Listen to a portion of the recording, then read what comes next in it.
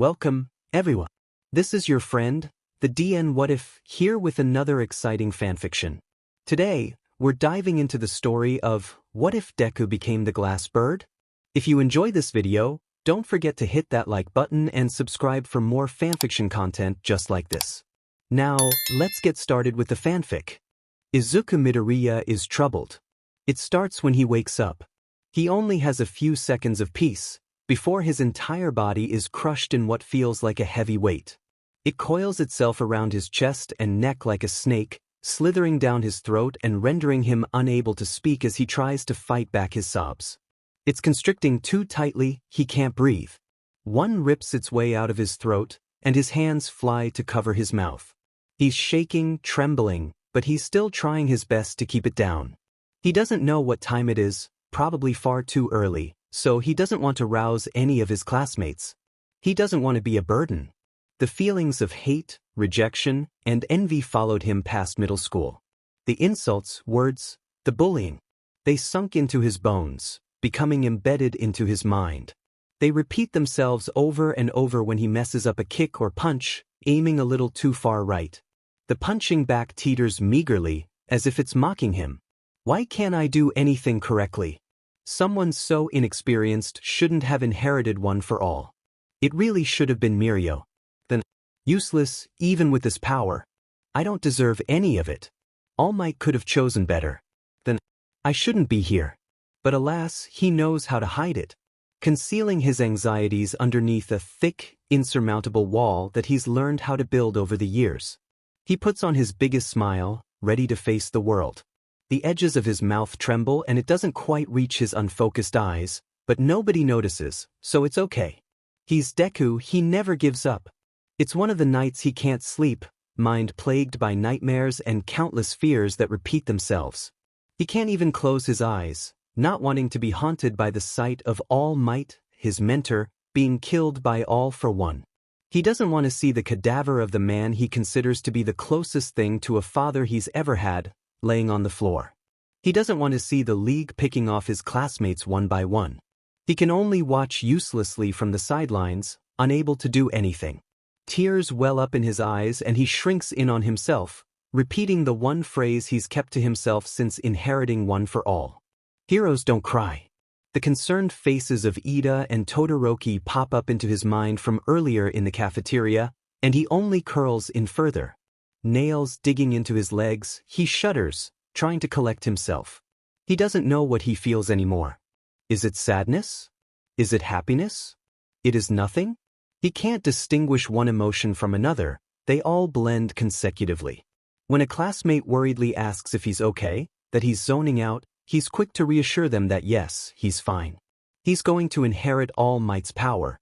He has to be fine, or else it's not fit for him. Days blur together, as well as the voices of his classmates. He can barely register the concerned question from Aizawa about how his grades are dropping, or how All Might tells him that Midoriya can talk to him at any time if need be, that he's here. I'm all right, he assures them with a wobbly smile, I'm all right. Please don't worry about me, All Might. He leaves quicker than he expected, completely forgetting that Uraraka and Ida were planning to go shopping with him. Reaching his locker, he shoves his books in and pulls out his backpack, slamming it shut. Making haste, he hurriedly exits the school building, deciding to walk around for a bit. He needs to clear his mind. There's nothing that changes though. He only gets lost in thought while walking, taking a random path and letting his feet guide him aimlessly. The chilly February weather makes him shiver slightly, exhaling and watching his foggy breath dissipate into the air. He can distinctly hear his phone buzzing with unanswered texts from the two of his friends, asking of his whereabouts. However, he's too caught up to even think of responding. The trail stops, though, and when he looks up he's met with the sigh of his old middle school. It looks the same as ever, standing idly as if it's staring back at him. His eyes trail to the koi pond, and he suddenly finds himself swimming in an unrelenting sea of memories. Useless Deku. You'll never be anything. Then, you can't be a hero. Then, if you want a quirk so badly, do yourself and the world a favor, take a swan dive off the roof of the building. He's suddenly unable to breathe, as though he's been punched. The air is knocked out of his lungs and he's gasping for breath, toppling over. He's dying, he's sure of it. They're laughing. His old classmates and his new ones are all laughing at him, standing up high on a pedestal that Midoriya could never even dream of reaching, a level far greater than his own. He feels hot and then cold, the sensations suching back and forth. He can't do this. He doesn't know what's happening, but he just can't do it anymore. He must look strange to anyone walking by, hunched over in the middle of the sidewalk, shaking while murmuring in between broken sobs. Hours pass as he simply crouches there, sniffling and unable to stop the unwanted memories gushing into his mind. He doesn't know when, but he's eventually able to barely pick himself back up. It feels like his legs are about to give out underneath him, but he braces himself and begins to walk back to the dorms.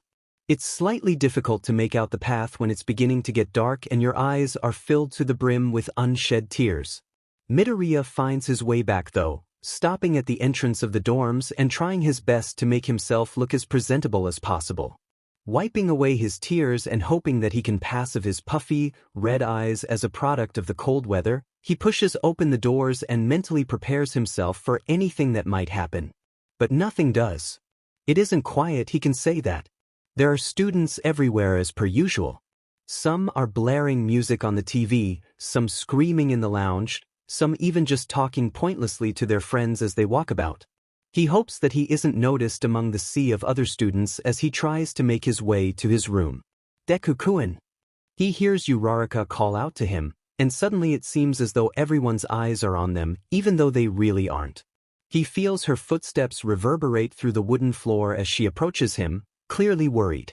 Ida follows suit, and before he knows it, both of them are asking questions that he'd much like to leave unanswered. "Where were you?" Uraraka asks, looking up at Midoriya with eyes so full of angst, so full of life, that it makes his stomach turn and twist uncomfortably with the guilt that'd begin to settle. "Ah," he hears himself say, his own voice sounding strange. I was just walking, Uraraka-san. Sorry if I made you both worry. I guess I just got a little too distracted," he says sheepishly, hoping that they won't pry any further. He's barely holding himself together, legs on the verge of buckling and tears pricking his eyes. He just wants this conversation to end so that he can go retreat to the safe confines of his room and break down where he knows nobody will see. "You really worried us, Midoriya," Ida says, and he's able to feel the tears glaze over his eyes, the faces of his two friends turning slightly blurry as he blinks them away. "You shouldn't." "I know, I'm sorry," he says softly, barely there. But his friends hear it, their mouths opening to respond. He swears that he's going to start crying in front of them if he sees that look of concern on their faces. So, before they can say anything, he smiles, a tired smile that he can't help but let show. "I have to go now. I'll see you both tomorrow." And so he turns around and stalks up the stairs. Feeling numb as he climbs up each step, he prays that he didn't just make the situation worse, eventually making his way to his room. He's never been so thankful to see a door before in his life. He practically throws the thing open, wincing when it hits his wall, sure to leave a dent. Shutting the door, he makes sure, double checks, triple checks that it's locked. Only then he allows himself to break. Tears, messy and in blobs, trickle down his cheeks. They burst like a broken dam, and he can't stop the gushing waters that pour from his swollen red eyes. His knees buckle and he's sliding down against the wall, feeling his chest tightening as each second passes, until he can't breathe again. He's heaving, trying to take in the air like a parched man would take in water. Midoriya's hands are shaking when he brings them up to his head, fingernails digging into his scalp in an attempt to ground himself. He feels nothing yet everything simultaneously. Sounds fill his empty, dark room, and for a moment he worries that someone might hear him. But he soon remembers that they're all downstairs, meaning he doesn't have to try and hold back anymore. He weeps endlessly, shaking violently as his thoughts race so quickly that he can't dissect them or even recognize what he's thinking. Demoralized cries and whimpers leave his raw throat, accompanied by a sniffle or a shaky breath. The sounds are mixing, everything is blurry. Midoriya doesn't know what's happening around him anymore. "Please," he whispers, wheezing out weakly. His eyes are screwed shut, but some tears still escape. The image of Kaken laughing at him is ingrained within his mind. But suddenly his classmates, his friends, are laughing too, shouting the all-too-familiar jeers. "You can't be a hero. Useless Deku. You'll never be anything. Just stop trying." Midoriya doesn't get much sleep that night. Izuku Midoriya is an exodentist. The morning light peers through the thin fabric that is his curtain, hymns filtering through and hitting his face. Ebbing in and out of consciousness, Midoriya groans, rubbing his eyes in an attempt to reduce a throbbing headache that's settled deep within his skull. It's one of those days. The days where he doesn't even have to get up to know that the following 24 hours are going to be complete and utter hell. His limbs feel heavy as if they're tied down to the bed, and it takes a good amount of willpower to turn off the alarm that's blaring through his phone. His chest feels hollow, empty. It's like everything is duller. He can't exactly see color as vividly, smell the fragrances of the dorm, or focus straight. Like he's watching everything happen in slow motion, through a stained glass that he can't see through. Everything's foggy, desaturated, lifeless. Days like this make him want to curl up in bed and just stare at nothing because even his phone couldn't provide any kind of distraction or entertainment.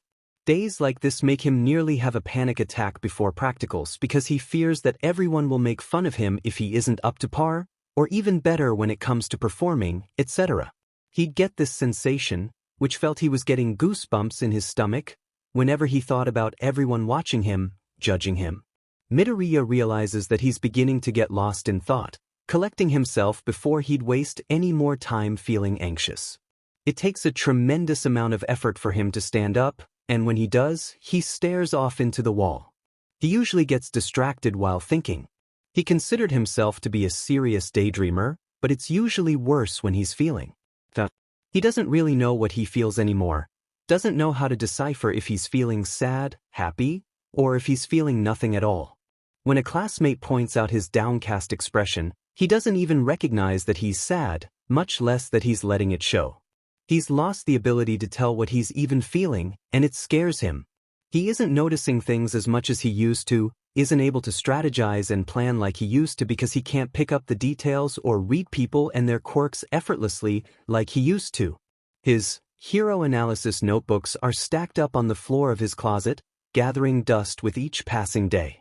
He isn't able to keep up, usually losing the spars Aizawa would hold between the class or completely flunking the practicals. He can see All Might's worried face, eyes locked on Midoriya as he looks at the younger boy with a pleading look. Despite the fact that he can't quite read other people well anymore, even he swears there's a trace of disappointment lingering within his mentor's expression.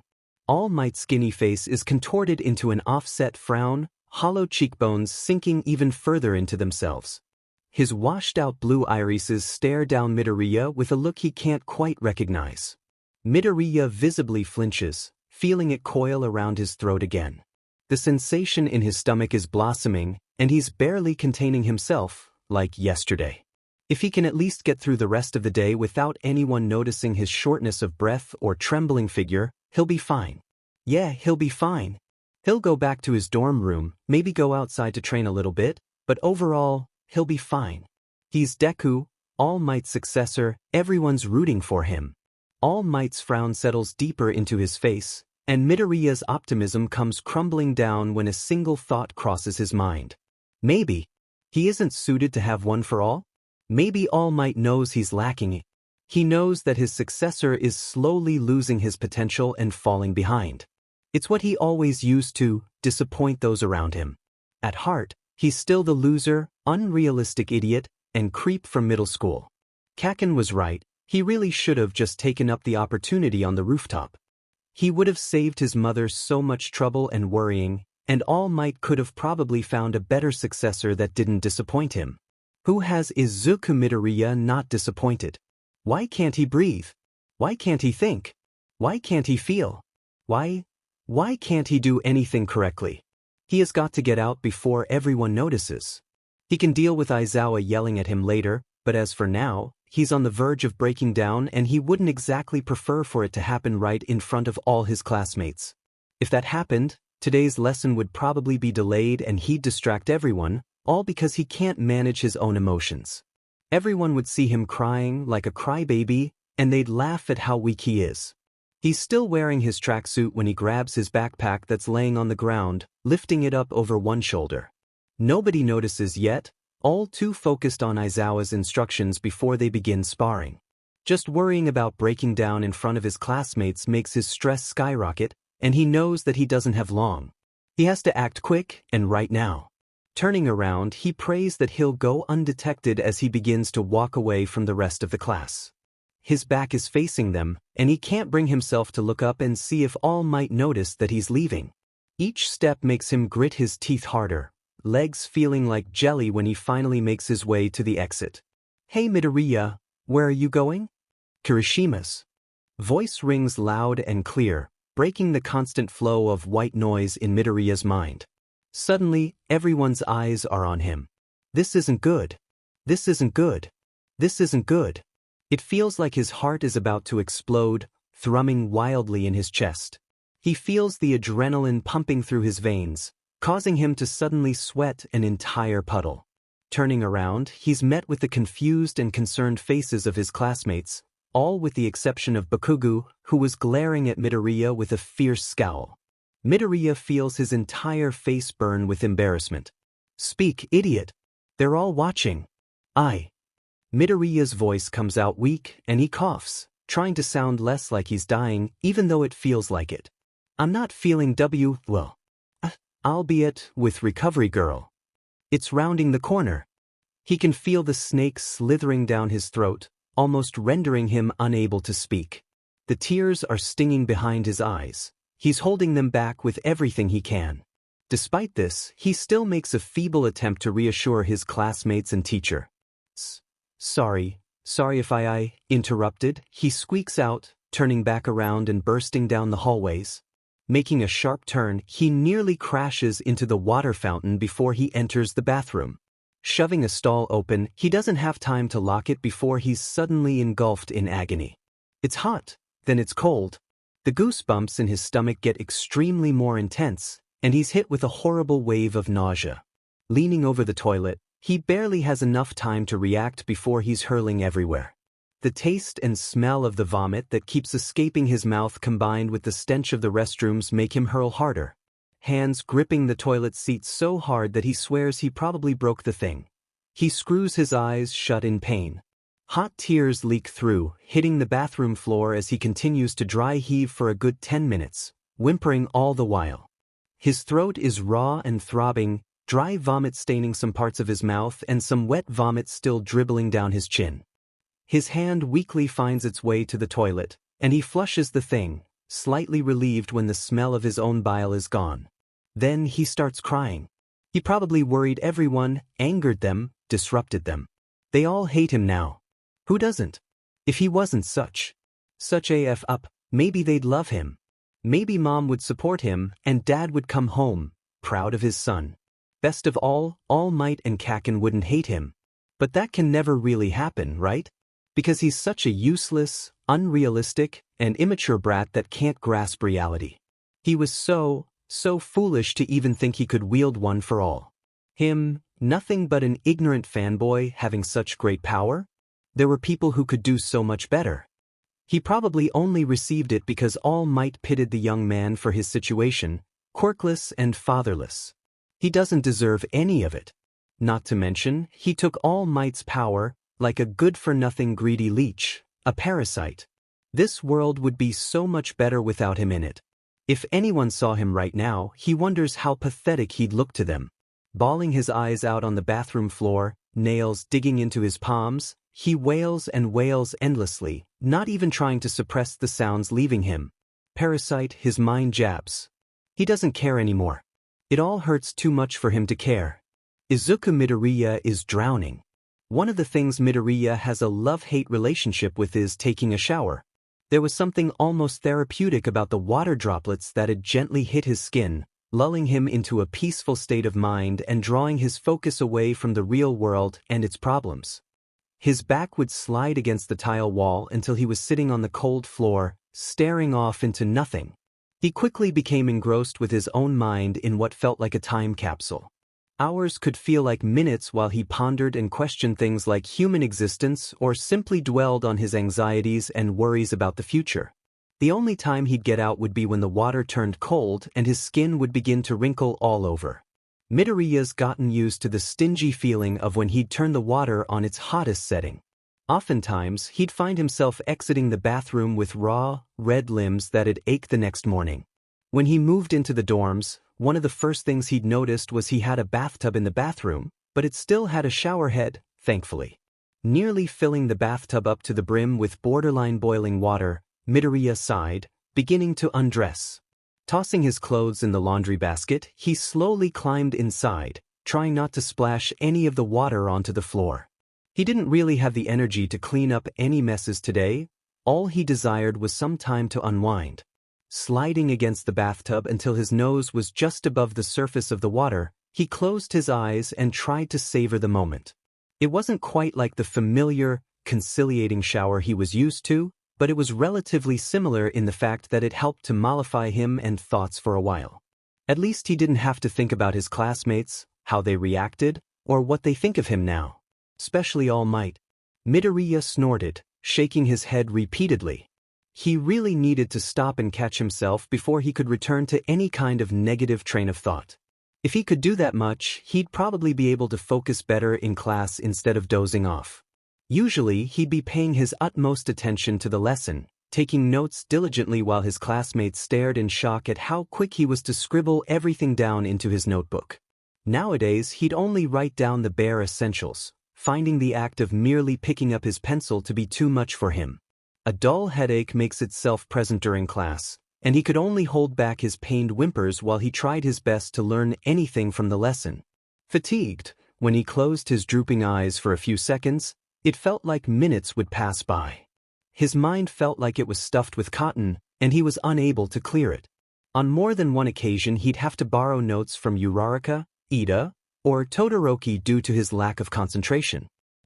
He just couldn't focus, no matter how hard he tried. Even though they insisted it was fine and that they were always willing to help a friend, he couldn't help but feel like he was pestering them. Felt like he was pestering everybody. Midoriya bit his lip nervously, glancing down at the water that was now turning room temperature. An idea crossed his mind. Slowly, he lowered his head until it was completely submerged. This was one of the things he didn't get to do with a regular shower that he'd always wanted to try. Realistically, he knew he wouldn't drown, didn't know if he wanted to or not, but it was still entertaining to see from underwater. The bright ceiling lamp was a mere blob of white, and when he brought his hands up above the surface of the water, they too were barely recognizable conglomerates of color. It was as if everything in his mind stilled in this state. He couldn't think at all. It was him just holding his breath and hoping that it would last him a few more seconds because God, this is the relief that he needed all along. Unfortunately, the burning in his lungs and throat became too much to bear. It was only when he felt himself grow lightheaded that he jolted out of the bathtub, spilling water everywhere on his floor. Opening his eyes, he began to breathe and wheeze heavily, trying to take in as much air as possible. Pulling the drain and stepping out, he dried himself off quickly before returning to the confines of his room. Throat sore, he gulped, pulling a set of clothes over his head, rubbing his hands through his wet hair as an attempt to untangle the unruly locks. Settling into his bed, Midoriya glances at the clock wearily. 2 hours had passed while he was relaxing in the bathtub. Really, he didn't think it'd go by that quickly. He just seemed to go off. It was like he'd escaped the real world in his thoughts, like when he was younger and would daydream about being the #1 hero. Of course, those dreams would never really transpire, but he's glad to see how far he's come. 3 sharp, consecutive knocks startle him out of thought. Jerking upwards, Midoriya stands up, throwing his bedsheets aside. Making his way to the door, he wondered who on earth would come to visit him now of all times. Young Midoriya, All Might said lowly, from behind the door. Midoriya stiffened, face scrunching up. He sounded different. Almost sad? All Might. He glowered, opening the door hesitantly. His mentor stepped in, using a brief moment to take in Midoriya's appearance. Eyes narrowing, he sighed, trying to relax his tense shoulders. Midoriya's confusion only grew, stomach stirring nervously. Did I do something wrong? Aizawa and I noticed your absence in class today, he began, words drawn out as if he was hesitant to speak. Midoriya nodded, waiting for his mentor to continue. Are you all right, my boy? It took a moment for Midoriya to process the question. He gulped. I'm all right, All Might, he finished, and just to make sure All Might believed in him, he smiled, forcing his eyes to crinkle and making his lips shake less. Are you sure, my boy? All Might asked, placing a reassuring hand on Midoriya's shoulder. That grip. Squeezing tightly. Burning. It's burning. So don't apply to you, got it, nerd? Bakugo asked Midoriya, who was shaking in the mere presence of the older boy. Nodding with a trembling head, Midoriya prayed that Bakugo would remove his death grip from his shoulder. Wincing at the feeling of Bakugo's quirk coming into contact with his skin, the smell of burnt flesh infiltrated his nostrils even after the older boy pulled away. Cringing, he tilted his head away. It's burning. The fire is slowly eating him up. If you really want to be a hero so bad, there's actually a really good way. Midoriya turned his head, hopefully looking at Bakugo, who was standing at the doorway of the classroom, a devilish grin plastered across his face. Kaken has advice? He's actually going to help me? He doesn't absolutely hate my guts, down to my very soul. If you believe they're holding your quirk over in the next world, you should just dive off the rooftop. He sputtered, his grin growing even wider when Midoriya's eyes narrowed, the pools of tears that trickled down his cheeks falling into the classroom floor. What? Bakugo sneered, explosions dancing in his palms. Defeated, Midoriya glanced away, whimpering. Of course, he couldn't fight back, he'd only be beaten down even harder. He didn't know why he trusted him. It was Kaken, for crying out loud. Even after Bakugo left and Midoriya stayed, alone in the classroom, glossy eyes staring into nothing, Bakugo's words repeated over and over in Midoriya's head. He couldn't help the sobs that left his lips. Do it. No, think about Mom. It'll help. Kaken said it himself. It's not the answer. You don't have a future. You're quirkless. Just listen to everybody and do them a favor. Give up. Midoriya's entire body went rigid, sobs completely ceasing as he stared out to the rooftop. Class must have ended hours ago, meaning that there weren't any faculty or other students present. A hollow feeling made itself known in his chest, chills shooting up his spine. Standing up, he slowly walked out onto the rooftop. Shaky hands gripping the railing, he peered down, spotting his notebook in the koi pond. More tears spilled down his cheeks, a wail wrenching its way out of his mouth. He could have ended it all. Just one step. That's all. Do it. Do it. Midoriya. Blinking, Midoriya registered the familiar wetness on his cheeks and nose. What happened? All Might was staring down at him, eyes wide with concern. His hand was removed from Midoriya's shoulder and now were in the air, moving frantically. Midoriya couldn't quite make out what he was saying, his heartbeat drowning out his surroundings. He must have zoned out again. Does that mean Midoriya was murmuring again and All Might heard everything? Midoriya paled at the thought, eyebrows creasing in a look of utter shame. Midoriya, how long has this been going on? All Might asked. Midoriya's body immediately stiffened, and he fought back the urge to start crying again. So he did hear. Hands gripping the hem of his t-shirt so tightly he worried that he'd tear the fabric, Midoriya tried his best to formulate a response. I don't know, he said finally, quietly, eyes burning holes into the floor underneath him. All Might squinted, hesitant to make any sudden moves so he wouldn't startle the young boy. Just. Midoriya was interrupted when a small gurgle involuntarily made itself audible. Bottom lip quivering, he hid his face, which was beginning to turn red and sting from the abundance of unshed tears he was constraining.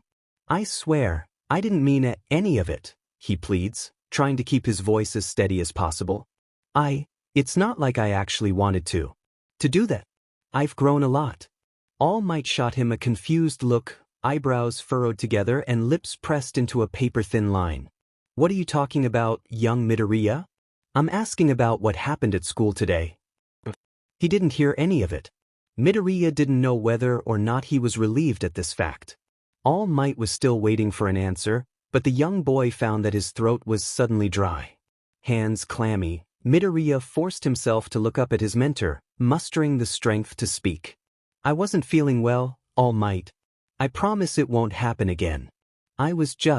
He paused, looking for the right word. I was just a little under the weather.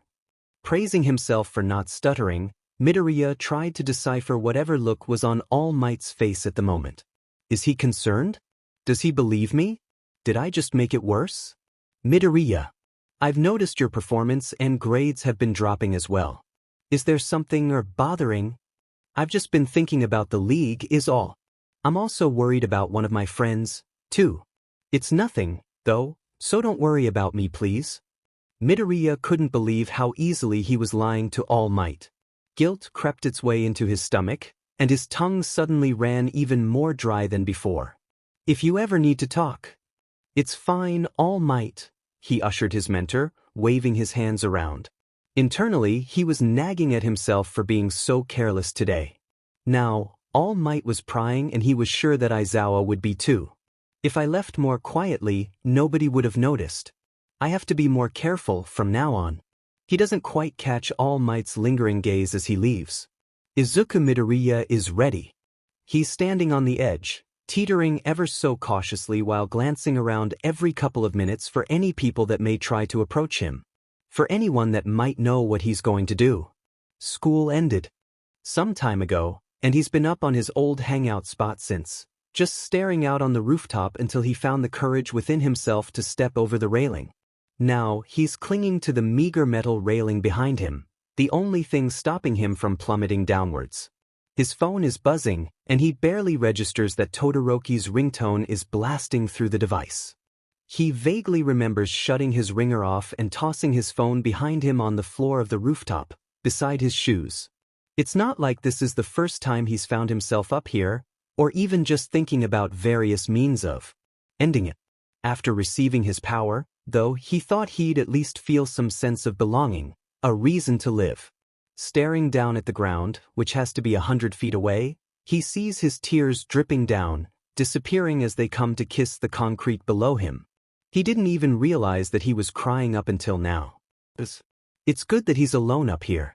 Nobody can see his shoulders trembling as he desperately tries to pull himself together. They can't hear him trying to recite the reasons why he shouldn't be doing this or his frantic, incoherent murmuring that's cut off by a stray cry every once in a while. Best of all, they won't be able to see what he's about to do. He's ready. He's ready to just let the railing go. He's ready to end everything. The pain, the hatred, the envy. He's just so utterly and indisputably ready. His hands slowly leave the guardrail, finger by finger until he's clinging on with both of his index fingers. Leaning forward, he's thinking at an inhuman pace, heart lurching and anxiety spiking in his stomach. It's for the best, he tells himself. Come on, be at peace. His last fingers release their grip from the railing.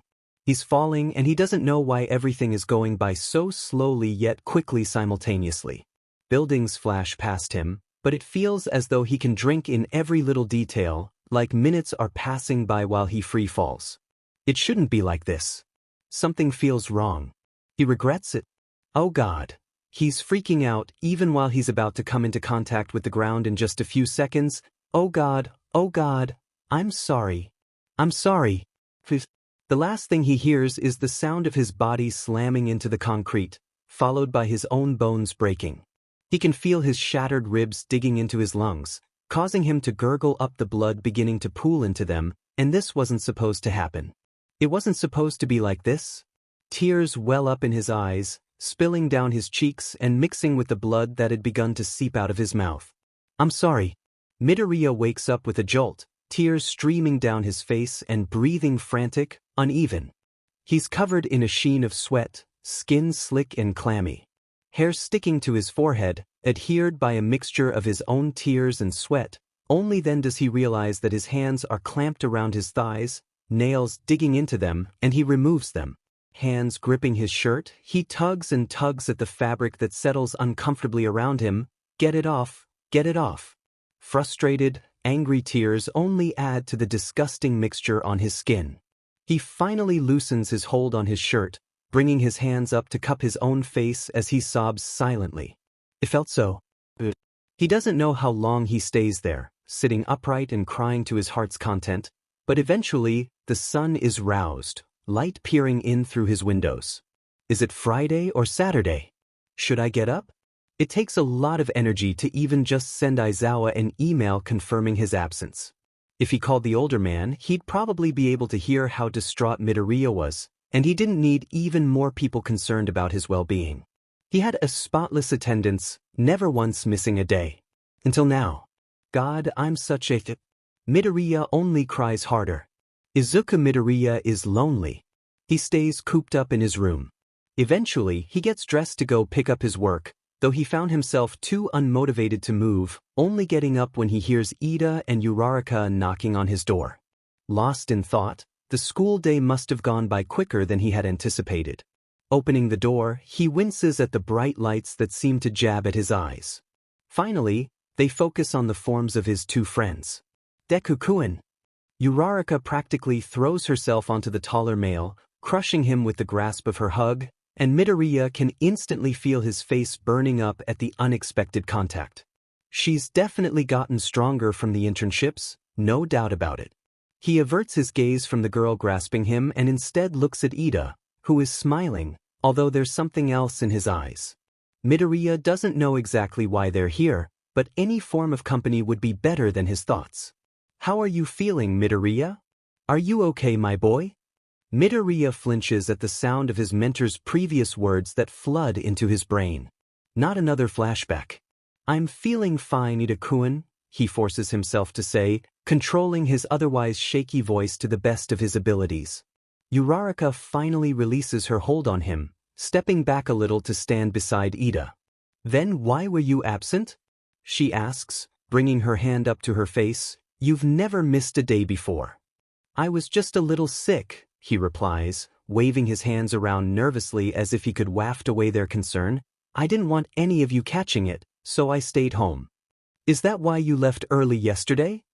Ida questions and Midoriya's throat suddenly feels too tight. The walls are closing in, and oh God, he can't breathe. Not here, they can't see me like this. Midoriya fights back the urge to sprint away, instead opting for a simple nod. The two seem to buy into his lie, but he can't be sure. He isn't good at reading people anymore. Ugh, are you sure you're not sick anymore, Deku-kun? Uraraka steps close once again. You look really pale. Midoriya nods his head frantically. He's so close to getting them to leave without trouble so he can break down, but not before Ida can make one last comment. You've been acting off this week, he states, and Uraraka looks back at him with a strange look in her eyes. If you need to talk, you can. You told me that before, right? Something inside of Midoriya snaps. He barges to the door, trying not to shove Ida away but caring less if he did since it was practically impossible. Ida staggers into Midoriya's room after being pushed, eyes wide in disbelief. Midoriya forces himself to look away. He doesn't want to see the looks on their faces anymore. Like how everyone was looking at him in the classroom before he left. He was thankful that he got dressed as he pushed open the door, feeling the cold wind practically slap him in the face, biting his nose and ears. Pulling his hood up to protect his ears, he stuffs his hands in his pockets. He doesn't know if they'll be coming after him, so he has to make haste. He ends up at the rooftop of his old hangout place, the one from his nightmare. He doesn't know why his feet carried him there, but everything feels too heavy, too much, and Oga dehestolive before a jump PS. It's an uncontrollable urge to just plummet straight down to a likely grotesque death. Images of his own mangled body, contorted limbs, and gushing organs infiltrate his mind, and he turns away, heading for the exit as quickly as he can. Midoriya stares on ahead. He doesn't want to get any ideas if he looks back at the railing. Susu. Tempting. The cold air numbs his extremities, and every time he flexes the fingers on his hands he hisses at the sharp, pricking sensation. He knows he has to get back to the dorms, but he also is aware of the repercussions of him leaving so abruptly. If they question him once more, he doesn't know if he'll be able to keep his act up. God, he was so stupid to just leave like that. The dormitories come into sight, and Midoriya physically prepares himself, stiffening up and forcing his head up. He has to look okay. He has to be okay. Wiping away his tears and hoping that he can pass of his puffy, red eyes as a product of the cold weather, he pushes open the doors and mentally prepares himself for anything that might happen. Midoriya shakes his head, trying to wipe his mind clean of that memory. Hesitantly, his freezing hands make their way to the door, shoving it open, and he enters the building. He regrets it the second his hands leave the doorknob. Not only are his friends huddled up together, staring at him, but Todoroki is also present. Were they waiting for him to return?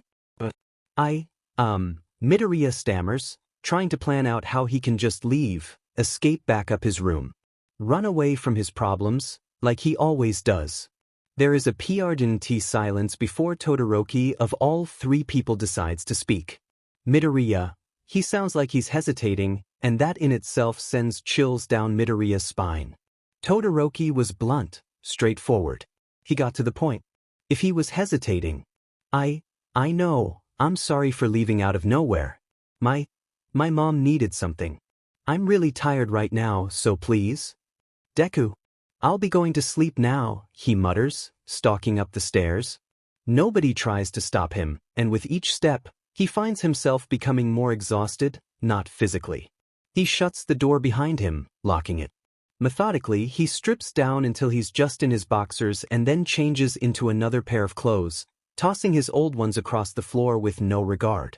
His room is already a mess and he barely has the energy to get up and eat, so what's the point? Slowly, he sits down on his bed, staring off into nothing. His friends probably hate him now, but at this point, he's too stressed to even think about his problems.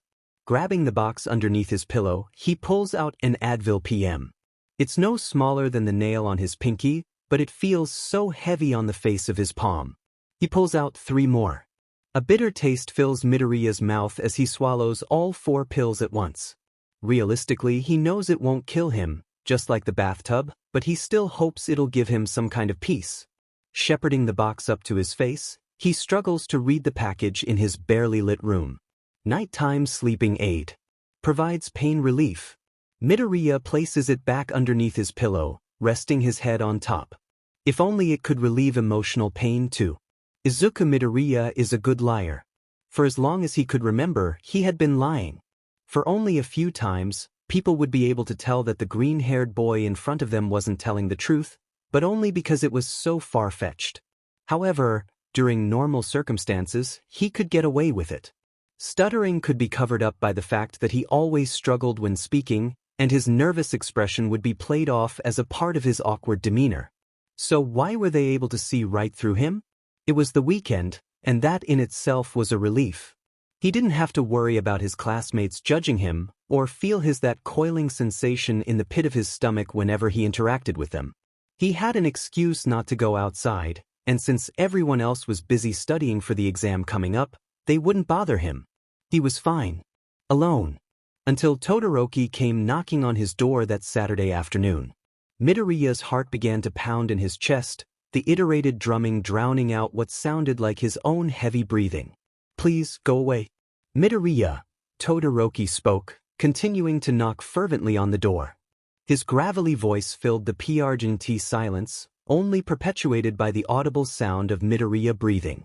I know you're in there, he sighed, ceasing the hard knocks on the door, and instead going for the doorknob. It jittered and twisted, but to no avail. The door was locked. Gee, go away, Todoroki-kun, Midoriya croaked from his bed, still concealed underneath the thick mass of blankets that lay atop him.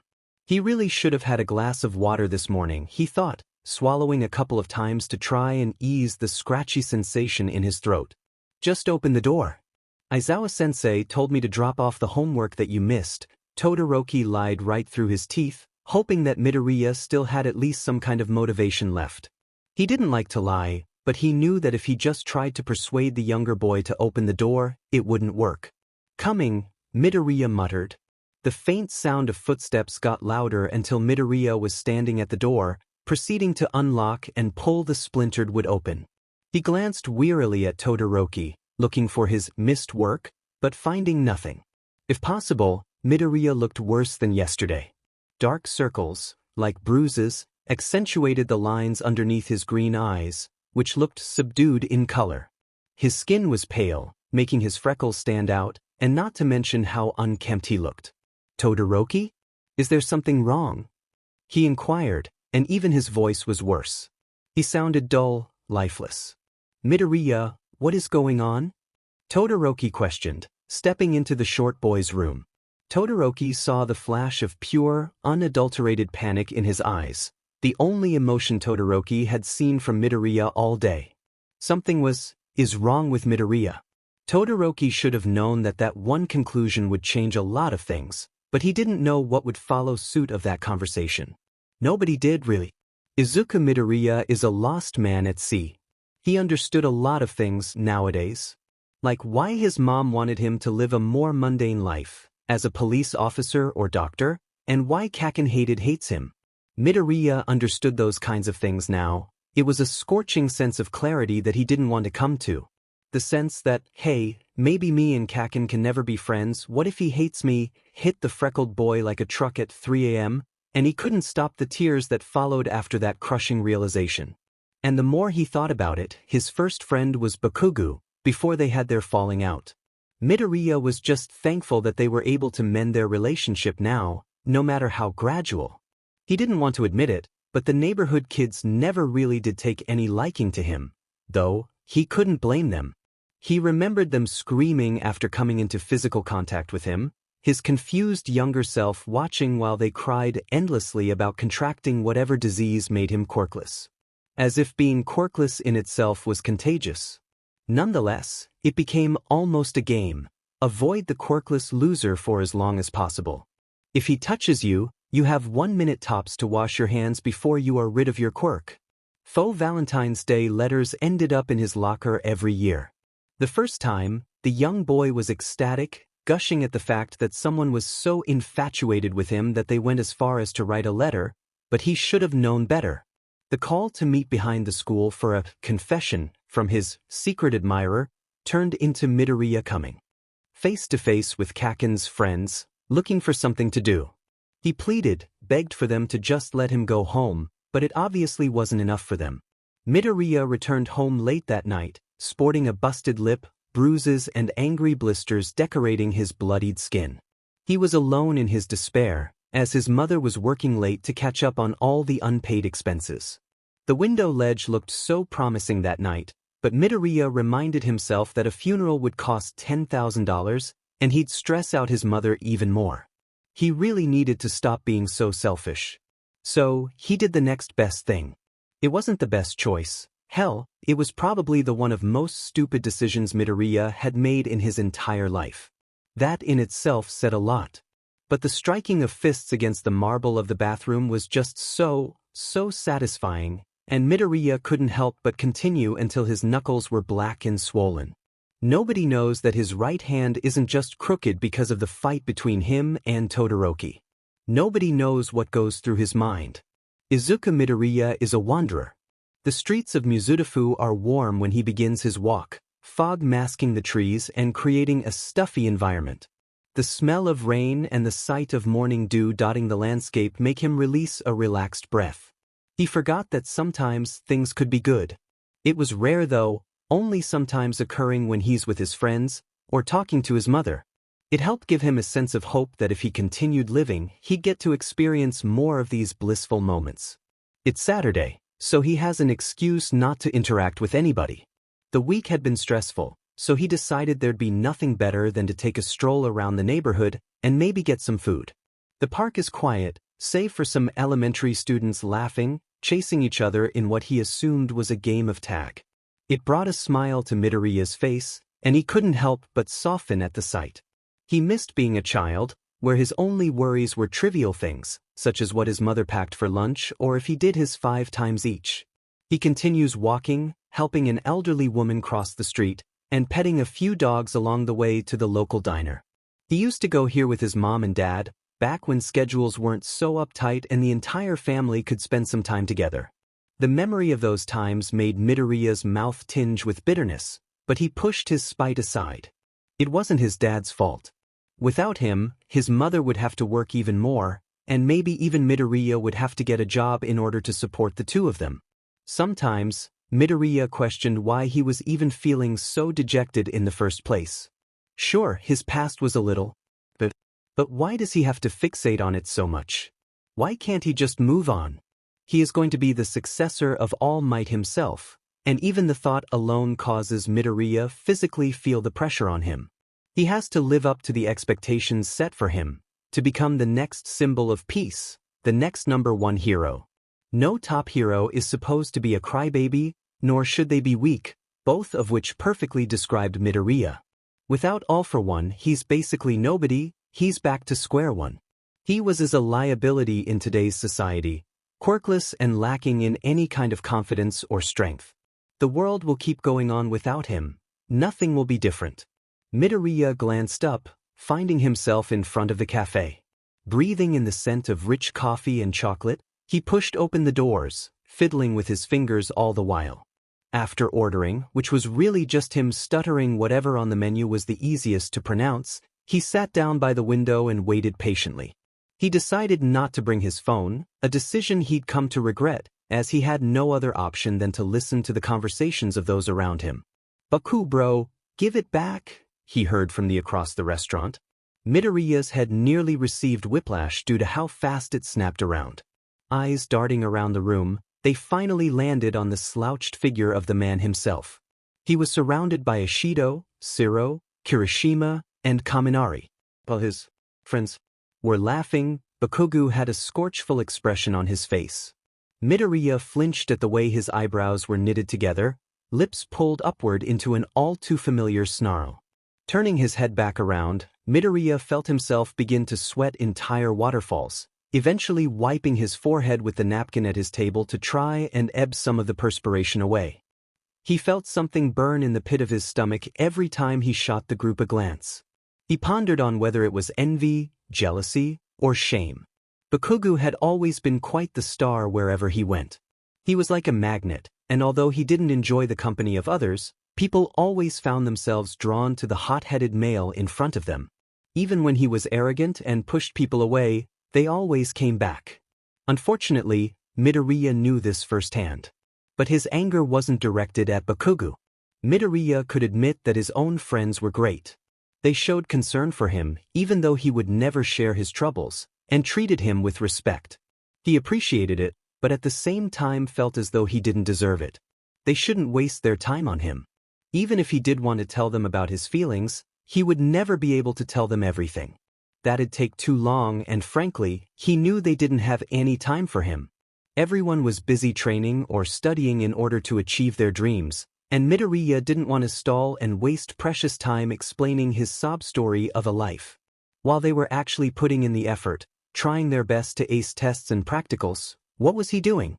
Crying in his room about things that happened years ago? Really? He was the definition of pathetic, not to mention downright ungrateful. He had All Might's power, he can't feel like this. He has to be strong.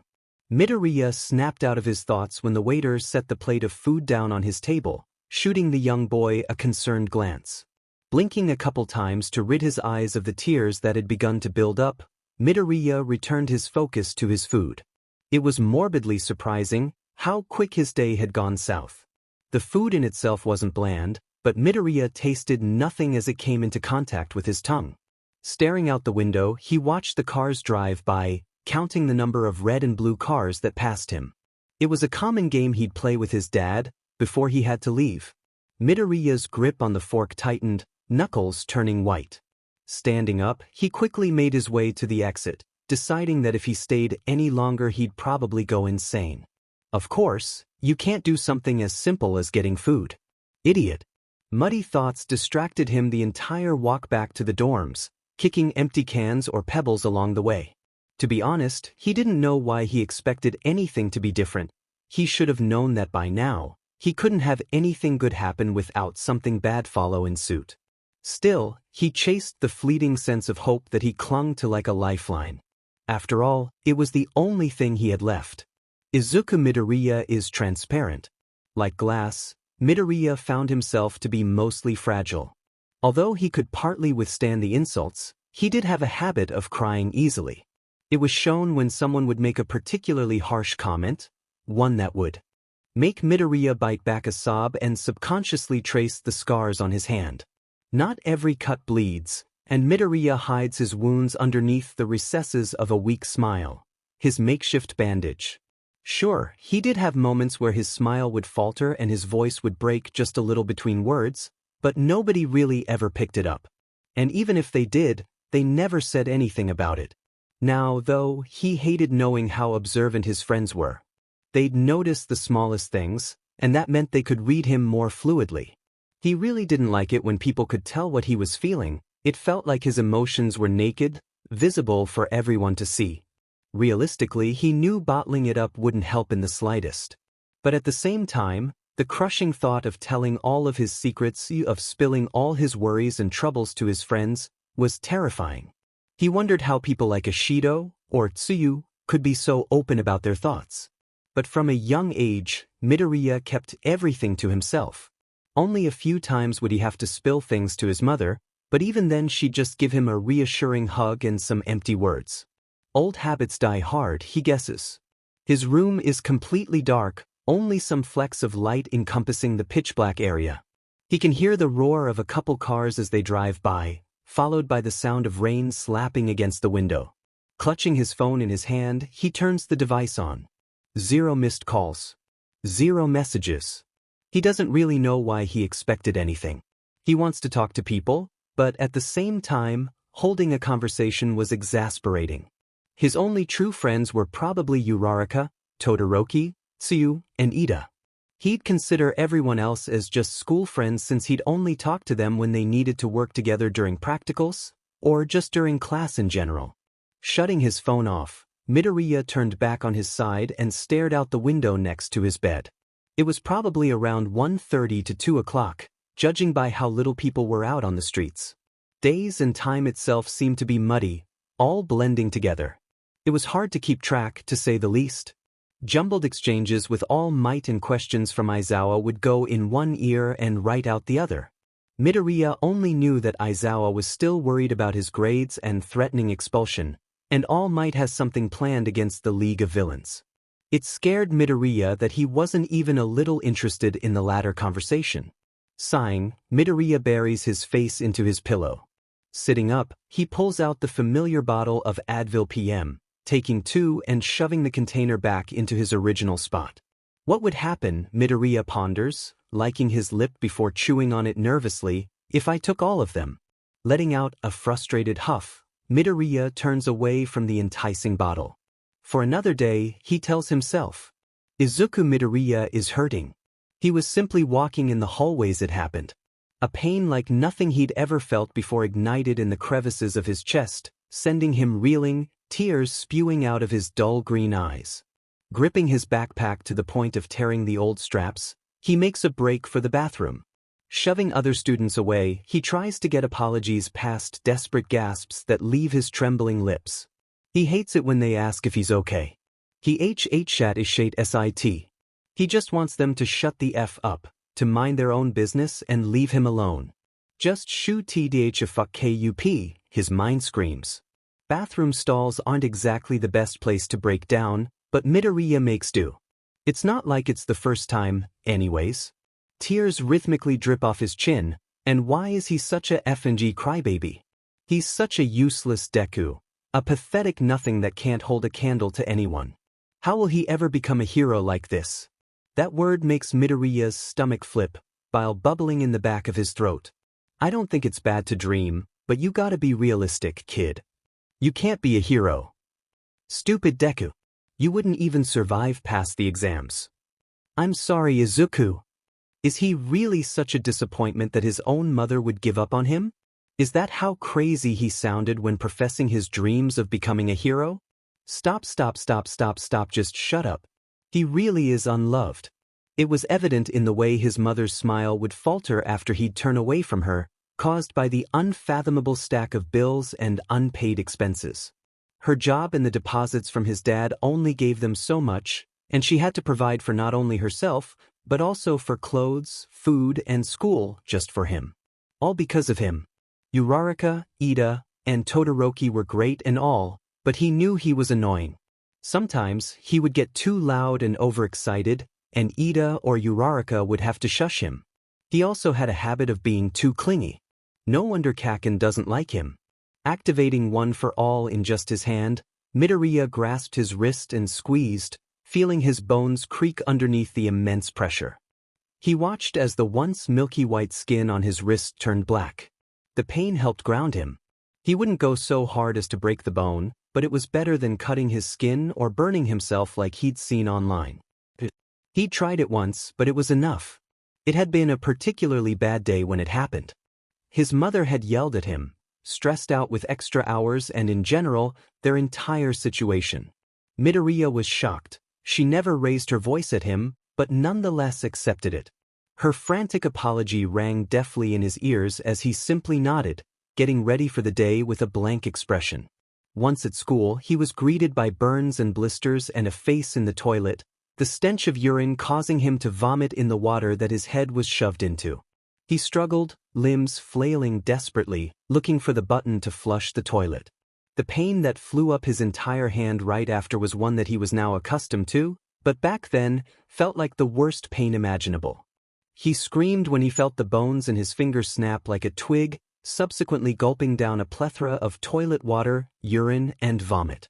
He didn't really recall much afterward, assuming that he passed out due to oxygen deprivation and from retching even harder into the toilet.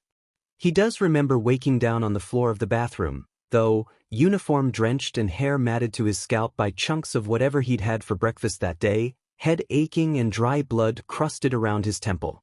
Midoriya guesses he must have hit his head on the floor once the bullies realized he'd passed out and fled.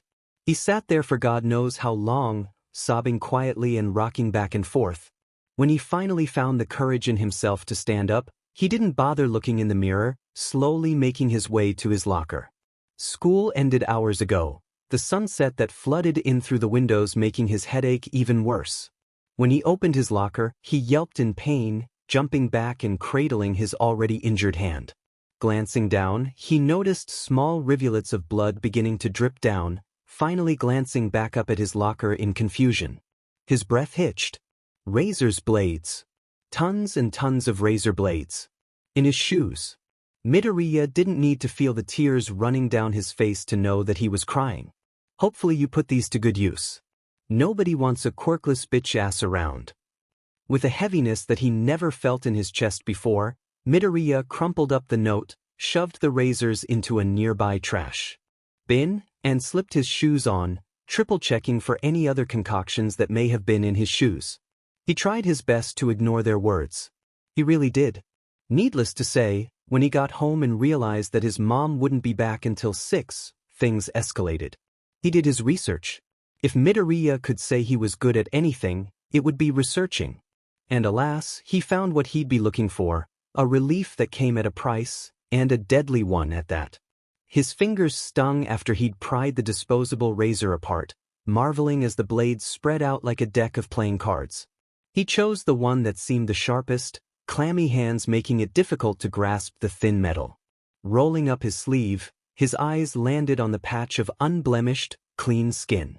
Holding the blade shakily against his forearm, he squeezed his eyes shut and yanked. It took a moment.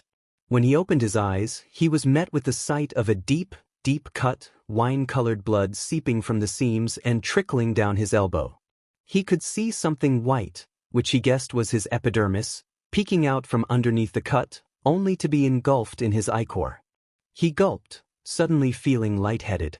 Standing up, he watched as the blood suddenly rushed down his arm, dripping down his fingertips.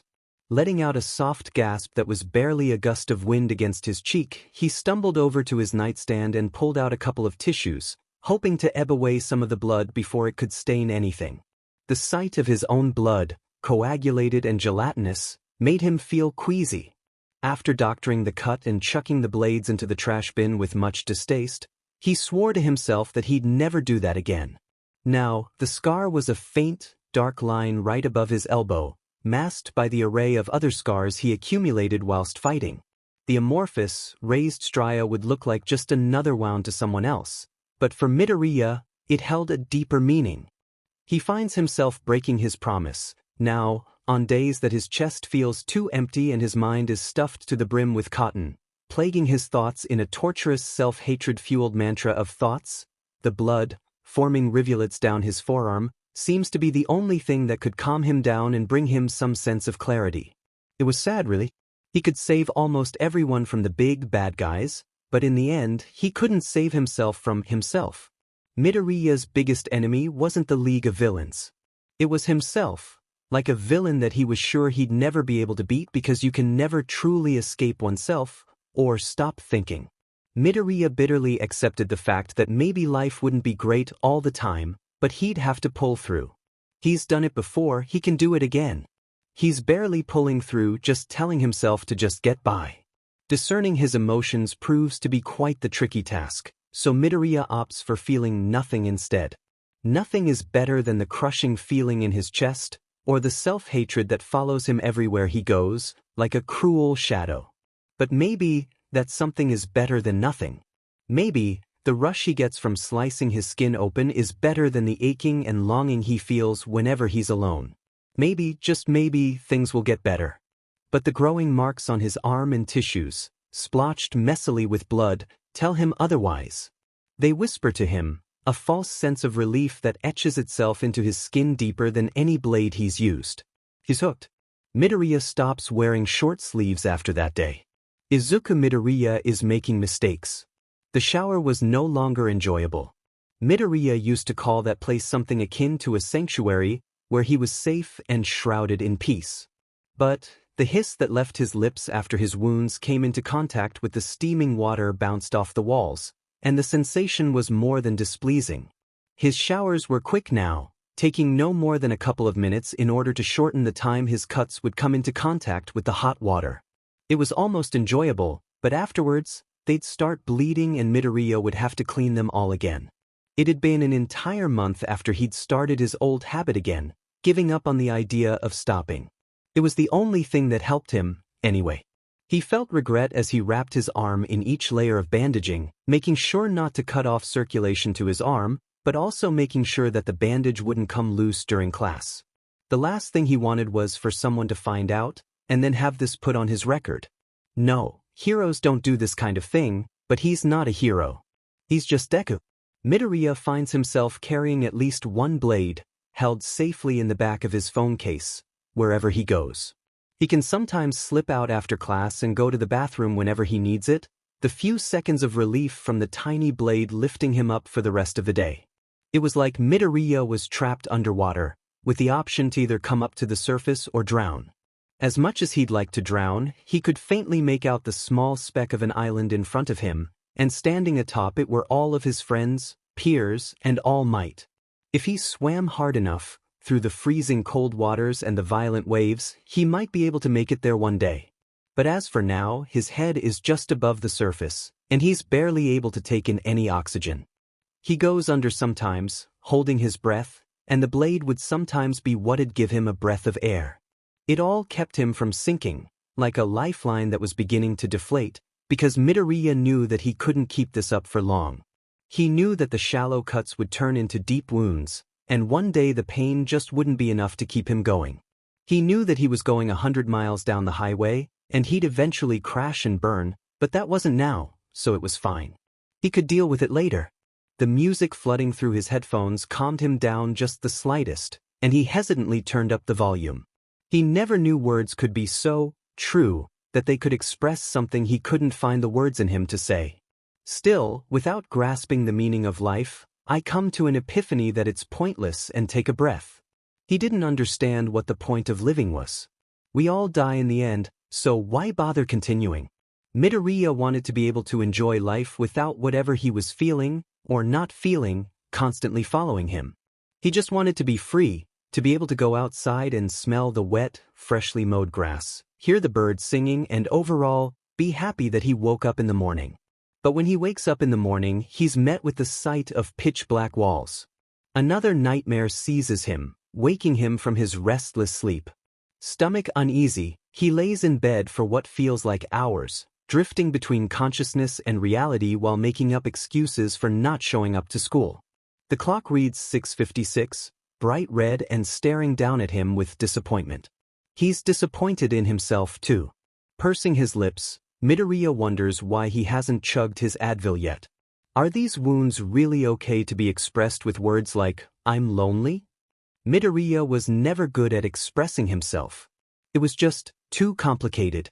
He couldn't sum up how he was feeling, or really even understand what he felt. It was as if he felt nothing but he could feel at the same time. Or it was more like everything was dull. That one word partly summed up what he felt.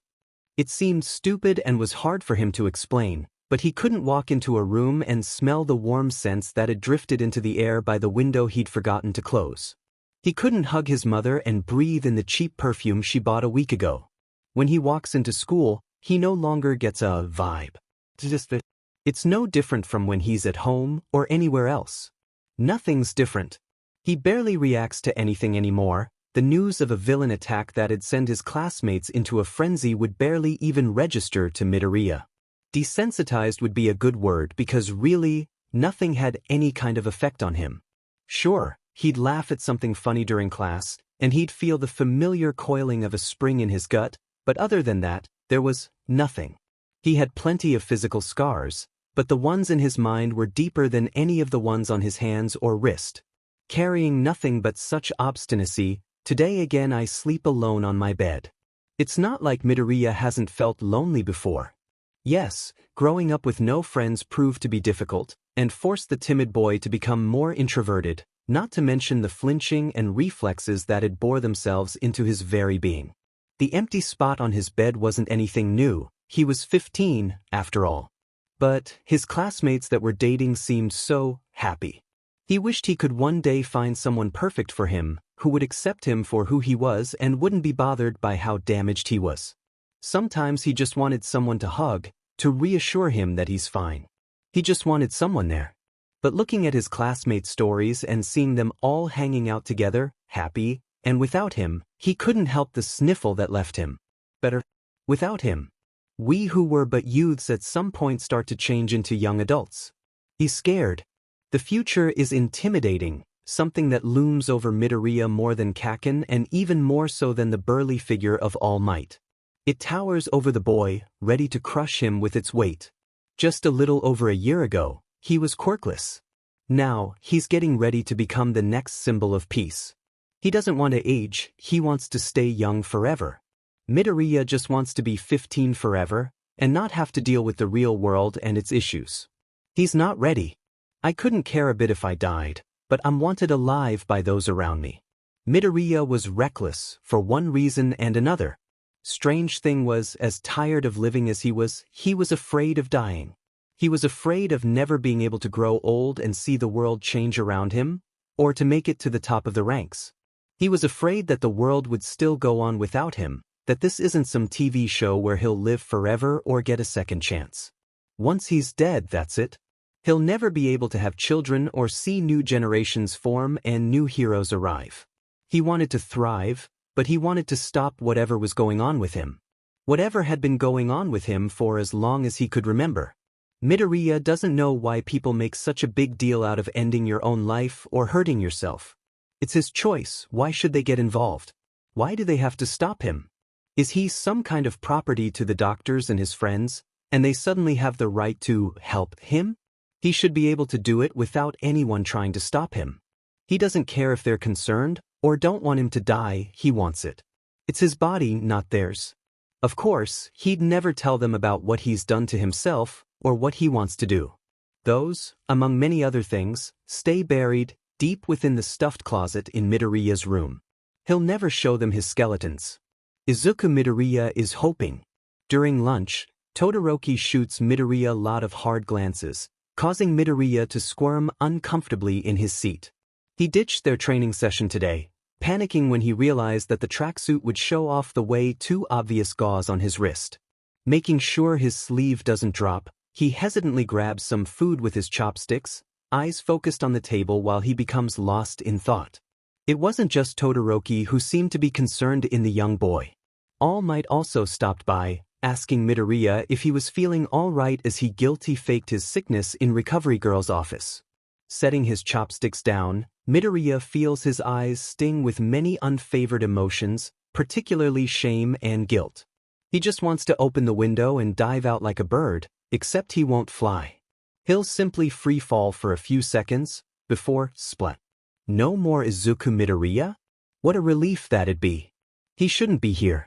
He doesn't deserve anything.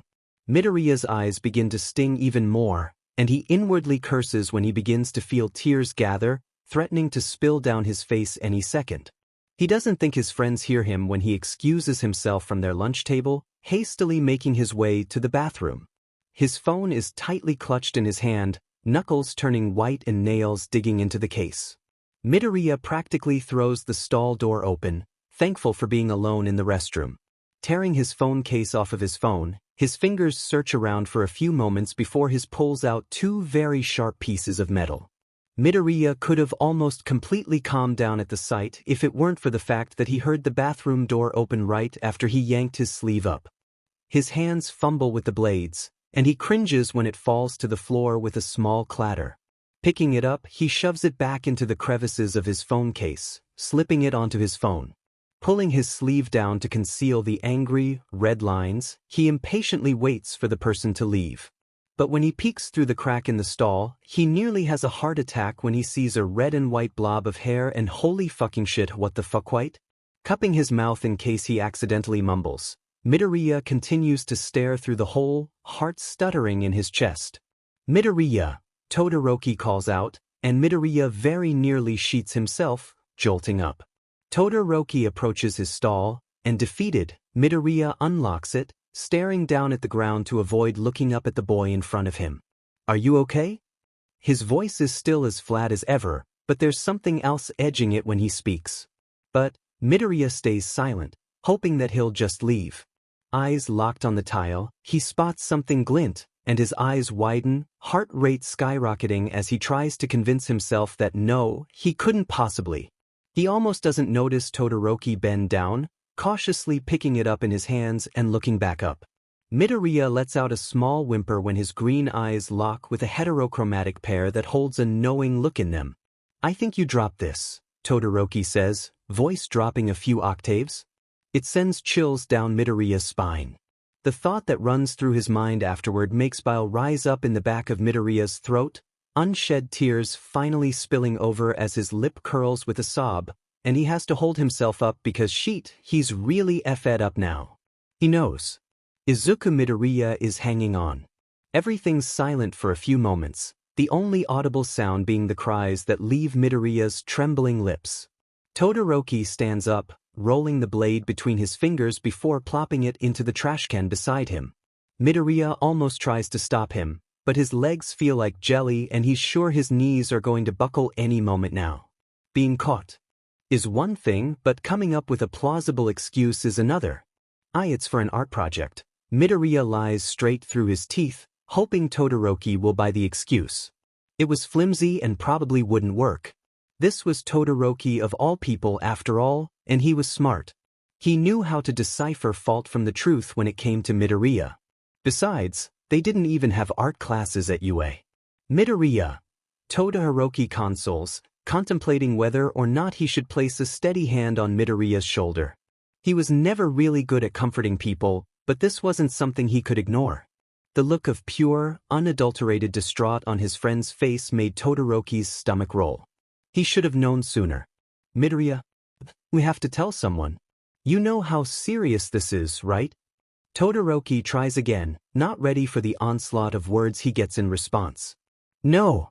Midoriya protests, voice edged on a wail, and it takes both of them by surprise. He was never one to raise his voice, much less yell. Face flushed with embarrassment, Midoriya looks away once more and tries to continue. No, Todoroki, he pleads, and Todoroki can hear just how desperate he is. I'm fine with just you knowing, but if the others find out, he trails off, you know they'll take things out of proportion. Todoroki can't help but agree. Uraraka and Ito were both very caring, but sometimes they could over-exaggerate the smallest of issues. Pursing his lips, Todoroki hesitantly nods, which causes a spark of relief to ignite in Midoriya's eyes. Fine, he finds himself saying, not really sure where he's going with this. I won't tell anyone, but he pauses, immediately causing Midoriya's hope to deflate. You have to tell someone, Midoriya. I want to help you and all, but you need professional help. It's not that I'm threatening you, but I'm not gonna sit around and watch you do this to yourself. I'm not stupid, he finishes, placing a hesitant hand on Midoriya's shoulder. Deep down, Midoriya knows that he's right, and he hates himself for it. With shaky hands, Midoriya rips a tissue from one of the dispensers in the stalls, turning the sink on and running it under some cold water. Pressing it to his face, specifically his cheeks and eyes, he wipes away at the dry tear stains. Todoroki doesn't ask any more questions after that, not yet at least, and Midoriya feels grateful. If he can put this off for as long as possible, maybe? Todoroki leads him out of the restroom, coming back to the still bustling cafeteria. Midoriya isn't sure how much time really passed while he was in there, but the agonizing minutes felt like hours. Uraraka and Ida are giving the two of them worried stares, and Midoriya just wants to sink into the floor below him and disappear. The rooftop is accessible, he reminds himself. The rest of the day continues on as normal, and thankfully they don't have any physical lessons from Aizawa. Todoroki continues to glance at Midoriya, and he really tries his best to ignore it, but it's not easy when one of your close friends learns about one of your hugest secrets. When the day ends, Midoriya finds himself getting his belongings at an inhuman pace, just so he won't have to see Todoroki after class. He knows the boy will probably try to press the topic further. His room is quiet, dark, when he enters. Midoriya's bag slips off of his shoulders, sliding onto the floor. Letting out a breath he didn't know he was holding, Midoriya feels his eyes begin to water as he continues to recollect today's events. Sitting down on the edge of his bed, he holds his head in his hands, knee bobbing up and down against the bed frame. He knows. Midoriya changes out of his uniform, slipping into a pair of sweatpants and a plain black shirt. Laying down on his bed, he traces the gauze on his arm with forlorn, lost in thought. He knows. Slowly he unwraps the tight bandages on his wrist, wincing when his eyes land on the fresh wounds. Red and irritated, they stand out amongst his pale skin. He knows. Pressing a finger to one of the cuts, he inhales sharply and presses. Hinoshek no shek no shek nose. Midoriya? Todoroki breathes from outside his door. Letting out a yelp of surprise, Midoriya gives his arm one last glance, full of longing, before standing up. Hurriedly, he puts on a random hoodie he found laying on his bed, taking a few nervous steps up to the door before turning the knob gently. He can't look at the boy in front of him. Heckanthi can't because he knows. Staring at the floor with a flushed face, he refuses to meet Todoroki's concerned gaze. Subconsciously, he starts to pick at the skin on his wrist, the sharp pain of his nail digging into one of the cuts jostling him back into reality. Do you want to go get food with Uraraka and Ida? They invited us, Todoroki asks, hoping that Midoriya will agree. He didn't want to leave the boy alone. Midoriya's nod was small, but Todoroki saw it. Breathing a sigh of relief, he headed out of the other boy's room, looking back one more time. Truth be told, he didn't have to come all the way to Midoriya's room. He could have just sent him a text, asking if he wanted to go. His father wouldn't be home until later, so out of boredom and pure curiosity, he searched up what he thought was going on with his friend. He knew it would take some time for Midoriya to accept that he needed help, the stubborn little sheet, and if Todoroki really was going to help him, Todoroki needed to learn more about what he might be dealing with. It was sad when he thought about it. Midoriya didn't deserve having this kind of thing happening to him. It just didn't sit right within Todoroki. He's glad that he decided to go inside of the restrooms that day. Only later did he realize that if he didn't, things would have gotten much, much worse. Izuku Midoriya is pretending. He didn't understand why people hated him. His mother brought him up to be nice, but even from a young age he was always more reserved and polite. He always raised his hand when he had a question, spoke using an indoor voice, and shared with everyone, making sure that they were all happy and satisfied even if it cost him. He'd bite his tongue whenever Bakugo jabbed at one of his many insecurities, deciding that if he said something back, it wouldn't help in the slightest. He stayed quiet when explosions rattled him to his core, scorching his skin that was already mottled with blisters and burn marks. He even lied about those injuries, pleading and downright begging his mother not to report it, just so Bakugo wouldn't get reprimanded. If only it was enough. He can't do much when Todoroki is practically breathing down his neck, checking the younger boy's body for any new scars during gym, and overall, making sure he's okay. What does okay even mean? It's late at night. Midoriya doesn't know what time it is, too tired to even turn his phone on and check. It's only been a couple of days since he last did it, but God, his arm itches and throbs and he just wants to bleed. Midoriya turns on his side, bringing his knees up to his chest and burying his face in his arms. Why did Todoroki have to find out? Why did I have to be so clumsy? He'll probably tell someone. Then All Might will find out. Then Mom will know. Then everyone will know. Shooting up from his bed, Midoriya stalks over to the bathroom, throwing the door open. Dropping to his knees, he rummages through the cabinet below the sink before pulling out one of the disposable razors the school had given them. He immediately goes blank upon picking the object up, breath hitching and a morbid sense of excitement sparking up within his veins. He felt his fingers throb, small abrasions forming from grasping the razor, and the pair of tweezers held tightly in his right hand were trembling. When he finally manages to tear the razor apart, the individual blades scatter across the floor, and Midoriya marvels as he picks one of them up. He doesn't remember much after that, like the moment you're about to sleep and slip into a state of unconsciousness, ebbing between reality and dream. His head was stuffed with cotton, and he had no idea what was happening around him, or what he was even doing. All he could feel was the sharp, familiar stinging, "Oh shit, that's a lot of blood," and the distinct sensation of water hitting his cuts.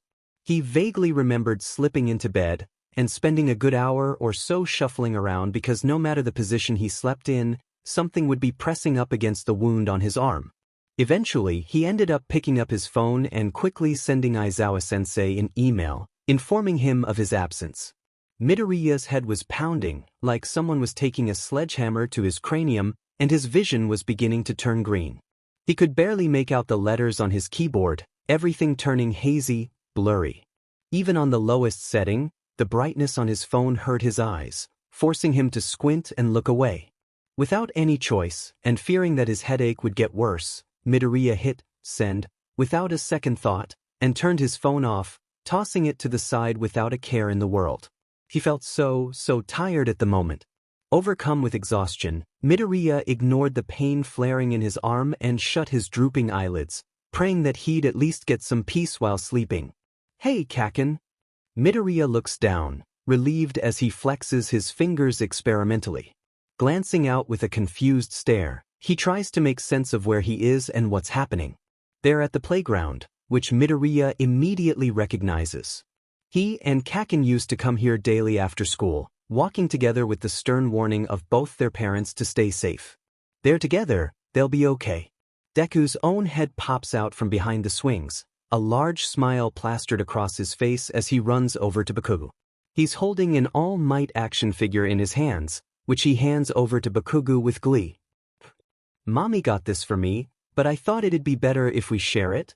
His smile somehow gets bigger as he glances up at Bakugo with so much admiration that it makes his heart clench. "Right, Kaken?" "Why? Yeah," Bakugo says, and Midoriya nearly feels his heart clench at how young his former friend is. "Come on, Kaken," Deku says, grasping Bakugo's hand and running with him over to the slides. Katsuki yelps with surprise, not expecting the younger boy to take any initiative.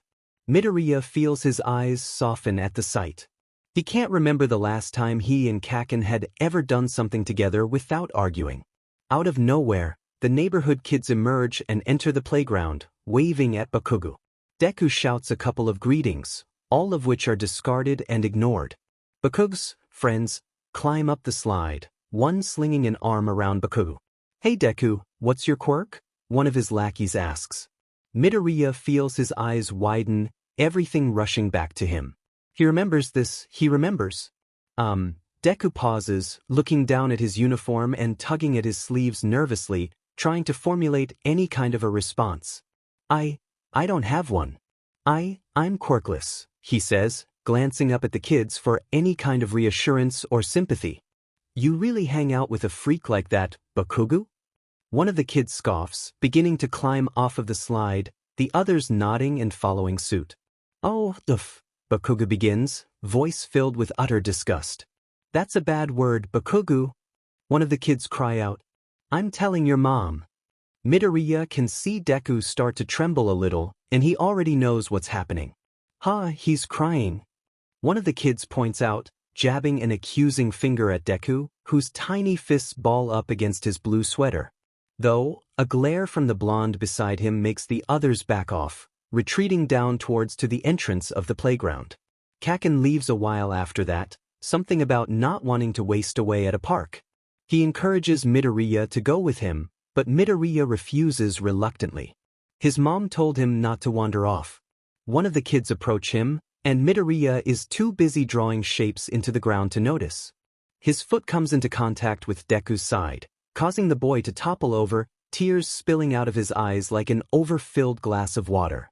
He continues to kick the younger boy until he's sobbing, trickles running down his cheeks. Stop.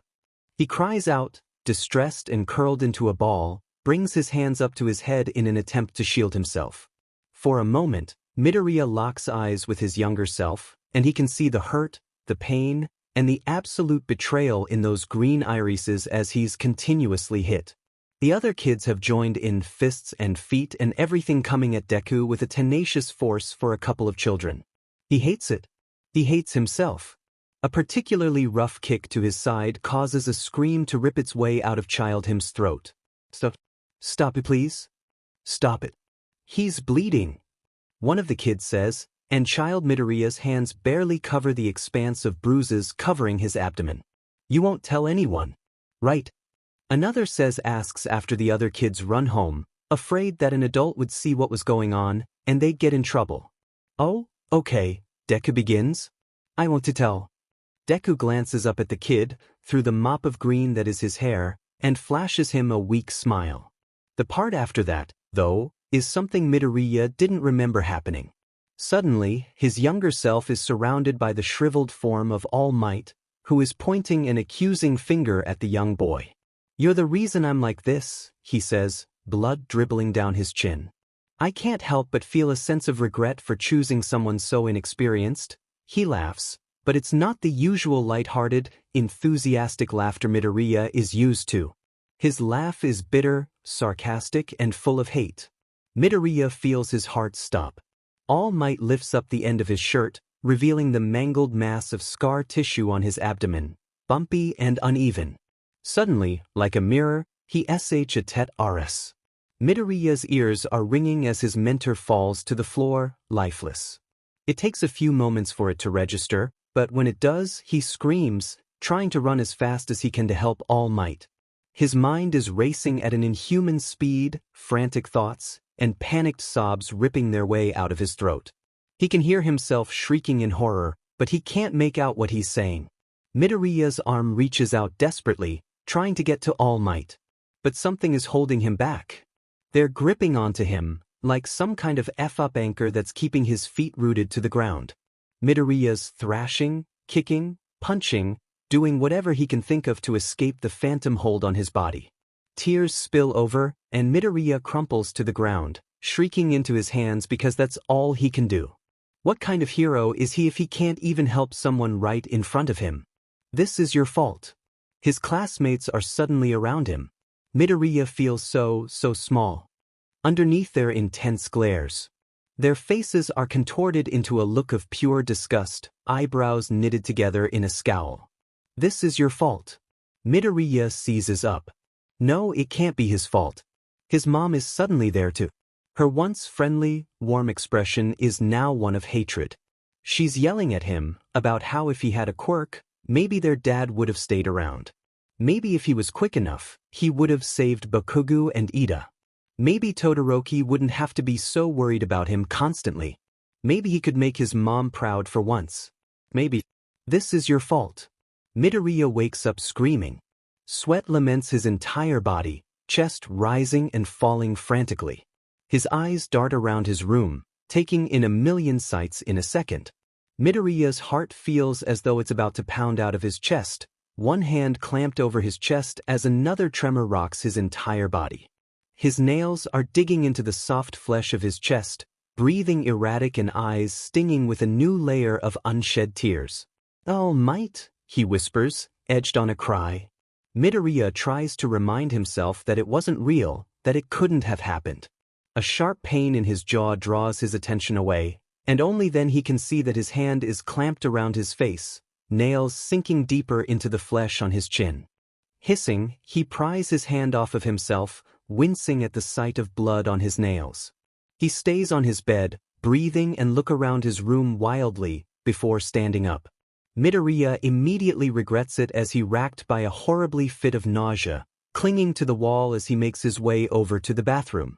Looking in the mirror after the green dissipates from his vision, he swears to himself at the crescents imprinted right under his lips, blood dribbling down his jaw. It's quite obvious that they're from his nails, in a perfect line right across his chin. Something sticky and coagulated is covering a large portion of his arm, and Midoriya already has a pretty good idea of what it is. He doesn't need to lift up his sleeve in order to see the grotesque, sickly deep lacerations, but he does anyway. The sight nearly makes Midoriya vomit, covering his mouth with his other hand in order to muffle a gasp. He did this to himself. Disgusting, he thought, but then another thought crossed his mind. How on earth is he going to hide this? Midoriya's heart was pounding in his chest, worst-case scenarios rushing through his mind. What if someone sees during training? What if Todoroki sees? Midoriya scoffs at the thought. It's not like the bicolored male already knew one of his biggest secrets, anyway. Walking over to the mini-fridge in his room, Midoriya pulled out a plate of his mom's cooking that he'd saved, deducing he at least had to eat something after what happened last night, even if he wasn't particularly hungry. Peeling back the saran wrap, he put it into his microwave and began heating it up. While he waited for his food to get ready, Midoriya sat on the edge of his bed again, tugging his lip between his teeth as his eyes glazed over his arm, still concealed by the thin fabric of his shirt. Pushing it back up, his breath hitched upon taking in the extent of damage he'd done to himself. Now, this was definitely going to leave a scar, if not multiple ones. The wounds spanned all across his forearm, all the way down to a white layer that he never thought he'd reach, not since elementary school, anyway, and the overall image made Midoriya sick to his stomach. Some of the cuts were on top of each other, crisscrossing to form giant X's. How could he do this to himself? More importantly, this was going to take a long time to heal. He remembered the first time he'd hit the white layer below his dermis, and how it took months for it to just turn into a vermilion strip of skin, and then an entire year for it to turn into a white plane of stria. Midoriya didn't have time to wait for it to heal. As if things couldn't get any worse, these weren't like the scars he gave himself back in elementary school, the one that easily blended into the mass of other scarring he received on his arm. No, these were too obvious. Oh God, he thought, hands trembling as he took in just how bad he'd just messed up. But, yet another thing was the risk of infection. Midoriya knew basic first aid, it was required of them as students of Unit A, but he still fretted over these cuts.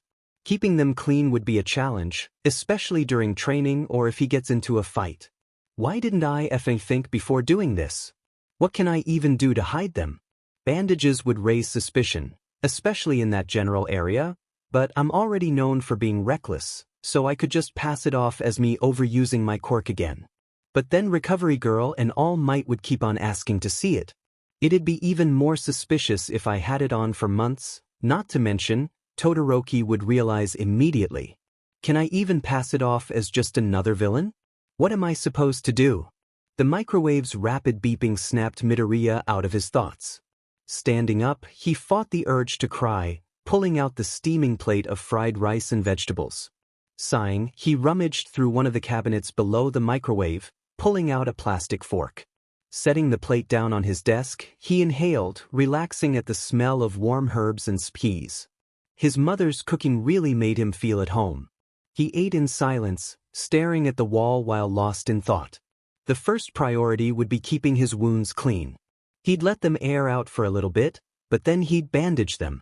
Rubbing alcohol would just make things worse, so maybe he could injure himself during training and pick up something from Recovery Girl.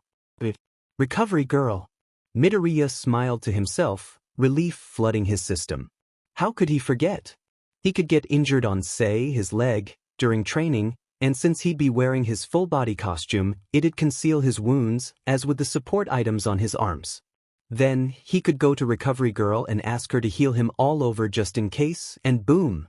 I really am a genius, Midoriya thought, stabbing a piece of broccoli with his fork.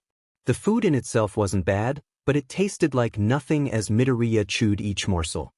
He knew it was probably all in his head, as per usual. Sighing, he pushed his plate away, opening his laptop that was at the edge of his desk. He needed to vent. Opening up the Notes application on his computer, Midoriya's fingers got to work as he typed, trying to pour out as many of his feelings as he could. He found himself deleting and retyping entire paragraphs, trying his best to convey how he felt. When he finished, he sat back in his chair, eyes skimming over what he'd just written. I just don't really see the point anymore. We're all going to die in the end, and I know how you're supposed to make the best of it, but nothing is going well. I can't remember the last time I felt genuinely happy about anything. Most of the time, I don't even know what I'm even feeling. It's hard to distinguish. This sounds stupid, but it's kinda like when I walk into a room, I don't feel the vibe, or I can't see color as vividly anymore. I can't smell the fragrances around me. Everything's just blank, dull. The only thing keeping me here is the fact that I'm too afraid of dying. I'm so tired of living, but I'm just scared of taking my own life. What happens if it backfires, and I'm left as a vegetable for the rest of my life? What happens if I regret it? How will the people in my life react? Can't really decide on it, if I want to live or die. But honestly, I don't have anything left. My grades dropped significantly and I've been getting into more trouble with my teachers. I keep everything to myself, for the most part. I'd die of embarrassment if I ever told this to my friends, or another authority figure. The days just keep on getting worse and worse. There's always a new problem waiting for me, something else that'll lead to the nail in my coffin. At this point, I've been desensitized to it, but I just can't. Chewing his lip, Midoriya dragged his cursor over everything to highlight it and pressed the backspace button. He never actually went through with posting them, too paranoid that someone he knew would find them. God, he'd probably strangle himself on the spot if someone saw what he'd written. What should I do now?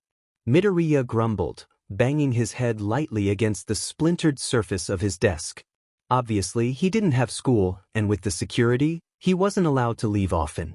Whatever, he thought, slipping into his pair of red sneakers, not bothering to change out of his sweatpants and t-shirt. Nobody from school would be outside, anyway, so it's not like he'd have to deal with the constant thought of running into them. Besides, most kids were at school and most adults at work. So, he really wouldn't run into anybody. Eyes lingering on his phone, he decided to take the device with him just in case. You never know when a villain might decide to strike, after all. When he finally decided that he was ready, Midoriya opened the screen to his balcony, peering over the ledge. He decided it'd be better to take this route. He wasn't in the mood to go all the way downstairs and then to the door. Readying himself, Midoriya activated full cowling and jumped down, landing on one of the pipes on the side of the school. His foot nearly missed, and if it did, he would have landed on his face. The thought nearly made Midoriya chuckle. He enjoyed the feeling while it lasted, the wind whirring in his ears and blowing against his face. He enjoyed how his heart dropped, stomach lurching from the fall as he took yet another risk. Midoriya loved the thrill, the excitement. Finally situating himself, Midoriya dusted off his breathes and began walking along aimlessly. He knew this place by heart, so he just let his feet carry him wherever. The trails and roads blended together, and Midoriya wasn't paying an ounce of attention as to where he was going, too busy thinking. Should he tell someone? The thought crossed his mind for a split second, before Midoriya's mind shouted at him, a deafening crescendo of self-hatred. It startled him, causing him to stop walking in the middle of an unfamiliar trail, eyes locked on the gravel below him as his pupils began to dilate, heart thrumming in his chest. No, you can't tell anybody. You've put up with it for 15 years, you can continue. Todoroki's had a worse life than you, but he isn't slitting his wrists and crying every second. Grow up. Imagine how All Might will react. He'll be so sad and disappointed. Just keep it in, and try to convince Todoroki that you're doing fine. Convince him that it was a one-time thing. Midoriya resumed walking, glancing around to make sure nobody noticed his mini panic attack. Luckily for him, there was nobody else on the old, deserted road. Midoriya glanced around again, eyes taking in every little detail and trying to recognize his surrounds, because he had no clue where he was. Wait, don't panic, you have your phone on you, Midoriya reminded himself, relieved that he brought the device with him. Hands fumbling in his pocket, he pulled the thing out, clicking the home button wearily. Battery, 8%. Seriously? Midoriya exclaimed, on the verge of having another mental breakdown. Muttering in distaste, he quickly opened Google Maps, turning on his location settings, and impatiently waited for the app to give him his current location. Maybe it was the anxiety clawing at him from earlier, or just him being him, but he was genuinely scared of getting lost.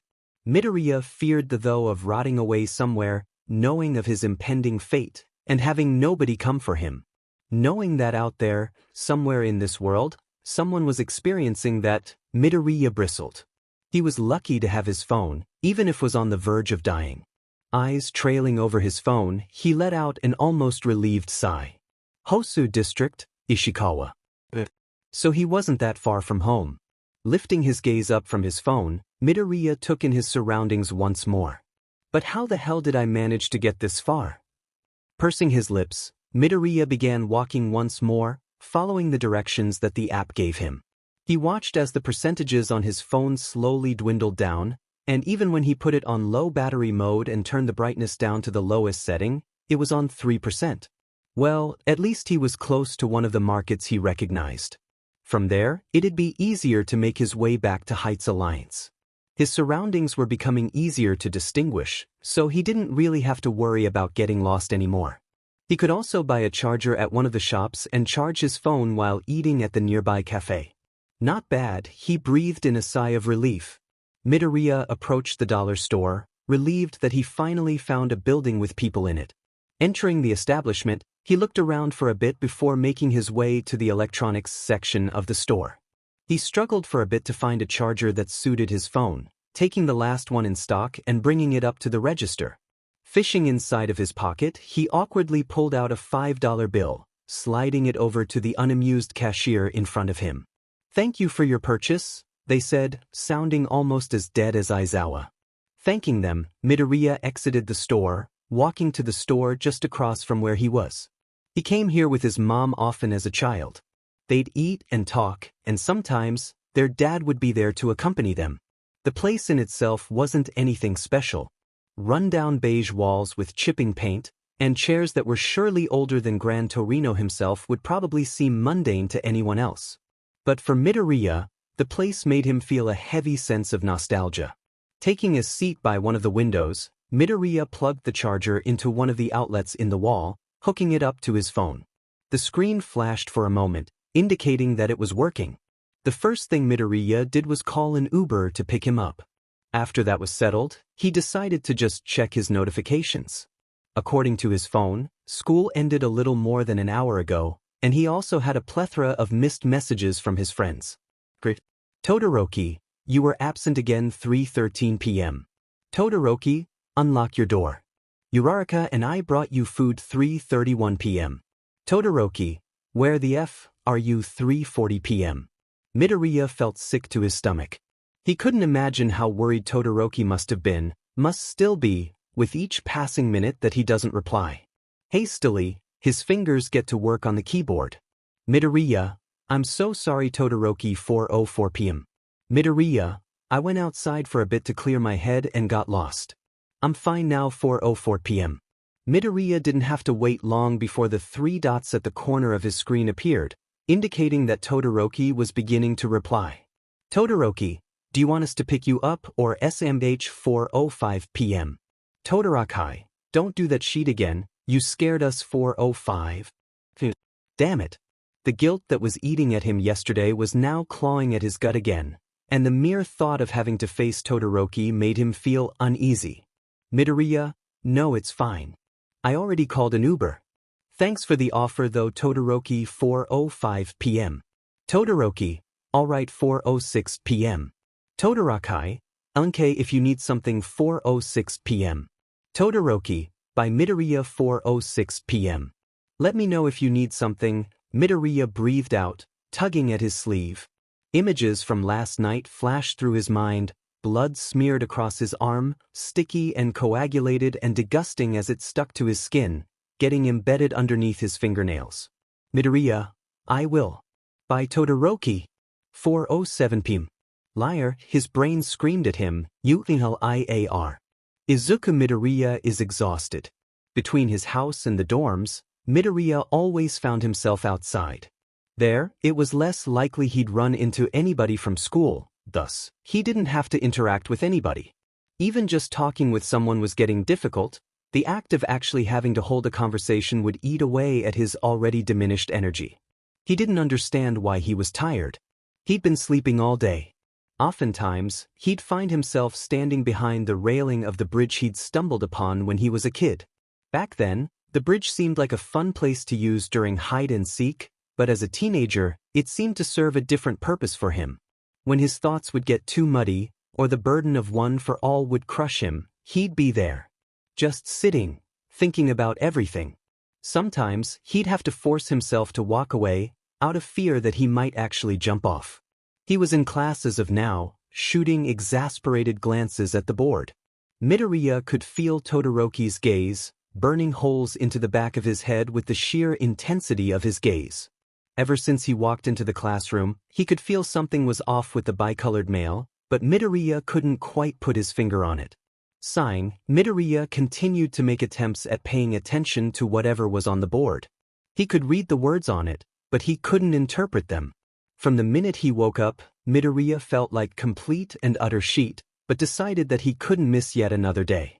His free hand scribbled down the bare essentials of the lesson in messy handwriting that was far too different from his usual print. Midoriya didn't bother with the use of charts or illustrations like before, and wouldn't analyze the tips and strategies Aizawa would teach the class. To be quite simple, he was barely passing. Aizawa noted on more than one occasion to the younger boy that his grades were dropping. Midoriya would only nod, face burning in shame as he would spew another fib about how he'd bring his scores back up again. As if someone like him, someone so incompetent, would ever be good. What a joke. He'd never be as good as or better than the people around him. It was destined since the moment he was born that he'd be the lesser of everyone, the one who was a stepping stone to their successes. Clicking his pen, his other hand kneaded the yellow stress ball he purchased a while back. Midoriya really didn't understand anything about the lesson, zoning out and missing chunks of information at a time. It didn't help that the exams were nearing even closer, and he was still lacking notes despite the constant borrowing from his peers. The notes he did copy down were too messy and illegible to decipher anything from. He wondered if they would really expel him from UA due to his performance. They'd warned him multiple times now, and his grades were only declining as the days continued, so maybe they would. Midoriya remembered hearing about the entire class that was expelled when he was only a child. He doesn't know why he even thought he'd receive any special treatment or have his teachers let him get away with his mediocre scores. Deku-kun? Uraraka waved her hand in front of the boy's face rapidly. Oh good, you're back. Are you okay? You zoned out? Class ended already. Huh. Midoriya raised his head a little bit, glancing around. When he noticed that indeed his classmates' seats were empty, he felt his face heat up in embarrassment. Sorry, I was just thinking, he apologizes, grabbing his bag and slinging it over one shoulder before standing up, compiling his books lethargically.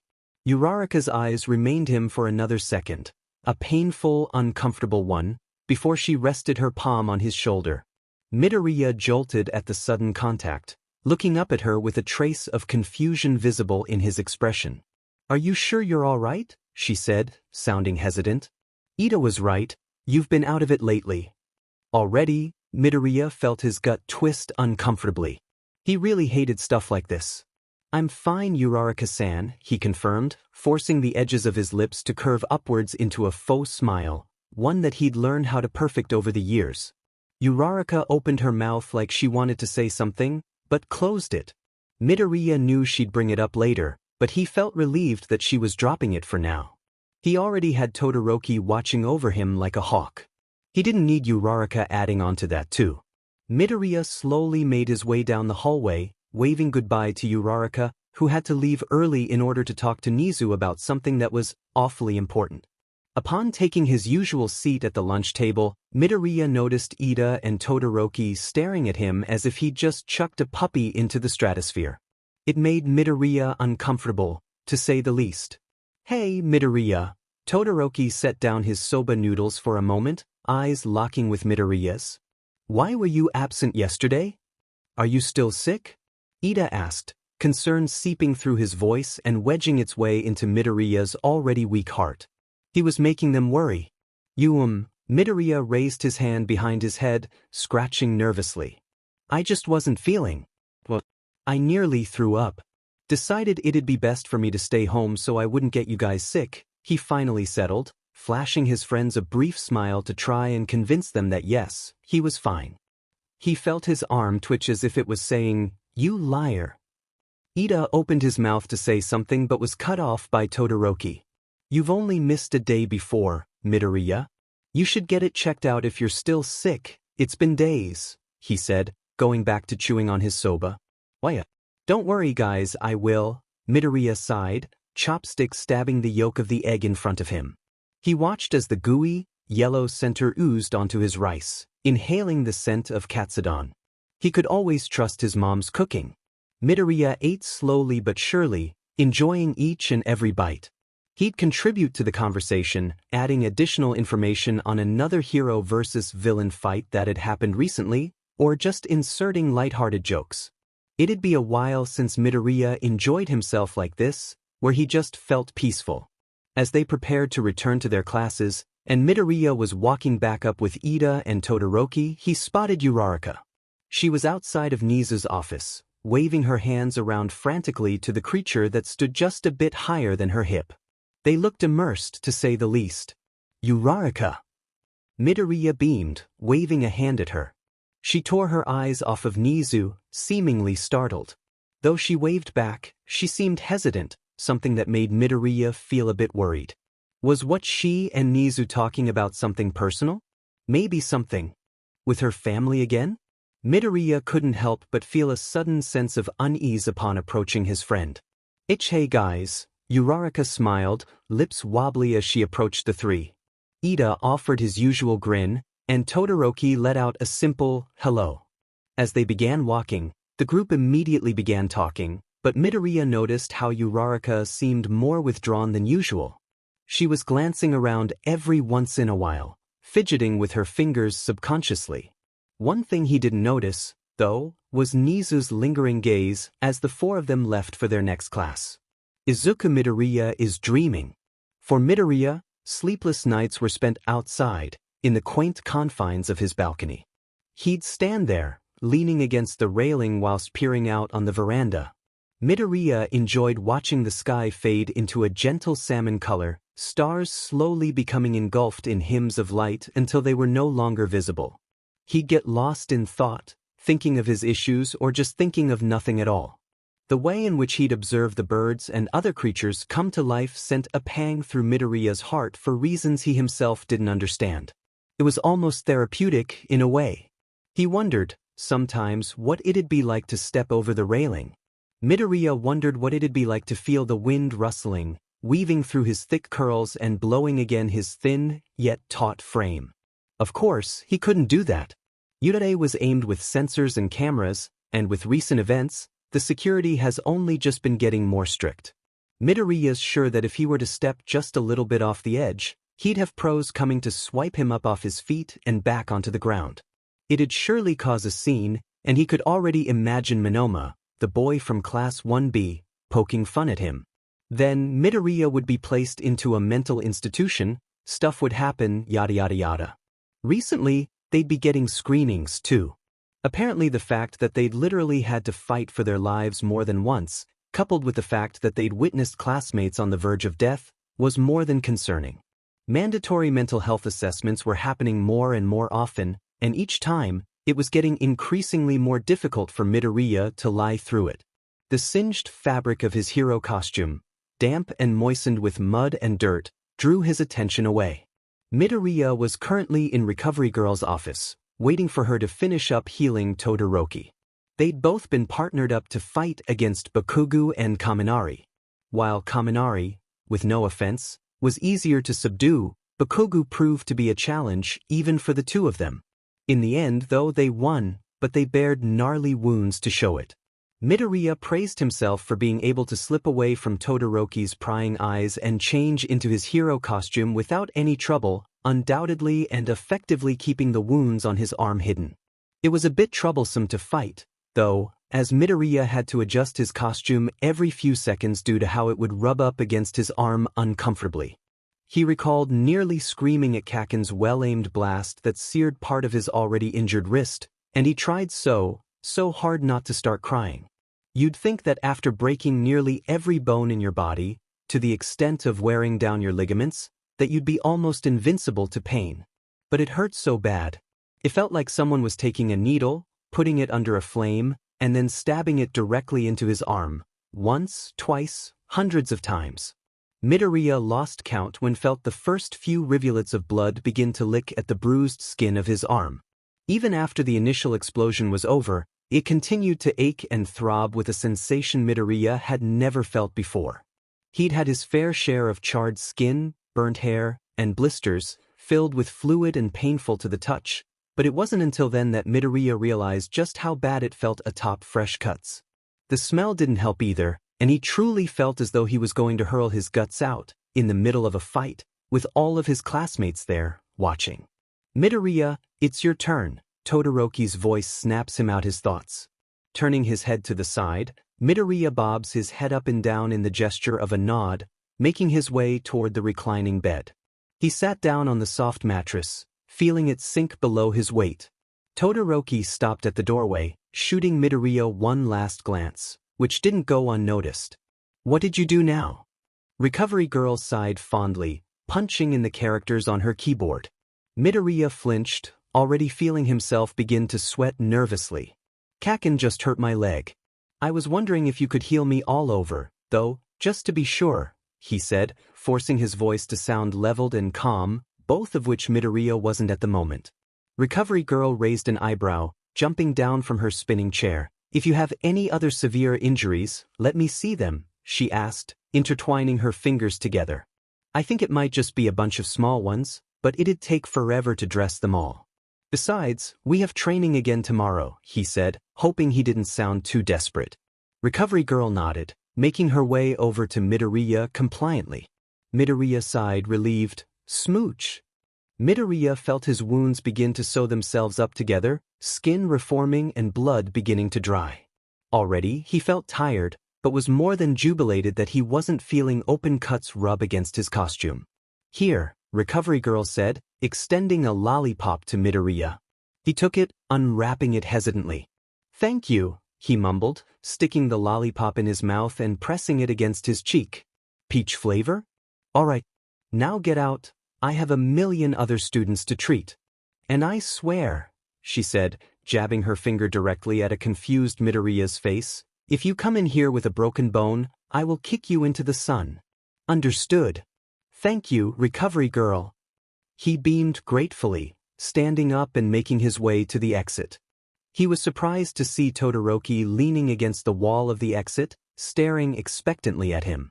Midoriya jolted in shock, bringing a hand over his heart in an attempt to steady himself. You scared me, Todoroki-gun, he breathed out, standing up straight and flattening his costume out. Todoroki hummed, the sound reverberating within his throat.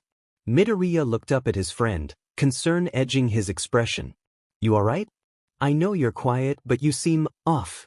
I saw. During training, Todoroki said, the implication of his words making Midoriya freeze in the middle of the hallway, hands effing together and eyes widening with shock. How could he have seen? Midoriya wondered with disbelief, before a downright terrifying thought crossed his mind. Could anyone else have seen? No, Todoroki began, and Midoriya cupped his mouth with his hands, cursing himself for speaking aloud. From the angling of the cameras, I don't think anyone else would have noticed.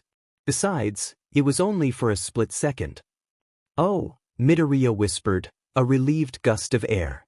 The two continued to walk quietly towards the locker rooms, and Midoriya was surprised when he finally found the courage in himself to break the PRGNT silence.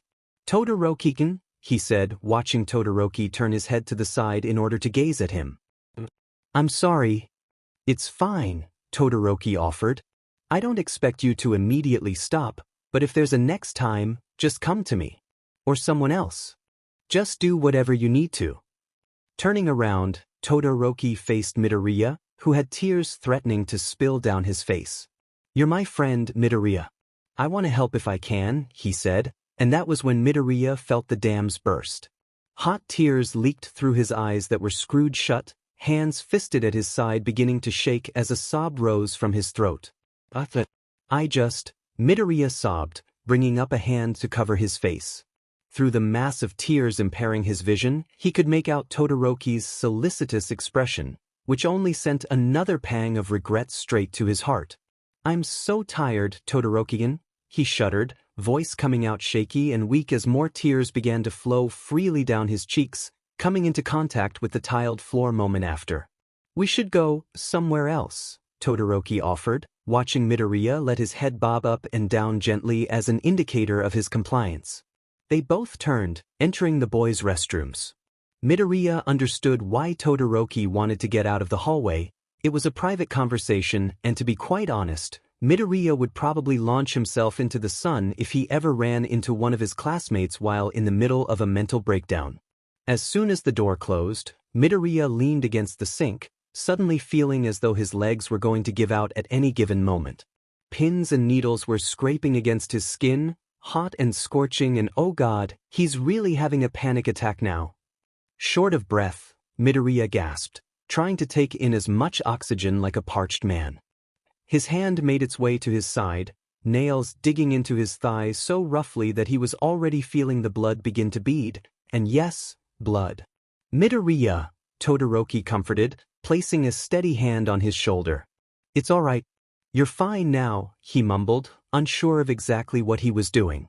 It wasn't like Todoroki was completely oblivious to the concept of panic attacks. His mother often had them at the hospital when hearing of his father, and if he had to admit, Todoroki used to have them as a child. He recalled the constriction of his airways and how tight his ribcage felt, as though his chest was about to burst. He felt like he was a glass filled to the brim with water, on the verge of spilling. Most of all, it would always exhaust him, leave him with a diminished feeling afterward and an ache in his heart that never quite went away. God, he hated them with a burning passion, and he hated them even more knowing that Midoriya was dealing with them. So, Todoroki sat there with his friend on the cracked bathroom floor, 15 minutes late to class and already deciding that it was worth every second he got to spend, reassuring his friend that yes, he did care. Because that's what friends are for. Izuku Midoriya is hopeful. Todoroki didn't bring up what happened in the bathroom, much to Midoriya's liking. He didn't want to relive the embarrassment and self-hatred he felt as he cried into his friend's shoulder, nor did he want to feel the dreadful anxiety that clawed at his stomach, reminding him with apprehension that someone else may have noticed the self-inflicted wounds on his arm. On the same note, his arm appeared to be healing better. It was a known fact to Midoriya that scar tissue was unavoidable with Recovery Girl's quirk, but with modern technology, scar creams were becoming more effective and more attainable. It wasn't tangible for someone to go out and buy a few, small jars of said product. Since quirks began and crime was on the rise, people found themselves getting injured more and more often. As pros began to face more deadly opponents, the extent of their injured often left gruesome repercussions and, undoubtedly, took a toll on their bodies. And, as a student viewed at A's hero course, Midoriya faced real villains. He injured himself more than most kids his age, and the results were evident in his disfigured hand and mangled masses of scar tissue that adorned them. Safe to say, nobody would be suspicious if he were to buy some scar cream, right? So, here he was, excitement flowing through his veins at the mere sight of the Walmart plastic bag, the one that contained the item he'd coveted since morning. Besides scar cream, Midoriya also picked up some makeup, deducing that even if his cuts healed, the aftermath wouldn't be pretty. Not for a while, at least. Midoriya spent hours trying to find shades of concealer and foundation that matched his tone, as well as a color-correcting palette and some brushes. He'd definitely need these in the future, and with the help of a few tutorials he found on some subreddits, he was pretty much good to go. He couldn't lie, he did feel a twinge of embarrassment once he got to the cash register. The cashier, an old man, said something along the lines of "way to spoil your girl," which sent Midoriya into a frenzied panic. God, just thinking about it made the heat rise up to his cheeks. For a moment, he wondered if that was what girls felt like when they had to purchase feminine products, but dismissed it was the flick of a wobbly hand and vermilion cheeks. The least he could do was feel proud of himself for having the courage to buy stuff like that. Slowly, he removed the contents from the bag, setting them on the top of his nightstand. He'd later move them to one of his drawers, but as of now, he just had a strange urge to see what he'd purchased for himself. Hell, the cream was $75, and the foundation, concealer, and brushes weren't any more merciful on their price tags. But if this meant nobody would find out, nobody would ever know what he did to himself, then it was well worth it. God, but what would he do if someone found out he had scar cream and makeup in his drawers? Could he just say it was a gift for someone he forgot to give them? What about cross-dressing? No! Midoriya blurted out, slapping a firm hand over his mouth in order to silence himself. He could feel the heat of his cheeks underneath the face of his palm as he squeezed his eyes shut, blood rushing to his face. No cross-dressing, he mumbled, an out-of-breath sigh more than a coherent sentence. Just a gift. I'm not a cross-dresser. God, why did I even think of that? He shrieked, banging his head against his desk out of sheer embarrassment. The sound of his phone chiming shouldn't have alarmed Midoriya in the way it did, sending him into a sputtering, embarrassing mess. One new message. Todoroki, hey 5:32 p.m. Midoriya's eyes scanned the text, once, twice, dozens of times. The text, which in itself seemed eerily melancholic. Like when you go outside and notice that nobody is on the road, that you're the only one there. It was that kind of dread, that kind of unease. Suspicion curled in Midoriya's stomach, but he shot back a rather cheerful text, hoping that it was just him overthinking. Midoriya, hey Todoroki, new 5:34 p.m. When he noticed the 3 bubbles pop up, indicating that Todoroki was typing a response, go down, he quickly shot another text, laying down on his side so he was more comfortable while he typed. Midoriya, is everything alright? 5:35 p.m. It took a while before he received any response. Todoroki, you know how my dad is 5:40 p.m. Midoriya, what happened? 5:40 p.m. Once again, Midoriya received no response.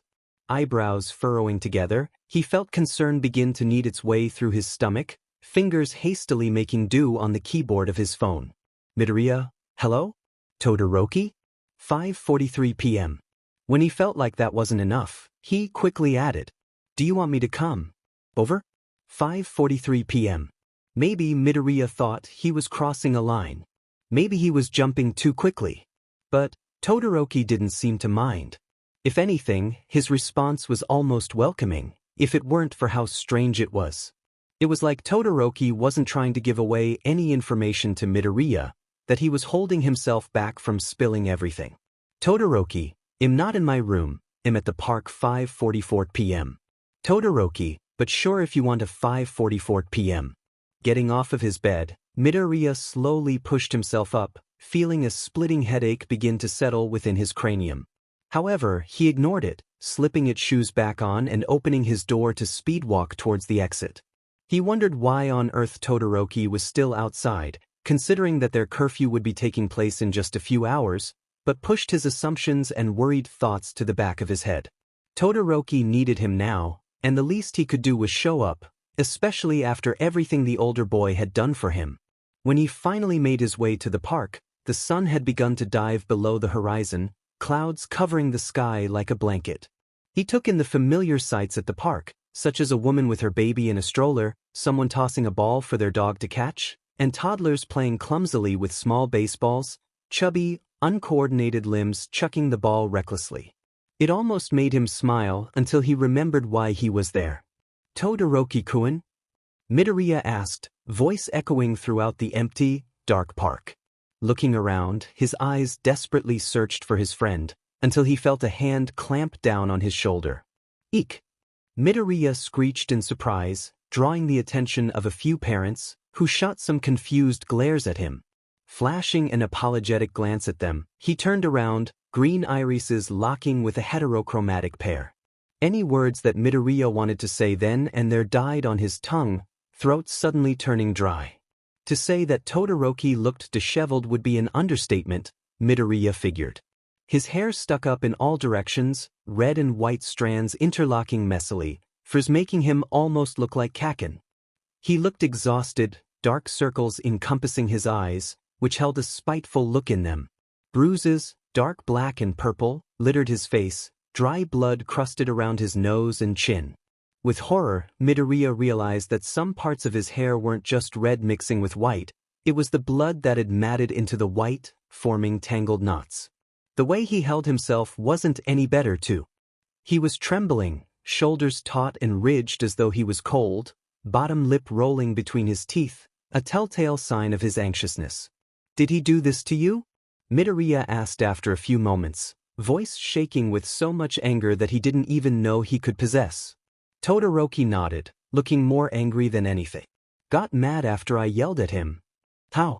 What did he say?" "That provoked you, I mean," Midoriya breathed out, still shocked and in the process of comprehending everything. "He just said a few things." "About my mom," Todoroki forced out, jaw clenching in distaste. A flash of hatred crossed his face, but was overcome with a look of sadness. Deciding not to push it any further, Midoriya slowly reached for his friend, placing a soft hand on his back. When Todoroki tensed, going still as if Midoriya's hand was on fire, Midoriya felt something stir within him. He felt Todoroki gradually relax underneath his touch, but his shoulders were still raised cautiously, like he was expecting Midoriya to suddenly sucker punch him. "Want to go back to the dorms?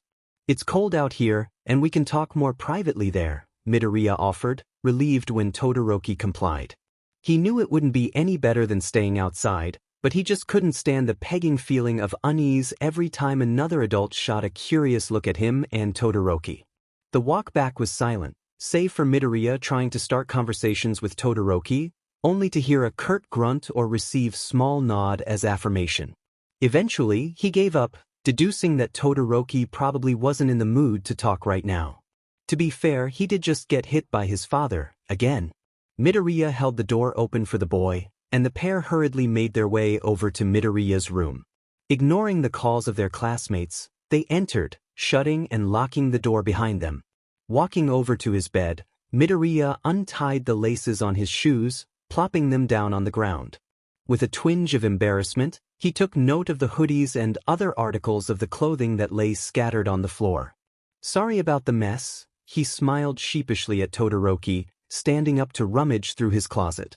Pulling out a pair of black sweatpants, he changed with nonchalance, back facing Todoroki as to not make him feel uncomfortable. "Here," Midoriya gestured, holding out a pair of pajamas that he knew were too big for him, "if you need something to wear." "Sorry if it's too small." Todoroki nodded, removing his hands from the confines of his pockets to grab the breathes gently. Midoriya glanced away while his friend changed, flipping through his hero journal to pass time. The room was silent, the only audible sounds being the rustling of clothes and soft breathing.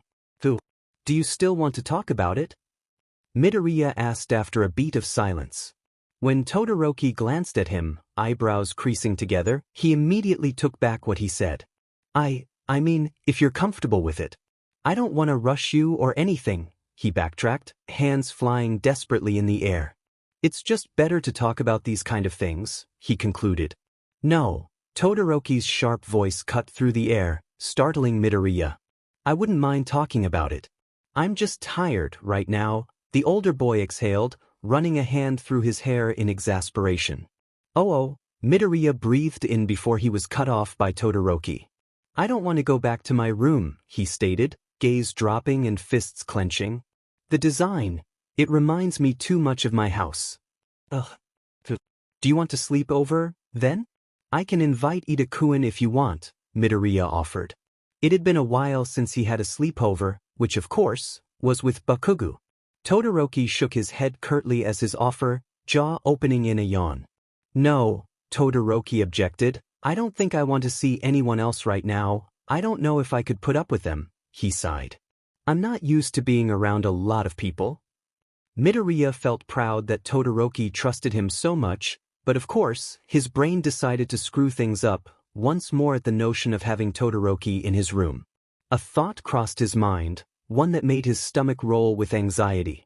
But what if he finds the makeup? Will you explain that you're a crossdresser? Would that even make sense? He quietly screamed, rubbing a hand over his burning face. If you ever can't stand being in your room, you can come here. I have an extra futon underneath the bed. Todoroki nodded once more, eyes staring up at the ceiling while he lazily plopped down on Midoriya's bed. It was comfortably silent for a while, the only sounds audible being their soft breathing and the ruffling of the futon as Midoriya rolled it out neatly, before Todoroki spoke. I've never had a sleepover, he mumbled, bringing a hand up to push back his hair. Closing his eyes, he sighed, before opening them to stare at Midoriya. Thanks, Midoriya. Really? He said. Midoriya looked up from his crouched position on the floor, hands fumbling with the white material of the pillow, before flashing Todoroki a reassuring smile. It's no problem, he replied softly before his voice raised slightly in jubilation. That's what friends are for, Todoroki. Izuku Midoriya is terrified. Nightmares weren't an uncommon thing for Midoriya. Hell, they weren't an uncommon thing for anyone in the hero course. It was almost a silent agreement whenever some of them would run into one another in the dead of night, restless and bitter as they reminisced over what they just dreamt. They'd sit together on the lounge, someone would heat up leftovers and they'd eat. If unable to sleep, then they'd both just sit there, maybe talk, until the sun rose. Midoriya's nightmares were a bit different. Jumbled terrors. Scrambled puzzle pieces of memories that never seemed to fit quite right. Everything was scattered, a messy timeline of catastrophic events that somehow made sense within his deluded, hazy self's dream state. When Midoriya went to sleep, he almost always had a nightmare. Sometimes it'd be simple things. Things like dropping his phone and having it crack, embarrassing himself in front of everyone, and everything in between. Those nightmares would be about things he fretted on and worried about constantly, even if they were small. But then there was a different kind of nightmare that he rarely had. Usually just on bad days. Like when he had a dream he relapsed and couldn't bear to look at his arm for the rest of the week. He remembered it clearly. The wet stickiness of the blood as it clung to his shredded legs, the pain, it hurt so much, but he remembered the guilt above all. Remembers closing his eyes in hopes of receiving some relief, but instead is faced with something akin to a horror film. Midoriya looked down at himself in confusion, taking in his rather strange appearance. He was standing in front of the building of his elementary school, but everyone around him was from Class 1A, and they were still the same age. He was wearing a regular t-shirt that read, "T-shirt," in big, bolded letters. Strangely enough, he didn't appear to have any cuts. Deku-kun! Uraraka called out to him from the entrance, waving a friendly hand at the startled boy. Ida, Todoroki, and even Kaminari, Ashido, Siro, and Kirishima waved at him. It was fall where he currently was. Inhaling, Midoriya felt the fresh air deep into his lungs, the smell of pine cones and herbal essences making him feel dizzily nostalgic. The colors of the trees, brightly saturated and imbibed with various hues, made his eyes widen. It was so peeling. Suddenly, Midoriya wasn't outside anymore. He felt cold. So cold. I can't, Midoriya sobbed, shepherding the razor back up to his face. Dry, coagulated blood decorated the metal as though it were some kind of morbid incrementation. He remembers this. The AC hummed in the background, drowning out some of the freckled boy's cries.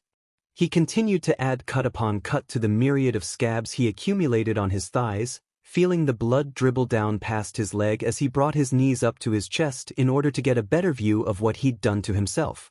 He already bandaged it hurriedly, fearing that if he left it out any longer he'd catch an infection.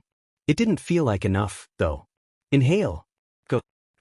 Searing hot pain. Midoriya didn't feel any of it. Instead, he felt nothing, the blood that pounded through his ears and the adrenaline running through him canceling out his surroundings, acting as a faux white noise as his blood turned cold, horror manifesting itself deep within his gut.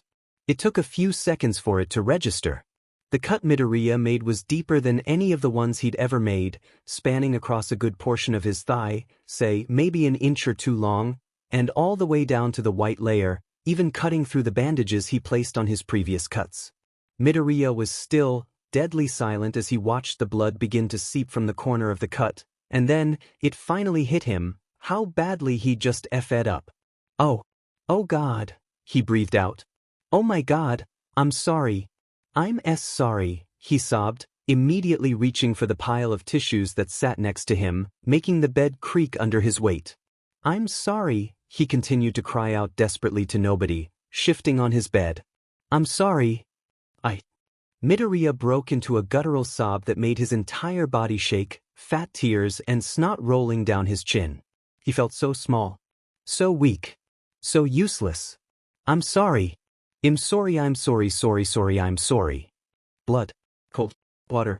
Alcohol. Burning. Be realistic. Stupid Deku. You can't be a hero. Why does it hurt so much? Lights. Midoriya mumbled to himself, fingers grazing the lamp, turning it off. Tired. So tired. Why can't he sleep forever? What? It's sticky, clings his clothes to his mutilated legs. It's drying though. Blood, he recalls, completely lost in his disassociation. Half-lidded eyes that hold nothing in them. Cracked lips, barely moving with each gust of air against them. Twitching hands. Tears. So many tears. It hurts, make it stop. Make it stop. Closed eyes. Soft breaths. Endorphins that cease their flow. Blood that begins to dry, forming scars that will eventually fade in due time. He finally feels at peace. Someone once told Midoriya he could become a hero. Someone gave him a quirk. Someone spent months training him to become the ideal vessel, suitable for holding powers incomprehensible to man, in order to become the next #1 hero. Really, it was hard to believe that the shaking, trembling mess that was himself, covering from head to toe in sweat, face shining with tears and snot, would ever become so powerful as to claim such a title. He was surprised he wasn't screaming like last time. When he woke up, he felt strangely hollow. His chest was empty, and he was devoid of all feelings. Nothing. Huffing, Midoriya grimaced at the dampness of his t-shirt, yanking it off his head and carelessly tossing it on the floor. The good thing about having his scars healed by Recovery Girl was the fact that he could finally do things like this, and didn't have to worry about changing in the locker rooms anymore. The scar cream had already begun to show results, too, and it had been nearly a week or two since he started using it. Grimacing at the light that had begun to pool in through his window, his eyes went wide, body going stiff in horror upon coming to a dreaded realization. Scrambling, he reached for his phone, turning the device on. 5:43, Shiit. It read big and in bold white letters that seemed to laugh back at the frustrated young boy. Until he looked at the date. Saturday. Thank God, Midoriya sighed, shutting his phone off and closing his eyes, flopping down on his bed. Running a hand through the mass of untamed, green curls known as his hair, feeling the sweat that had begun to bead at his hairline. Midoriya's eyelids fluttered open, focusing his stare at the white ceiling above him while he traipsed within his thoughts. He didn't know how long had passed, or how he managed to get so lost while thinking, but a distinct knock at his door sent him nearly jolting out of bed. Hello? Midoriya asked wearily from his bed, waiting for a response. Deku-kun. Uraraka's cheerful, carefree voice rang clearly, making relief edge its way into Midoriya's unreasonable anxiousness. We're all going out. Do you want to come along? Midoriya stood up, walking over to the door. Sure. he said, his reply sounding more like a question than an answer. Turning the knob, he swung the door open, revealing none other than Uraraka. What time is everyone going? Yes, just to be sure. 1 o'clock. We're going to Ginza. Most of us are going by train, and those that are meeting up by the entrance, she explained. Once we get there, we'll meet up by the McDonald's. Oh, thanks, Uraraka. He beamed, forcing a smile that made his cheeks hurt with the effort of heaving them up. I'll be sure to see you and everyone there. Why yeah, she smiled. See, Deku. They waved at one another, telling goodbyes before parting ways. Midoriya waited until Uraraka fully disappeared before shutting his door, sighing in exhaustion. It wasn't her or anything, but just talking to people seemed to drain him, and he'd have to hang out with around 19 of them later. Walking back to his bed, Midoriya fell on his stomach, face pressed into the pillow. Lifting his head up slightly, he peeked out from the fabric, spotting his phone. Picking said device up, he turned his ringer on, putting his volume all the way up, and set an alarm for 12 o'clock, ignoring the fact that he had no notifications. He really needed a nap at the moment and was too tired to even feel lonely or even hate himself. Groaning, Midoriya released the grip he had on his phone, hand slackening. It fell to the bed with a thump, and Midoriya was too lazy to even put it on his nightstand. Turning on his side, he sighed, pulling his sheets up. Clutching his extra pillow, he shut his eyes, hoping to feel more alive when he finally woke up. It was so warm. Stifling a yawn, Midoriya's eyes opened ever so slowly, bringing him back to reality. His nap must have been shorter than he anticipated it would be. He grunted, stretching. He wished there were more days like this. Days where he would just relax. No school. No villains. He wasn't Deku or All Might's successor, the next #1 hero. Here, he was just Izuku Midoriya. Should I even go? Midoriya questioned, turning his phone on. Eyelids heavy with sleep, he hazily scrolled through his phone, shooting a quick text to the Class 1A group chat that Yaoyorozu and Ida made that he wouldn't be going because he was feeling sick. Such a tragedy. He never really used the group chat in all honesty. Kaminari and Ashido had somehow managed to bribe a clueless Ida and Yaoyorozu into making it. Midoriya suspects that they told the pair it'd just be a good class bonding tool, or something along those lines. Ida and Yaoyorozu were pretty clueless when it came to their antics. Midoriya had to mute the chat, not even a day after it was created. He left, multiple times actually, but was always added back. He didn't even know how they had his number. He only had Uraraka, Ida, Todoroki, and Bakugo saved. The chat in itself was a mess, to say the least. Midoriya once thought he'd give it a chance, but after logging on and seeing a photo of Kaminari's toes with the caption, "Give me your toes," he felt a little shocked. That was the last time he ever opened any messages in that godforsaken chat, until now. Whatever. If they think something's wrong with him, then oh well. Midoriya doesn't know why he's so irritated today, and a small part of him wonders if this is what Kaken feels like. He wants to punch something. Or someone. Depends on who it is, really. I'll go to the gym ladders, pshman. He hisses into his pillow. For now, he just wanted to sleep. Sleep over who? Socializing who? Actually showing up to plans he promised to attend instead of using transparent excuses to try and mask the real reason because he's too depressed and anxious to even get out of bed who? Not very funny, he says through gritted teeth, seemingly talking to himself. A pit of guilt forms in his stomach for lying to Uraraka like that, but he pushes it to the back of his mind for later. He's still so tired. Midoriya woke up sometime during the night. He couldn't tell. Everything was dark. Summoning all his strength, he stood up, overcome with a wave of dizziness that sent him reeling. Groaning, Midoriya fumbled around what he thought was his lamp, pressing the button on it. Light flourished throughout his room, and although it made his headache worse and caused him to squint his eyes, it was still better than being encased within the confines of the dark. Midoriya glanced back at his bed, reaching for his phone. He must have turned his alarm off, he guessed, since he never woke up. Switching the device on, he went through his notifications, or lack thereof. Sighing, Midoriya ran a hand over his face, exiting the app he was on and instead going onto one of the apps Ishido and Uraraka forced him to download. Immediately, his phone was flooded with photos, feed updating at a startling pace. Photos of his classmates, smiling together with wrinkled eyes and crooked teeth made his heart clench, and he himself couldn't stop the small tug of his lips at the sight.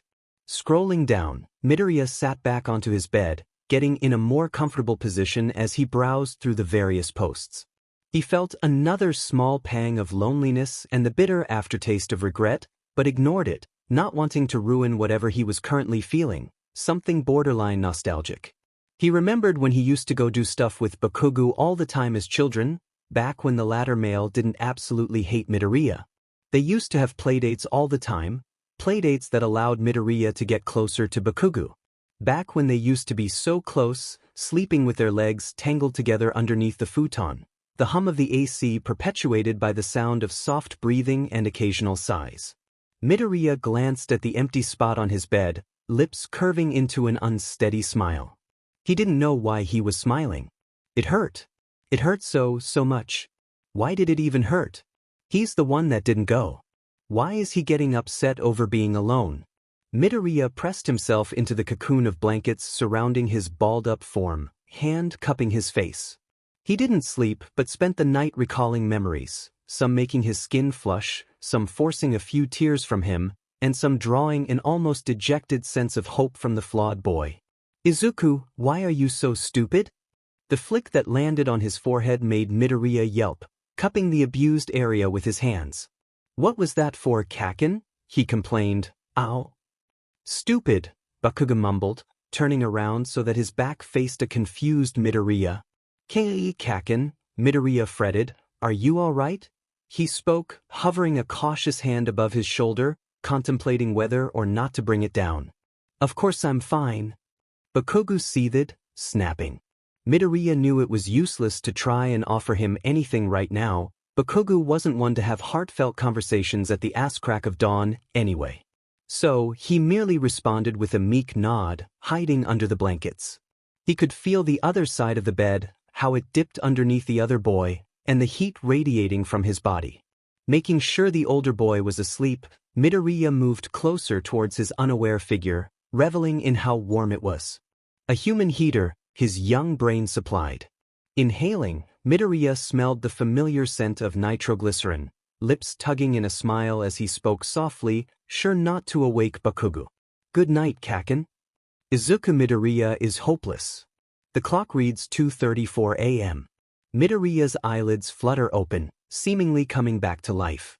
He can feel it. Few stray tears running down his cheeks, eventually onto his damp pillow. Cold. The tears are cold. They burn against his skin, akin to acid. Shifting onto his side, Midoriya grips his other pillow tightly, clutching it to his chest. He pretends it's the warm, welcome embrace of his mother. He feels nothing. Midoriya presses his face into the pillow, inhaling deeply. The scent of cheap laundry detergent and lilac is barely there, but it sends him reeling through a tidal wave of memories. He remembers the good and the bad. He remembers what true happiness was like. He remembers what it was like to be on the verge of death, to fight tooth and nail just for another day. He remembers what it was like to live. Midoriya spares a glance at the bandages spanning across his arm. Numb. Everything is numb. Midoriya can hear himself speaking to Uraraka and Ida, but it's all muffled, drowned out by a deafening crescendo of nothingness. He can't feel it when Uraraka places a worried hand over his shoulder. He can't even bring himself to smile. Numb. He isn't even aware of why he was downstairs in the first place, but now he's suddenly in his room again, consumed by the pitch-black darkness encompassing the vicinity. Everything is muddy. All Midoriya can do is lay down and stare at his wall, memorizing the minuscule crevices, the chipping paint, and the barely noticeable dents from when he'd clumsily fallen. The All Might poster on his wall smiles at him dauntingly. Midoriya shifts uncomfortably, his mentor's words ringing in his head. "It's better to be realistic, kid." Realistic. Everyone told him that. To wake up and see that he couldn't become a hero. Midoriya doesn't know why he ever tried, why he's still trying. He's stupid, worthless, Everyone is better off without him. You're disgusting. Still trying even though you're quirkless. Breathe. Why can't Midoriya breathe? Everything seems to be drawing in on him. Pins and needles begin to prick his skin, suching from hot to cold and all over again. The All Might poster stares down at him with piercing blue eyes, almost as if he knows of the scars littering his arms and thighs, of how utterly useless he is, and if you believe they're holding your quirk over in the next world, you should just take a dive off the roof. He's choking. He can't breathe. Everything hurts, and why can't he just die? Midoriya's hands make their way to his hair. He can feel them, weaving through unruly locks as he pulls. He just wants to die. Izuku Midoriya is losing. Midoriya never really understood love. Maybe his lack of opinion came from the police calls to his apartment, the repressed memories and dissociation that he desperately tries to avoid. But sometimes he wants to remember.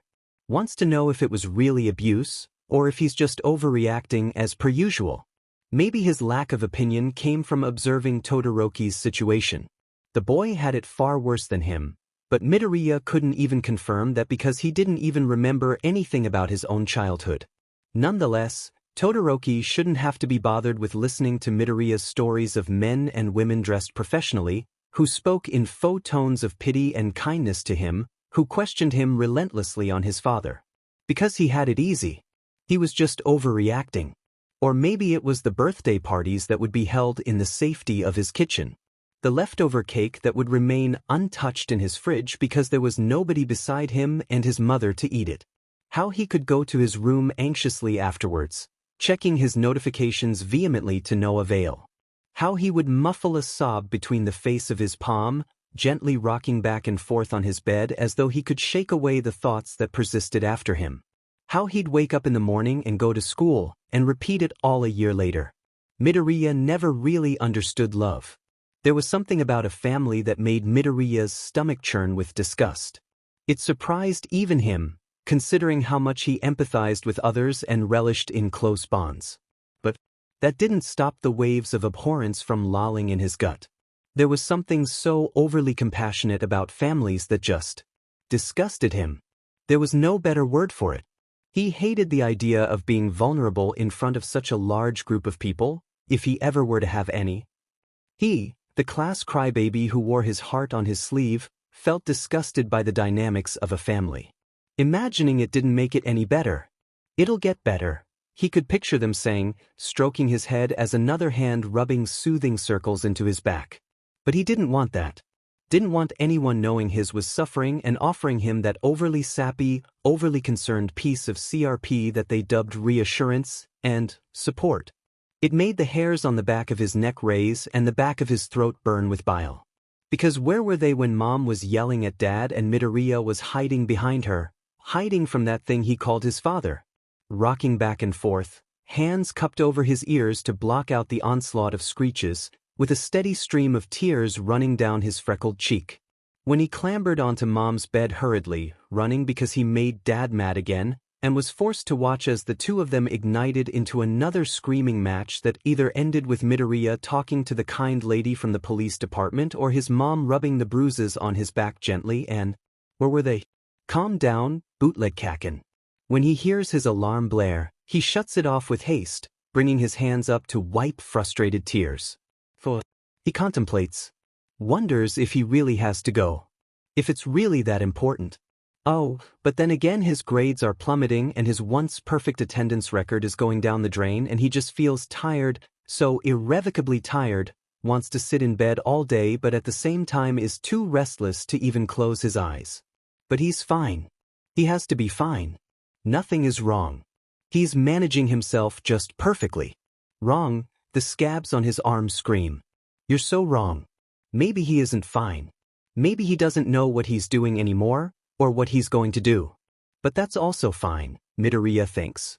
Someone like him deserves to die.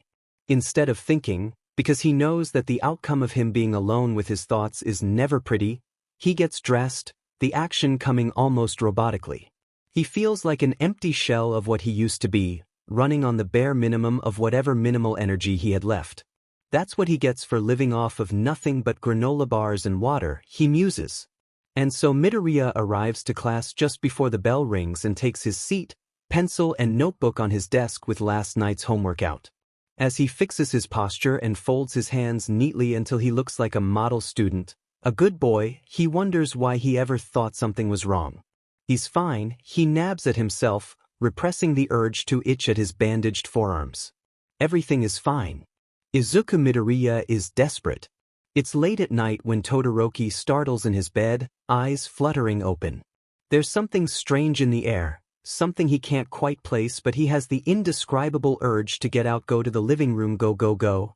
The cool wooden floors of his bedroom creak under his weight as he walks hesitantly to his door, opening it and glancing at the dark hallways before him. He always hated the dark. But something was wrong, he didn't know how to describe it. All he knew was he had to hurry. Making his way down the corridors, he travels downstairs to see what exactly woke him up. The living room was softly illuminated by the white light coming from Midoriya's phone, said boy hunched over the couch, his figure trembling. Midoriya? Todoroki's voice comes out hushed, quiet. Immediately, Midoriya's head snaps to face him and he lets out a broken sob, curling in on himself. Todoroki-kun. He cries, eyes squeezing shut. Grimacing, Todoroki slowly makes his way over to his distressed friend, careful not to startle him. What's wrong? He asks, taking a seat on the edge of the couch. Midoriya glances up at him wearily, and now Todoroki can clearly see the tears flowing freely down his cheeks, face red and blotchy and hair a tangled mess. It brings a pang of sadness to hit him, seeing his friend so upset and being able to do nothing. I don't know, I just woke up, and Midoriya pauses through his quick, panicked breathing. I can't breathe, Todoroki-gun, he sobs, bringing a hand up to weave through his thick hair and tugging, eliciting a small whimper. It's okay, Midoriya, Todoroki soothes, frowning at how his words come out. He doesn't know what to say, just wishes his friend would feel okay because Midoriya doesn't deserve any of this. Let's go back to my room, he offers, and Midoriya nods weakly. Todoroki helps him stand up, too aware of the way his green-haired friend is shaking and trembling so violently. Wait. Midoriya pleads, and Todoroki stops for a moment, staring at him quizzically. I just need to grab my notebook. Midoriya sputters, scrambling for the book which Todoroki hadn't even noticed up until now. Once he grabbed what he needed, they continued making their way back to Todoroki's room. Plopping down on the chair, Midoriya brought his knees up to his chest, sighing. It's quiet for a few moments, both relishing in the silence of the early morning. I'm really glad I met you guys. Midoriya is the first to break the silence, a small smile finding its place on his features. I probably would have killed myself if not for you all. You guys mean the world to me. Todoroki clenches his jaw, the sudden confession startling him. Midoriya looks up for a second, and they both make eye contact before the green-haired boy's gaze snaps back to his knees in shame. I'm glad you're still here, Todoroki says, eyes still focused on Midoriya, who refuses to meet his stare. I'm also glad that I met you as well. If not for you and the others, I wouldn't have used my fire by now. Smiling, Midoriya glances up at Todoroki. Thank you. You don't have to thank me. Letting out a small laugh, Midoriya wipes some of the wetness from his face off. All right, Todoroki-kun. In the morning, Todoroki wakes up with a stiff neck and sore body, presumably from getting so little rest. Groaning, he rubs the sleep from his face and stands up shakily, allowing his eyes to adjust to the light pouring in through his window. After showering and getting dressed, he notices something on his desk while gathering his books. A small notebook with a light blue cover that said, Hero Analysis for the Future, and tracing a curious finger along the burnt cover, he frowns. It would be rude of him to snoop, but wondered what kind of notes his classmate kept on him, if there was anything he could improve about himself. Pushing the guilt to the back of his mind, Todoroki carefully lifts the book, skimming through drawings of countless pro-heroes to find his. He assumes that he went way too far in the beginning, because there aren't any pictures on this page. Just messy handwriting, and as Todoroki's eyes stare at the sloppy handwriting in front of him, he feels his blood turn cold. When Midoriya asks for his notebook back later in class, claiming apologetically that he forgot to grab it before he left, Todoroki hesitantly hands it back and ignores the memory flashing through his mind of last night. And as his green-haired friend turns and leaves to greet Ida and Uraraka, Todoroki can't help the pang of guilt that runs through him, hand clenching around his phone, suddenly feeling as though it weighs 10 times more.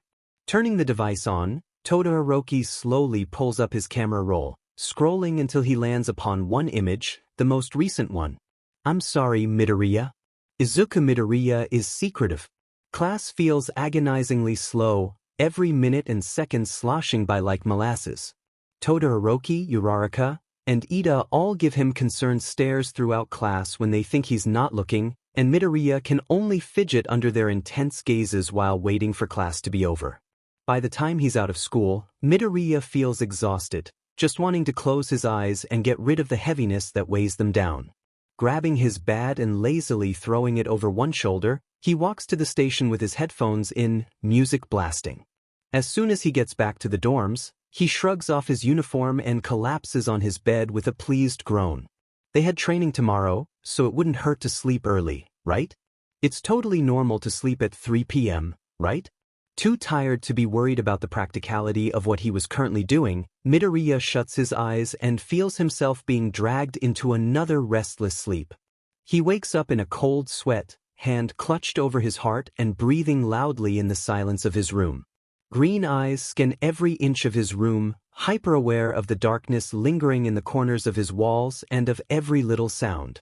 Gulping, Midoriya notices the dryness of his throat and stands up, ignoring the incoming wave of dizziness in order to march downstairs, not caring about how loud his footfalls were. He spends the next few minutes rummaging through the kitchen. It's been a while since he's managed to eat anything other than junk food and snacks, and with how bad his stomach is aching, he wouldn't mind some real food. Eventually, he settles for cup noodles and yogurt, and continues to eat quietly while seated on the kitchen counter, tracing shapes into the floor. His eyes still linger and snap to focus on random parts of the now dark dormitory, heart racing in fear, but Midoriya isn't sure what exactly he's afraid of. The sun begins to crest over the horizon from what little Midoriya can see out of the corner of his eyes, and by then the now empty cup of noodles has been neglected on the kitchen counter. He lets out a sigh, shifting on the couch and pulling his knees close to his chest, burying his head between them. He's so tired. Shudo Todoroki is worried. The smell of paperwork and old carpets has never seemed so intimidating for Todoroki. The hairs on his neck raise, sensations running up his back as he waits patiently for All Might. Am I doing the right thing? You saw for yourself. It's better to have him mad at you rather than dead because you didn't say anything. Am I doing the right thing? Young Todoroki. All Might greets boisterously. Todoroki nearly jumps in his seat but forces a strained, hello, back. The lanky man who he has grown more accustomed to seeing takes a seat in front of him, folding his hands and placing them on his lap. I take it you're here to talk about young Midoriya, no? Todoroki nods. All Might sighs. I've been worried about him myself. Such a self-sacrificial one. But who am I to talk? Todoroki hums in agreement. So what is it exactly you came here to talk about? Todoroki's fingers, which drum against the armrests, stop there. Ministrations. He stops moving entirely for a second, contemplating his words carefully. The scars on his friend's arm, the excuses pushed through forced smiles and excuses that flow like a stream, careful, like he practiced reciting them many times. The bloody tissues shoved under heaps of blank paper and the glints of metal that peek through in the garbage bins. The nightmares. The confessions through sobs late at night. The entry in his notebook. What is it exactly you came here to talk about? The words feel weird on his tongue, I think. He isn't in a good place. Way to go, his brain fires. He's always been disastrously blunt, but now can't seem to state the obvious he's always known. All Might leans in, clearly interested, waiting for Todoroki to elaborate. He breathes in deeply, forcing his nerves down. What is it, young Todoroki? All Might asks, clearly worried. You can tell me. Tell him. Tell him. You can trust All Might. Midoriya will get treatment. He'll improve. He won't die. He can't. He can't. I would have killed myself. Immediately, Todoroki gets a flash an image that for a split second makes his stomach curdle. Midoriya's perched on the ledge of the window, legs dangling freely as he stares down with something unreadable in his expression.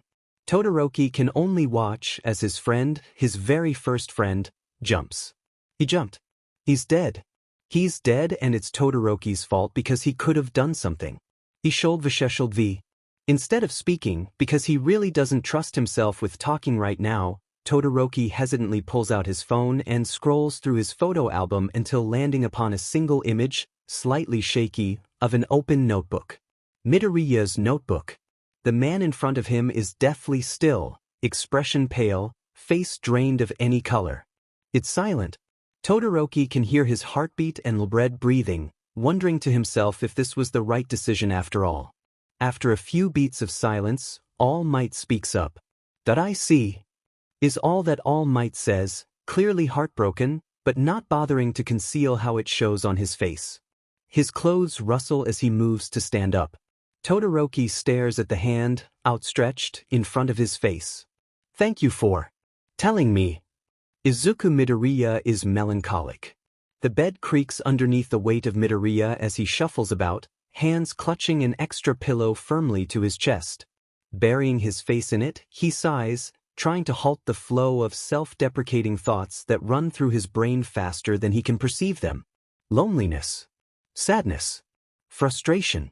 He can't tell what he's feeling, but it's rattling him to his core, shaking his entire being with what Midoriya can only presume as a cold emptiness. School seems like an impossibility for Midoriya at the moment. He just wants to go there, lay his head down on the desk and sleep. He wants to ignore everybody. He just wants peace. Midoriya is tired. So very tired, the kind of aching exhaustion that seeps into your bones, weighing you down like a sponge being soaked with water.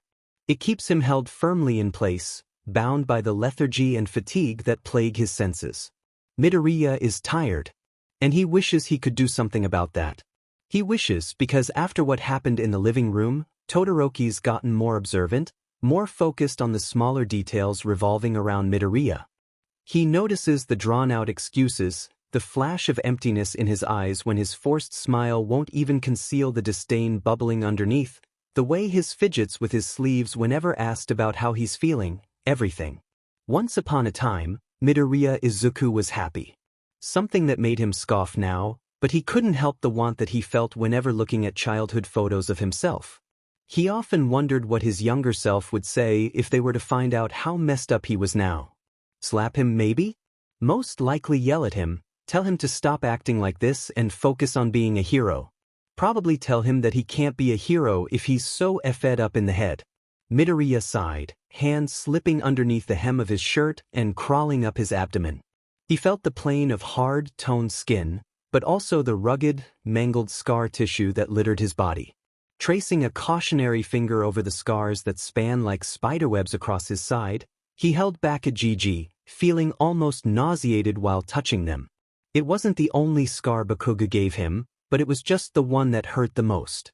He still could recall it, the inflated blisters that popped and peeled away painfully to reveal angry, red flesh that hurt to graze, the stench of burnt sinew mixed with blood and cloth, the pain, oh it hurt so bad.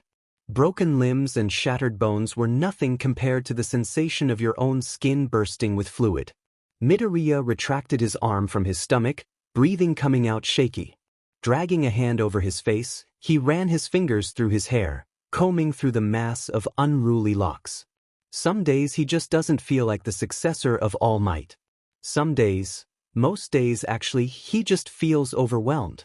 It's a heavy weight that rests over his entire body, one that cripples him, that has the minute he ate that godforsaken piece of hair, since the entrance exam, since the fight with Kaken.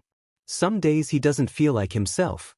The phone on his nightstand stares at him expectantly, almost beckoning him, daring him to call Todoroki or Uraraka or Almi. No, Midoriya hisses through gritted teeth, fists clenching. He can't do that. Not to All Might. As for Todoroki, Midoriya wasn't keen on bothering him any more than he already had. They hadn't brought up what happened at the park that afternoon. Midoriya knew Todoroki wasn't used to opening up at all, something he understood personally, and wanted to give him some space, but there was this tension between the two. Midoriya could feel it. The awkward, almost apprehensive atmosphere whenever he was left in solitude with Todoroki. He was also speaking less, and while he was naturally reserved and quiet, he didn't even talk to Midoriya now, which said a lot. So, Midoriya opted to do something he'd done for the longest time, ignore his problems and just sleep it off. Hope that maybe he'll die of natural causes somewhere during his nightmares. Something like that. Midoriya didn't necessarily want to die, rather, he just wanted something akin to sleep. He just wanted to be able to close his eyes and forget about everything, all his anxieties, everything that had been troubling him since childhood, all the pain. He just wanted a state of nothingness where he didn't really have to think or feel anything, but at the same time, he didn't want to die. No, because dying meant he would never be able to see All Might smile. It meant he'd never get another chance to possibly fix his relationship with Kaken, to feel happy again. Dying meant throwing away everything he'd been given, by All Might, by Aizawa, by his mom. He couldn't do that to them. He couldn't. As if on cue, Midoriya's phone buzzed, snapping him out of his muddy thoughts and clearing the smoke in his head. Groaning, he reached over to his nightstand and picked up the device. Nearly dropped it once he read the message that was displayed on his screen. All Might, young Midoriya.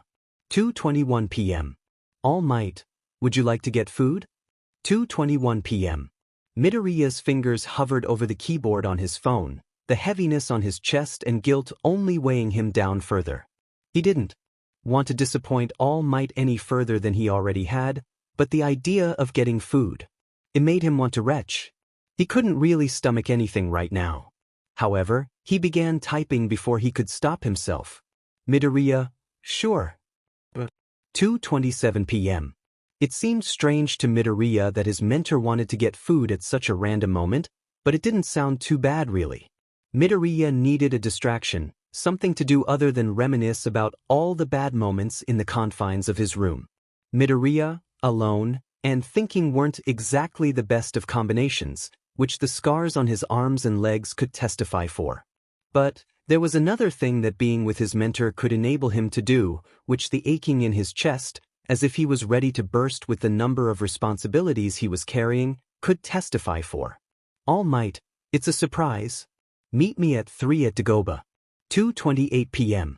Midoriya, all right. Happy face, 2:28 p.m. It occurred to Midoriya just how strange his current predicament was. All Might was messaging him. The All Might. And he was internally refusing? God, if only middle school him could see what he was doing with his life right now. Really. Back then, he would have had a heart attack just from seeing the hero himself. Now, he has his quirk and is his successor, so much changed in the span of such a short time. He went from a quirkless nobody to kind of a somebody with a good quirk and a couple of friends. And yet, he was still sad. Shaking his head, Midoriya stood up, climbing off of his bed. Walking to his small closet, he pulled out whatever seemed the most comfortable, settling into that for the time being. He wanted to get ready early, as he knew he'd probably fall asleep on accident and arrive at the beach late. Opening his door, Midoriya made his way downstairs, to the lounge. There, he spotted a few of his classmates either reading, scrolling through their phones, or talking amongst one another. He couldn't really remember the last time he did anything here, probably when he actually felt fine, yet it still struck a chord of nostalgia within him. Oh, hey Midoriya, Kaminari announced. Kirishima and Shiro's heads turned to face him, and Midoriya shifted uncomfortably at the sudden attention. Hey guys, he forced, rubbing his arm nervously. Is this spot taken? He questioned, motioning to the couch next to Shiro, who was standing up. No, you can sit if you want, Shiro said. Breathing out a sigh of relief, Midoriya took the empty spot, not wanting to spend an hour of waiting standing up. He let the voices of his classmates drown out everything else, head tilting back in relief. Almost as if on cue, the door slammed open rather brashly, announcing the arrival of Bakugo. Cold air rushed in before the blonde shut the door behind him, Kirishima trailing behind him. Midoriya had to physically and mentally stop himself from flinching at the sound, memories of dark, empty classrooms and bubbling burn marks that still ached, infiltrating his already crumbling self-perseverance. Turning his head, Midoriya cleared his throat, greeting his childhood friend companion. Hi, Kaken. Midoriya managed to stutter out, supplying Bakugo with a sheepish smile that only seemed to elevate the blonde's irritation.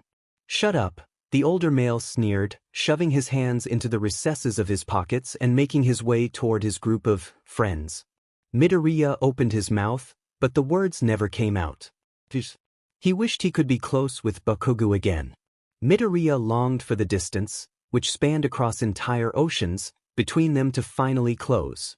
Midoriya just wanted Kaken back.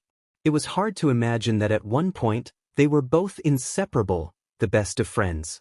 They weren't as close as they were back then, but their relationship was improving, which was clear enough. They'd gone from being unable to even hold a proper conversation to encouraging one another during battle trials and even giving each other advice on how to further improve their combat and use of their quirks. But Midoriya couldn't help but wish that he and Bakugo were more than just. If there was a word to describe whatever relationship they had, Midoriya hadn't found it yet. Friends? Enemies? Frenemies? What were they? Deciding to stop himself for prodding any further, Midoriya sighed, resting his head against the couch and closing his eyes. Getting an average of 4 hours of sleep a night really did take a toll on someone's body, something Midoriya had just figured out. He dreamt of nothing in particular, which was something new. Usually, he'd have nightmares and would wake up on the verge of screaming, tears streaming down his face and with a hand clutched over his chest, heart beating erratically. Unfortunately, this moment of peace was disturbed by muffled words that gradually became more louder. With a startling sense of clarity, Midoriya realized he was waking up. Despite how hard Midoriya tried to ignore the voices and gentle poking at his sleeping form so he could resume the state of peacefulness he was in previously, he couldn't take it for much longer. Irritated, his eyes snapped open, staring dead-on at Kaminari, who screeched, flailing. His classmates, which were really only just Kirishima, Kaminari, and Ishido, were crowding around him, which, 1, confused him beyond belief, and, 2, sent his anxiety through the roof. Ugh, Midoriya groaned, stretching. His voice sounded strange, gravelly as he spoke. Why is everyone around me? You fell asleep, dude. We were just waking you up because someone was calling you, Kirishima offered. You should have let him continue sleeping, Kirishima, Ishido groaned. He looked so cute. Look, Midoriya. Ishido gushed. Suddenly, a phone was shoved in his face. Midoriya raised an eyebrow questioningly, watching as Ishido urged him to look at the photo. It was him, no surprise. His head drooped to side while he rested on the couch, arms drawn around his knees, dark, green curls looking like a bush or a nest atop his head. A filter of a bunny made itself known on his face, adding a small, triangular nose and ears drawn in crayon to his features. Midoriya gagged. What's with that reaction? Kaminari hollered, laughing. Ishido looked as though Midoriya had just offended her entire family, snatching her phone back as she typed hastily on the device. I wonder what would happen if I were to send these to the group chat. Ishido hummed thoughtfully. The pinkette held her phone up for her to read, a devilish smirk plastered across her face as her finger hovered over the send button. Don't! Midoriya cried out.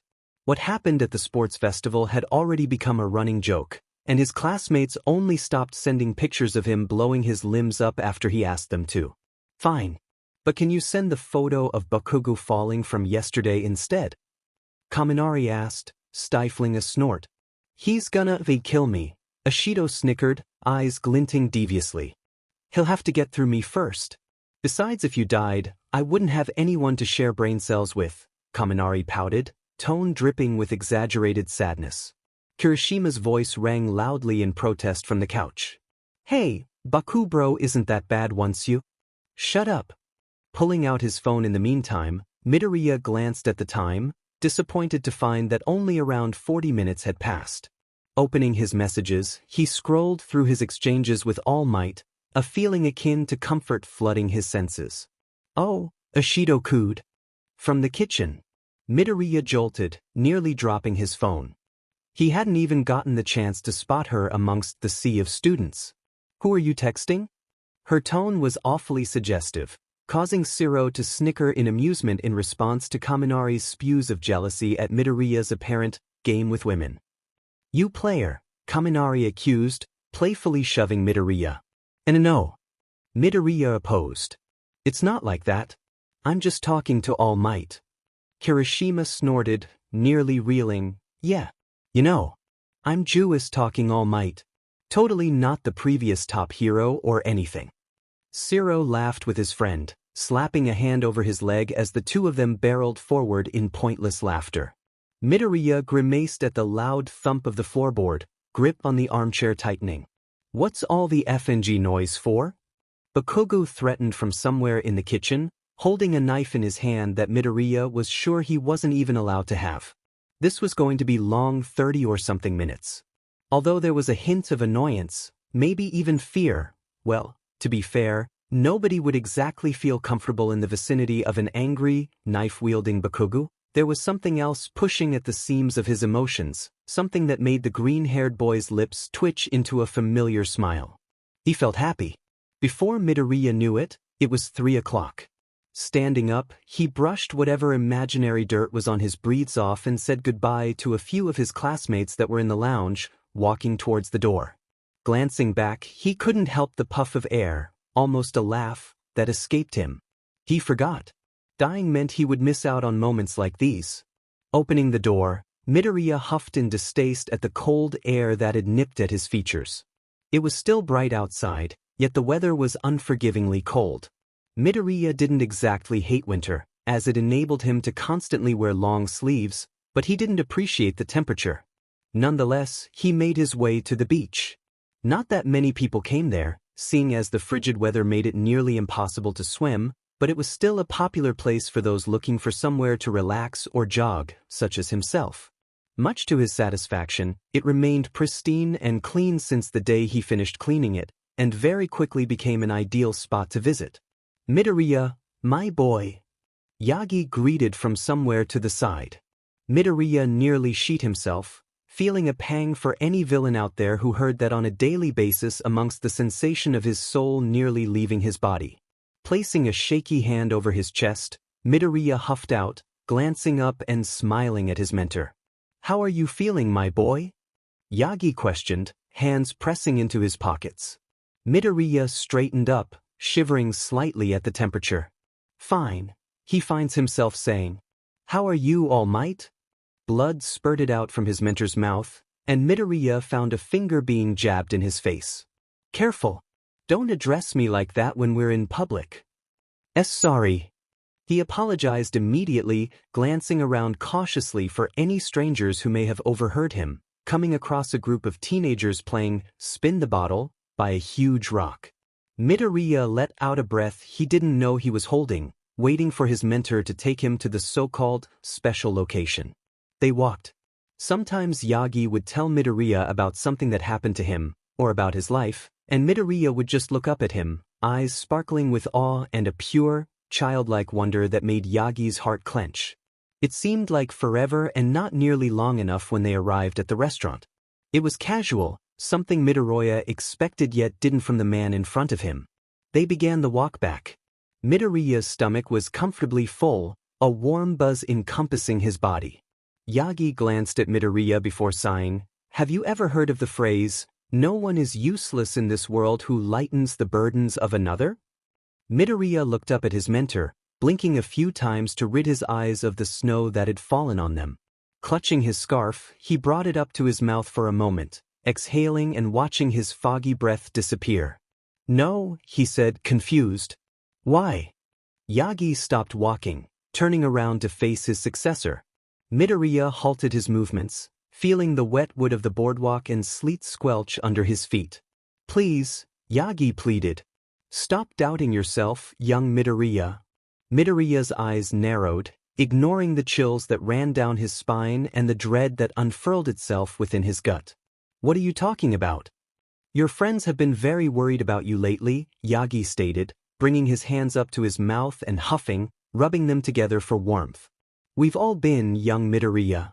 Oh. Midoriya simply said, finding the floor interesting, suddenly. He didn't know where this conversation was leading, but he felt a wave of dread coil within his gut, ready to spring and snap at a moment's notice. Young Todoroki came to talk to me the other day, you know, Yagi sighed, and Midoriya let out a choked breath of air. Don't tell me. Did they say anything to you? About anything? Midoriya asked, fists clenching as he looked down at the ground below him, unable to meet his mentor's knowing stare. Silence met his question, the meaning of what was happening just beginning to dawn on him. All Might knew. And suddenly, Midoriya couldn't breathe. The wind was knocked out of his lungs and he felt his stomach drop, disastrously loud heartbeat drowning out his surroundings. Midoriya began to hyperventilate, fingernails digging into his palms subconsciously, though he couldn't even register the pain through the utter fear that was coursing through him. Nausea crawled up his throat, making Midoriya slap a hand over his mouth, face turning a sickly green. He could hear Yagi talking to him in the background, but everything was muffled, distilled like he was underwater. Stumbling, he became painfully aware of how weak his legs felt, as though they were jelly. Breathe, Midoriya. It's all right. No, it's not all right.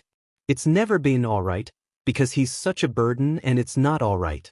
Midoriya didn't even realize he was vomiting until he felt the familiar burn of his throat, the liquid rushing back up through his mouth, and the stench of vomit hit him. Hands grabbing desperately for whatever was nearest to him, he found himself FSNG the jacket of his mentor, who was rubbing his back gently, speaking words of reassurance that Midoriya couldn't even hear, that he didn't want to hear, because then that only confirmed Midoriya's suspicions that he knew. Now he'll want one for all back and Midoriya will just be a quirkless nobody again, and what will he tell Mom? Where will he go besides you today? Midoriya only vomited harder, hot tears running down his face as a guttural sob tore its way out of his throat. Yagi's voice was beginning to become more clear, not staticky anymore, chopped up fragments of sentences filtering through the white noise in Midoriya's mind. It's going to be all right, just breathe with me. Like that. You can do it, young Midoriya. Letting out another cry, Midoriya curled in on himself, too ashamed to meet the concerned stare of his mentor or the curious looks shot at him by strangers that had happened to walk by. I've...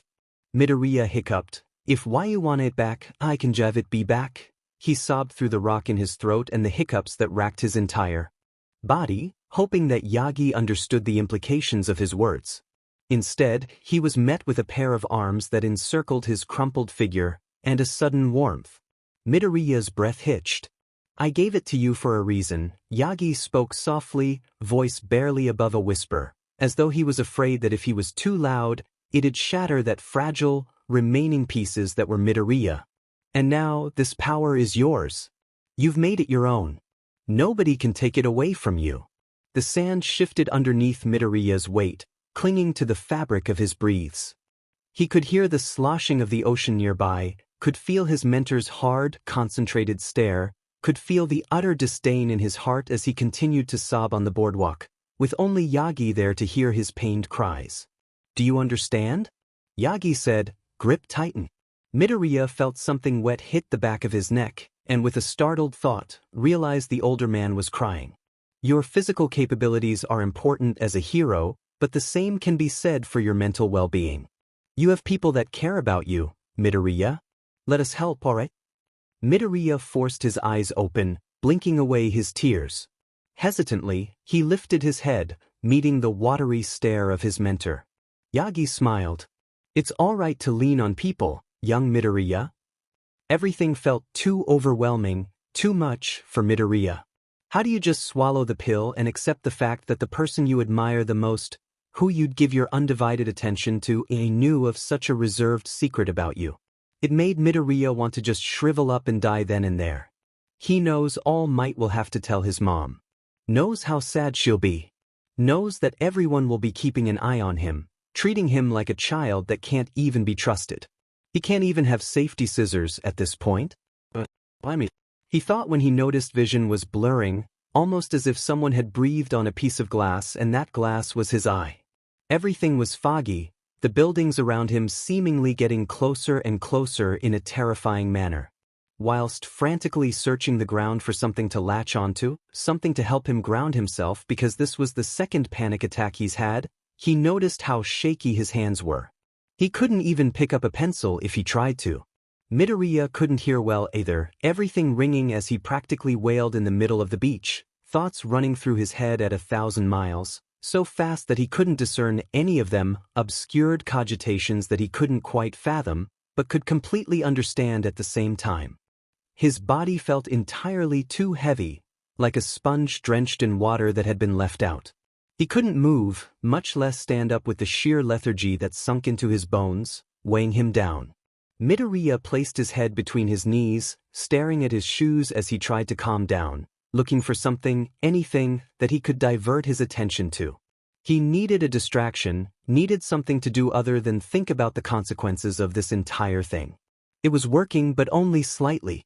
The voice of his mentor began to filter in through the sound of his blood pounding in his ears, speaking gently in a tone that reminded Midoriya of restless summers spent with Kaken, the two of them staying up to listen to the familiar drone of the mosquitoes and tell scary stories underneath a blanket that would end with one of them having to go turn the lamp off, and subsequently scamper back to the bed like a man walking on hot coals, afraid that a monster would grab their leg from underneath the bed. It was working, up until he felt it, the tight constriction of his chest, almost as if there was a heavy dumbbell set atop it.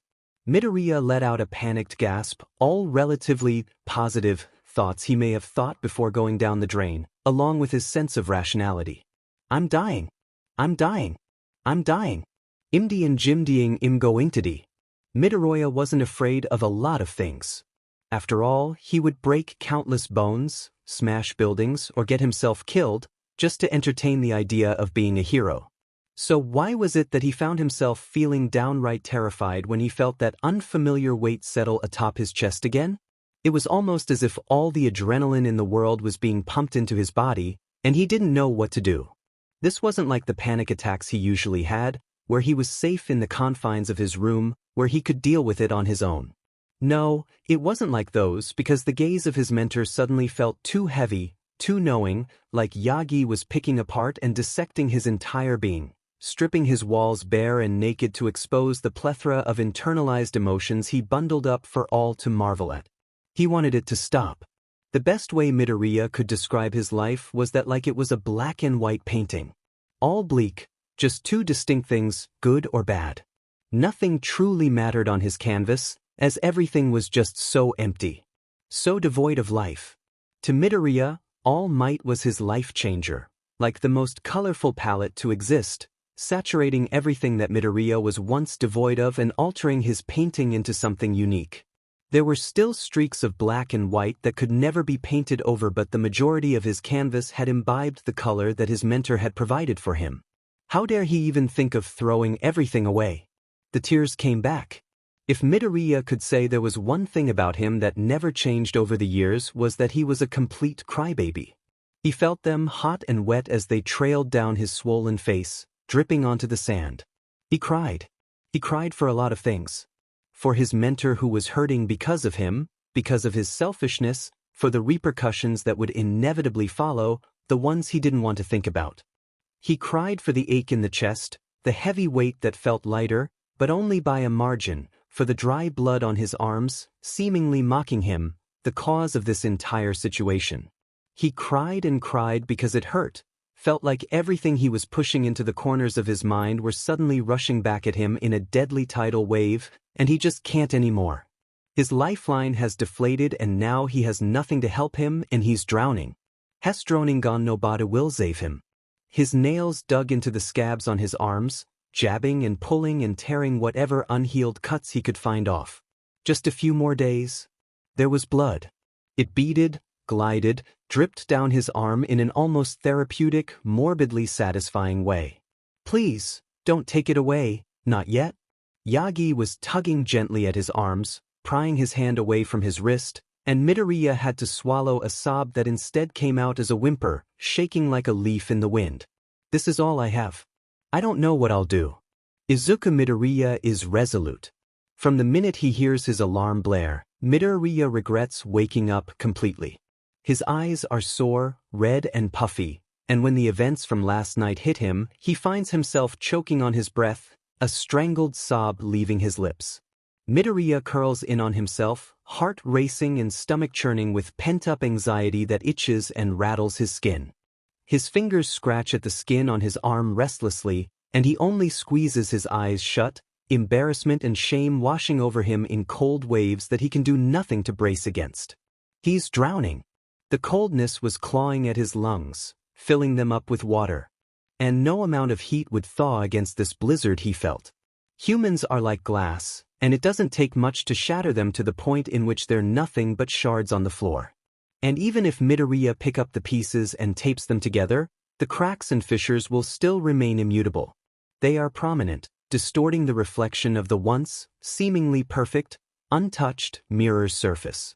And Midoriya had long since gone past the point of using tape or glue. The only remnants of him were shards smaller than a hair that scattered across the floor, unbeknownst to the naked eye.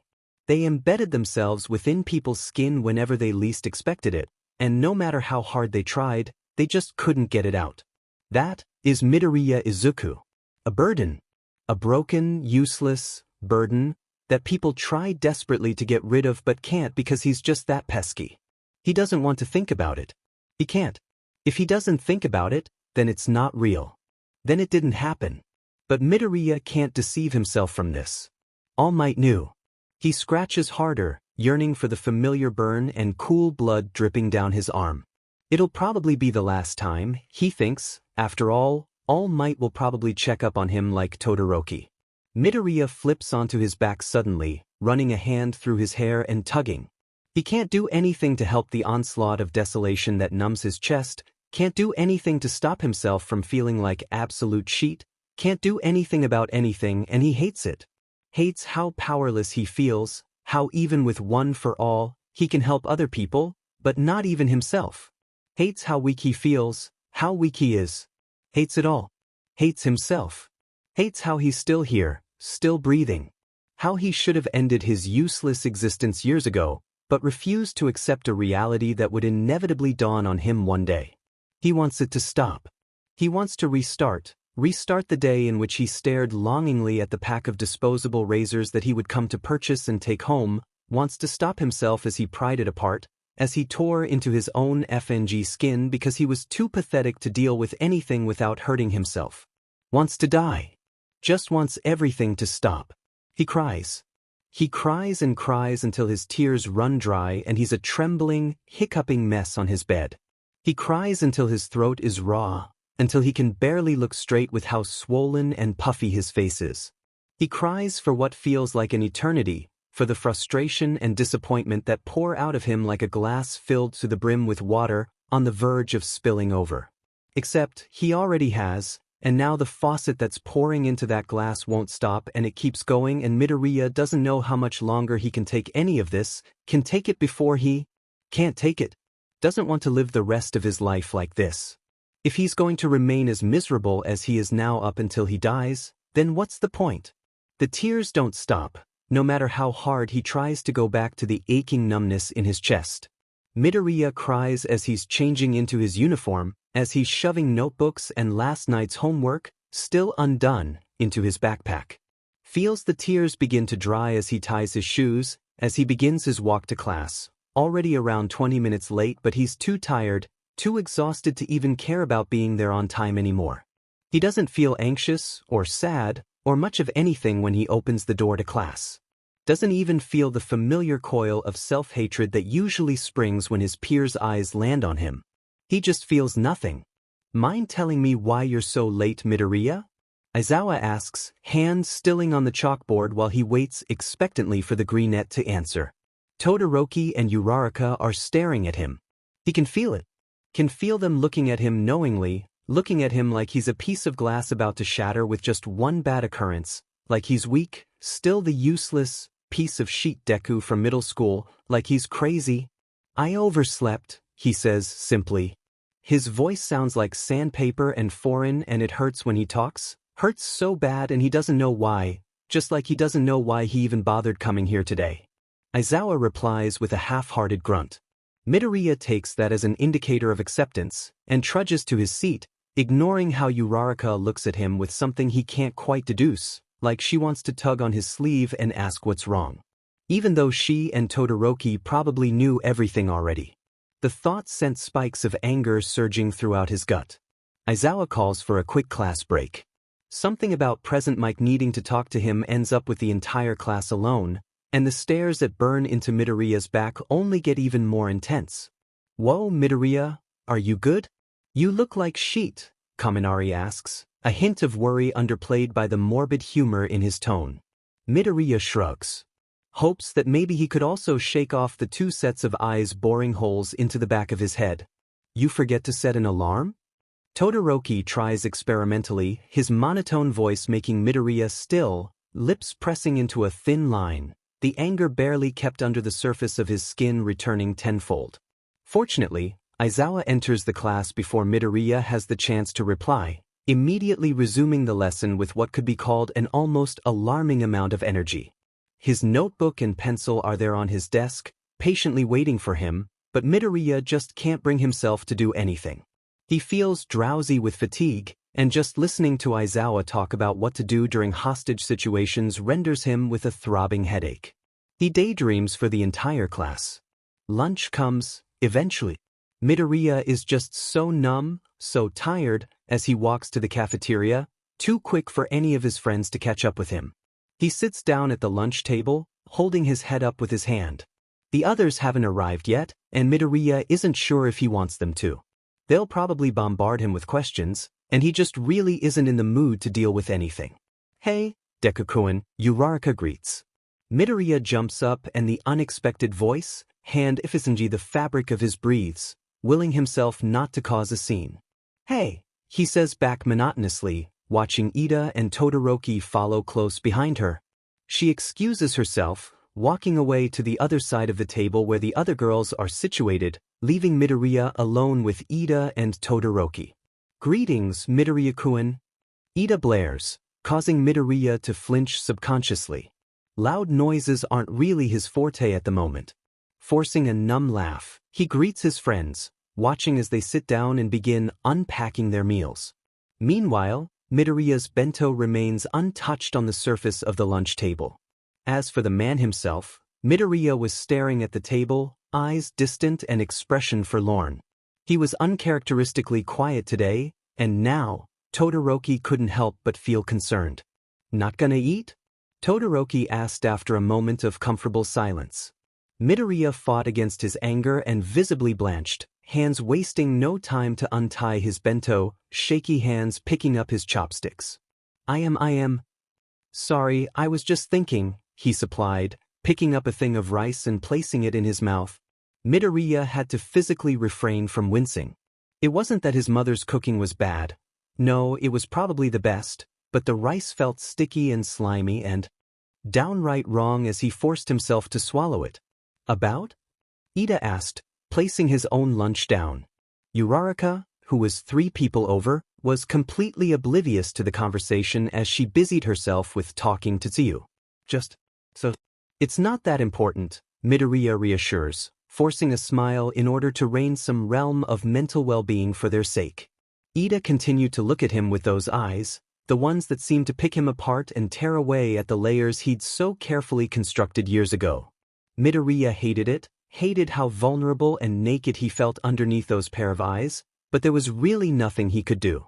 "Ida, please, You aren't," Todoroki said matter-of-factly, placing his soba down on the lunch table. Midoriya's eyes narrowed, because Todoroki already knew that he was struggling, but more so than anyone else. He really didn't need to confirm that, the scars on his arm already did. "You can talk to us whenever, Midoriya-kun. Don't become blind as I once was," Ida offered empathetically, wiping his mouth with a napkin. "Why yeah." Midoriya agreed half-heartedly, taking another bite of rice before setting his chopsticks down to drink some of his water. Another bite and he felt like he was going to vomit then and there. "You look pale," Ida spoke, noticing the way in which his friends seemingly gagged on his food. "Are you sick again? It is starting to get colder outside." I think," Midoriya replied hesitantly. "I just can't stomach this all. I ate too much this morning." "Be careful." You wouldn't want to vomit today. We have training, after all, Todoroki supplied. Midoriya paled at this, hands beginning to shake slightly. Placing them on his lap as to not draw attention to the jittery nature of them, he flashed Todoroki a wobbly smile, voice unsteady. Oh, really? Todoroki placed his chopsticks down, seemingly surprised at Midoriya's sudden nervousness at the notion of training. Yeah. Aizawa said we'd be working on more battle tactics today. Interesting. Midoriya chuckled nervously, forcing a smile. I'm going to die, he thought. Not even an hour later, sitting in Recovery Girl's office, Midoriya has to fake his symptoms while trying to get the feeling of his own fingers being shoved down his throat out of his mind. Anything is better than having to reveal the marks on his arms. Right? Izuku Midoriya is fake. Sitting in the empty teacher's lounge has never brought Midoriya this much anxiety before. Usually, this was a place where he could de-stress and unload all of his worries to his mentor. Well, most of them at least. All Might is sitting across from him, tea in one hand as he sips slowly, the only sound in the room being that of his slurping. Meanwhile, Midoriya's own cup of tea remains untouched on the wooden table. I'm sure. You know why I asked you to come here, All Might began hesitantly. Nodding slowly, Midoriya's eyes found their way to his lap, staring down at his green uniform breathes. I'm sorry, Midoriya apologizes, voice quiet. Yagi feels his heart clench for his successor. Don't, he warns. Don't apologize, my boy. If anything, I've failed you as a mentor, as a teacher. We all did. That's not true. Midoriya protests. I did this all to myself. You guys didn't know because I didn't want you to. Staying silent for a few moments, Yagi sighs, before setting his cup down on the table. Either way, we can't let this go by unnoticed, Midoriya. I'm sorry, but we have to inform your mother. Midoriya feels his heart jump to his throat, tears stinging his eyes at the mere idea of his mother finding out about his habits. He's scared. So scared. Immediately, All Might reaches for the tissue box while Midoriya muffles a sob with his uniform jacket, eyes squeezing shut tightly as more hot tears pour freely down his freckled cheeks. He's too tired to protest. He's too exhausted knows that even if he did say anything, they would legally still have to inform his mother. He did his research beforehand, and he knew exactly what he was getting into from the first time he brought a blade to his skin. It doesn't ease any of his anxiety, though, and it is with sudden clarity that he realizes how much he feels like dying right now. There are plenty of people I know who'd be willing to listen, to help. You aren't alone in this, Midoriya, All Might offers, reaching across the small table to rub a reassuring hand across Midoriya's shoulder. The contact grounds him a little, but he can't help but worry. Worry about how she'll react and if he's a disappointment and, we care about you, young Midoriya. Don't forget that. But he feels the tears begin to spill over his cheeks as his mentor squeezes him with reassurance. But I don't even care about myself. So why? Izuku Midoriya is untrusting. The punching bag creaks in protest when another well-aimed jab is aimed directly at it. It's 3 a.m, and Midoriya is jumpy, restless, anxiety and self-loathing weighing in his stomach like a sack. Now that he can't even tear into his own skin without, probably, being sent to an institution, he has to find another means of expression. Just a temporary one. Until he's able to convince them that he's all right, and he has the opportunity to relapse under the radar. His hands and shoulders ache, the familiar sting, the burn of his muscles, and the adrenaline that keeps him from feeling the bruised planes of his knuckles being the only thing to keep him going. Midoriya can hear the light plops as his sweat drops, falling languidly onto the mat below him, becoming suddenly aware of the slick perspiration that coats his skin uncomfortably. Thud.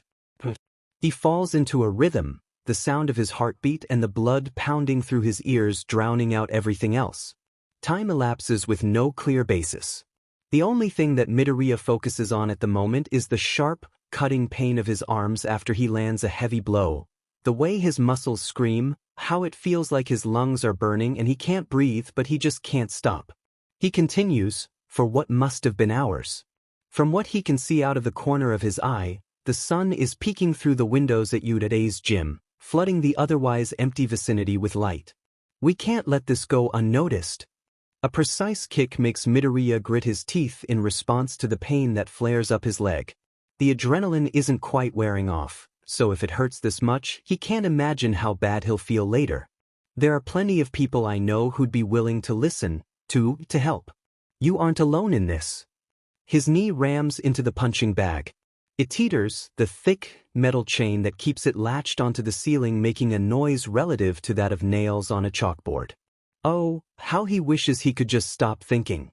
I'm sorry, young Midoriya. But we have to inform your mother. His arm reels back, fist slamming down into the punching bag. The chain snaps, and with nothing to hold it in place, the punching bag goes flying, hitting the ground with a dense thud that makes Midoriya wince. He draws his hand back, staring down at his trembling extremities. Letting out a shaky breath, Midoriya goes to the supply closet and pulls out another punching bag. This is the third one he's gotten through.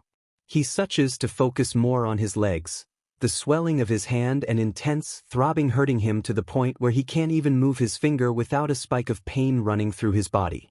The string being pulled, the vibrations of pain rattle him in unsteady tremors. He doesn't notice Uraraka, who came here for a quick morning workout before class but is instead perched behind a wall, watching Midoriya with a mix of awe and worry.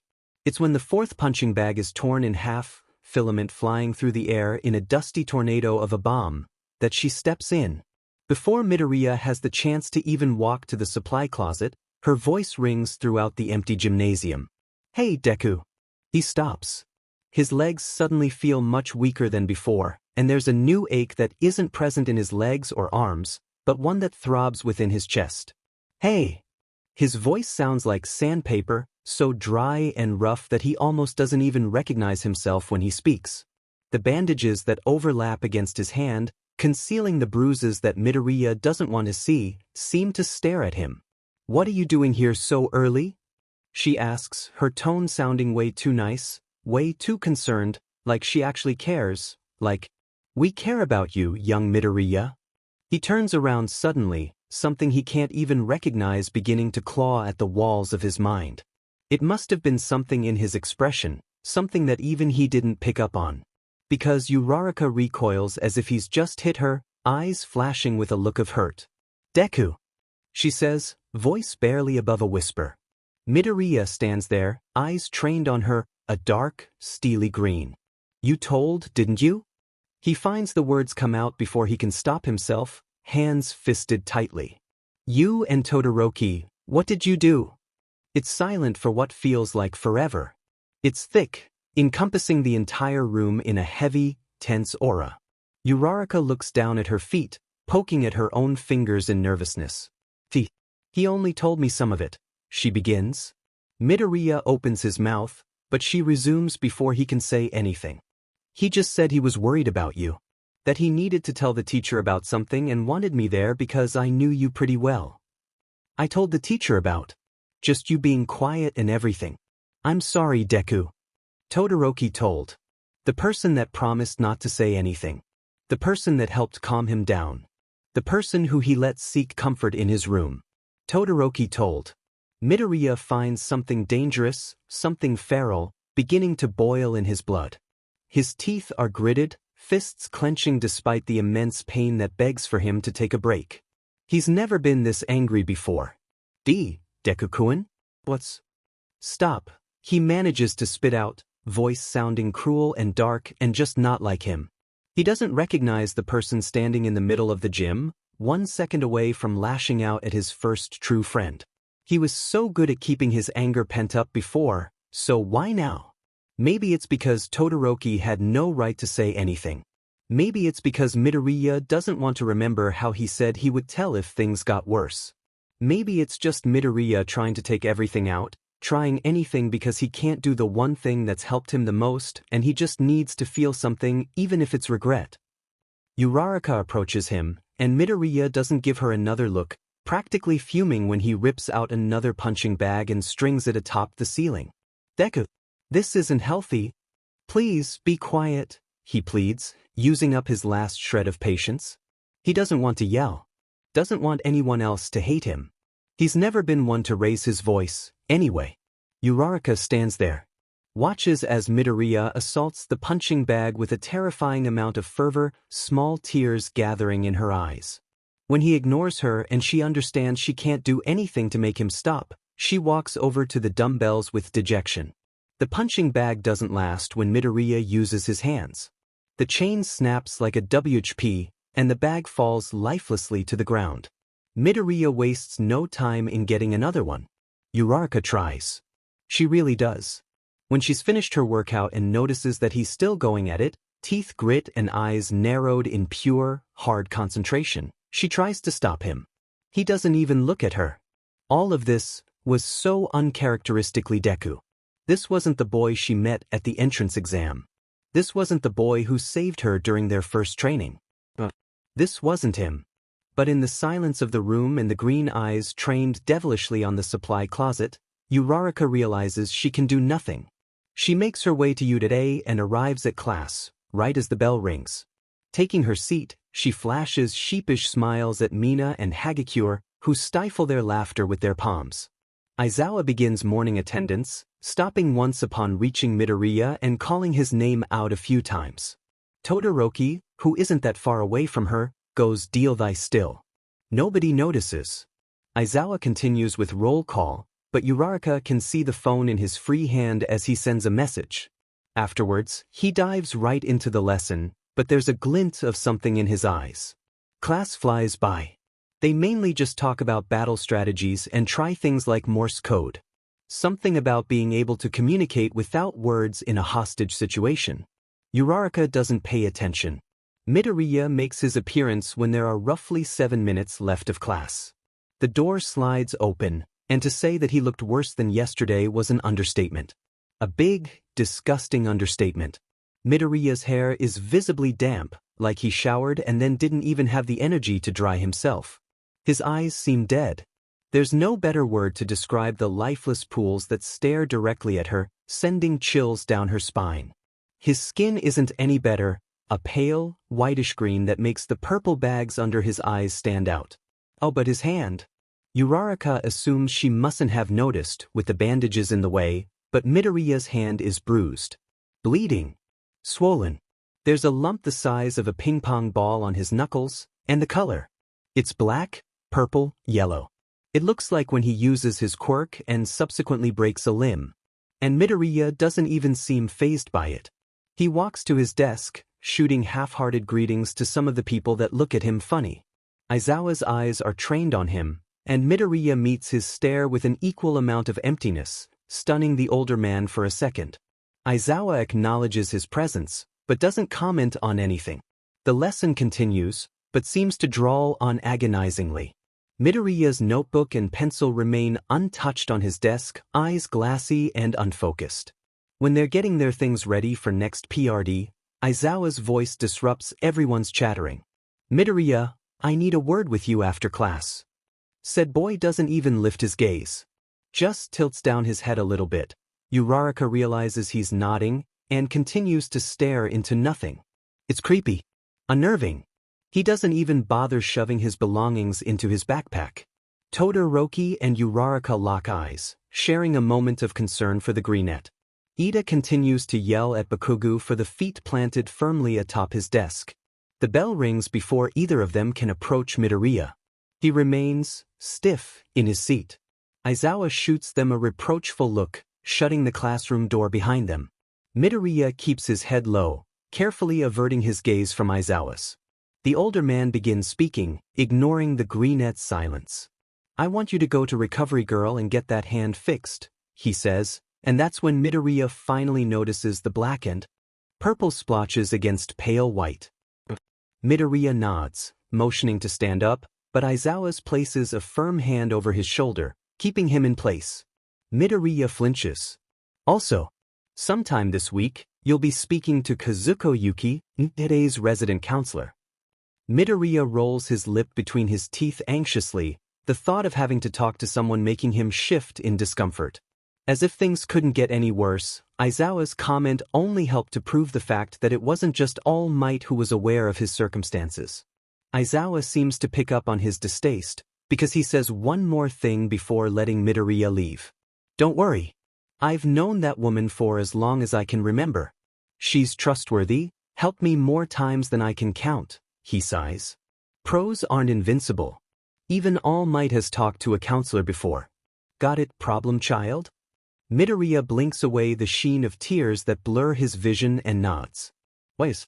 Aizawa-sensei, he says, through the lump in his throat, and bows until his sore back screams and his muscles feel like they're about to tear. Thank you. Aizawa would blame the swelling and redness of his eyes on his quirk. Anyone who said they saw him tear up would be declared a liar. Izuku Midoriya is leaving. Midoriya's pencil gets to work, scribbling and writing down in his notebook. But this time, he isn't blindly writing down his thoughts. He writes carefully, tonight. Heart heavy, he stands up and closes his notebook, eyes trained on the door, the metal of his blade reflecting in the moonlight. It won't hurt, right? In the morning, when Todoroki worriedly goes to check up on his classmate upon hearing no word from him, he's dreadfully met with the sight of an empty room and open window. However, whilst frantically searching the vacant area, a folded piece of paper on Midoriya's desk catches his attention and he can't help his eyes from skimming along the first sentence, suddenly feeling the world stop from underneath him. This is Deku. I'm sorry if you come across this. 1, 2, 3, 4, 5, 6, 7, 8, 9. Here you go, sir, the cashier says. Midoriya smiles, muttering, thank you, as he accepts the plastic bag they're holding with a bit too much eagerness. The quick rapping of his fingers against his side accompanies the low hum of the lights above him. 1, 2, 3, 4. 1, 2, 3, 4. It's cold around this time of night, he notes. Should have brought a jacket. But it's way too late to turn back and head for the dorms. Did they find my letter already? Are they looking for me? Oh, they probably are. Midoriya finds himself jumping with every little sound, nearly drops dead when he hears a police siren going off somewhere in the distance. When it drives past him, he doesn't notice that he's holding his breath. He appreciates the slight breeze that kisses his face as he continues walking, the sound of his shoes clicking against the stone sidewalk becoming white noise to his chaotic mind. Honestly, he never liked being by himself. Especially not in public, and definitely not when it was dark out. He already had multiple nightlights, so this was basically torture. I really can't have anything nice, he chuckles. Even when I want to kill myself, the weather is bad. He corrects himself, frowning. I'm gonna kill myself. And when he finally reaches his destination, feet aching and muscles sore, he realizes with dread that by tomorrow he will be dead. It's weird to think about. What will death be like? Will anyone miss him? The questions come and go and it frustrates him that he won't know the answer until he tries. The old hiking trail he's resting on serves as a bitter reminder. He wonders how Kaken will react. They were doing so well and yet. Selfish. You always have to go and f everything up, you pathetic piece of shit, his mind yells. This time, though, he doesn't fight back. As he settles down on a large rock in the middle of the path, overlooking a stomach-churning drop and the city below, he can't bring himself to argue against his thoughts. He simply accepts them, each one more painful than the other. You're disgusting. I know. Pathetic FANG loser. I've never been anything else. FING kill yourself. I will. It's almost freeing. Before he'd struggle to remind himself to eat, sleep, live, to prove his mind wrong. But now that he agrees with those thoughts, it's so much easier. It hurts so much to finally accept how pathetic and worthless he truly is, and he feels so defeated, but he feels free. He wishes he'd brought his phone. Maybe then he could listen to some music before dying, and daydream for a few hours about a life where he wanted to live. Where he was loved. For hours, he sits there, shivering slightly in the cold weather. When the sky fades from black and the sun begins to rise, he wonders about all the things he'll miss. New songs, trends, jokes, people, opportunities. Wonders what he'll be like if he turns around and heads home. Who he'll be. Midoriya's mind flashes to the sight of his classmates, and suddenly it feels like the air has been knocked out of his gut. A painful sob wrenches its way out of him, lost to the sounds of wildlife. It makes him cry even harder when he realizes that in that moment he is truly alone. No one is there to calmly rub his back and reassure him that everything will be okay. It's just him and the dirt and the few animals that cry out in the distance. Sitting up, he sniffles, wiping snot from his face with the sleeve of his hoodie. Picking up the plastic bag, he pulls out the bottle of pills and water, uncapping both. Midoriya takes a moment to look up at the sky, watching the clouds laze about as they gaze back down at him. He notices the blinking lights of a few airplanes and wonders how the people inside are faring. It serves as a distraction while his fingers toy with the safety lid of the pills and dive into a mass of white. And while he's busy counting the stars, shoves them into his mouth.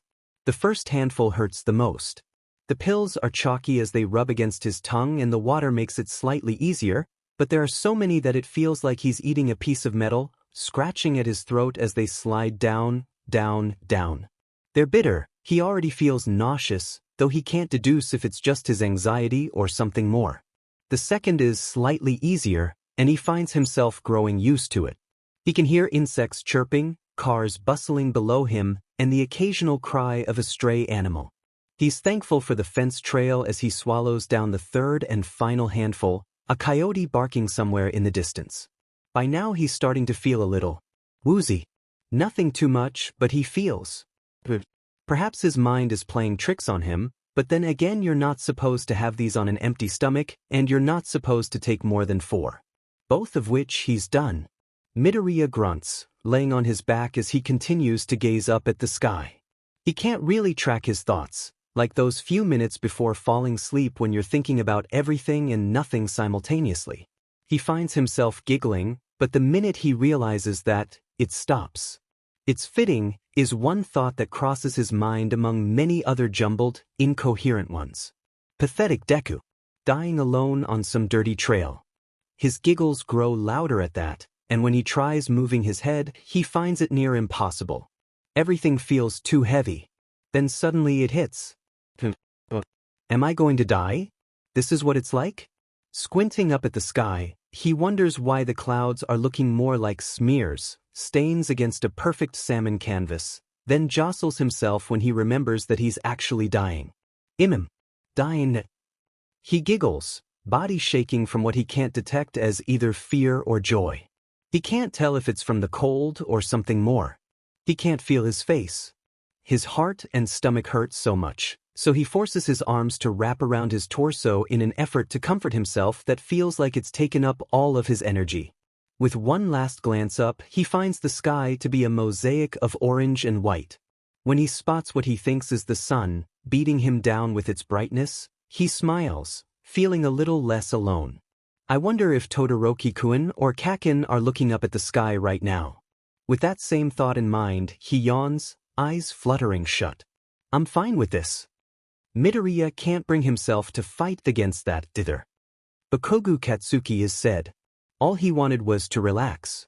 To enjoy the solitude and peace within the kitchen. Bakugo! Turning around, frying pan ready to smack the ever-loving sheet out of whoever called his name, he's surprised to make eye contact with a set of mismatched eyes. This surprise is quickly overtaken by anger, though. Do you want Peppermint Beach? Todoroki ignores his unique choice of words. The more Bakugo looks at him, though, he's actually kind of confused. The shithead looks worried, the expression out of place on his typically stoic features.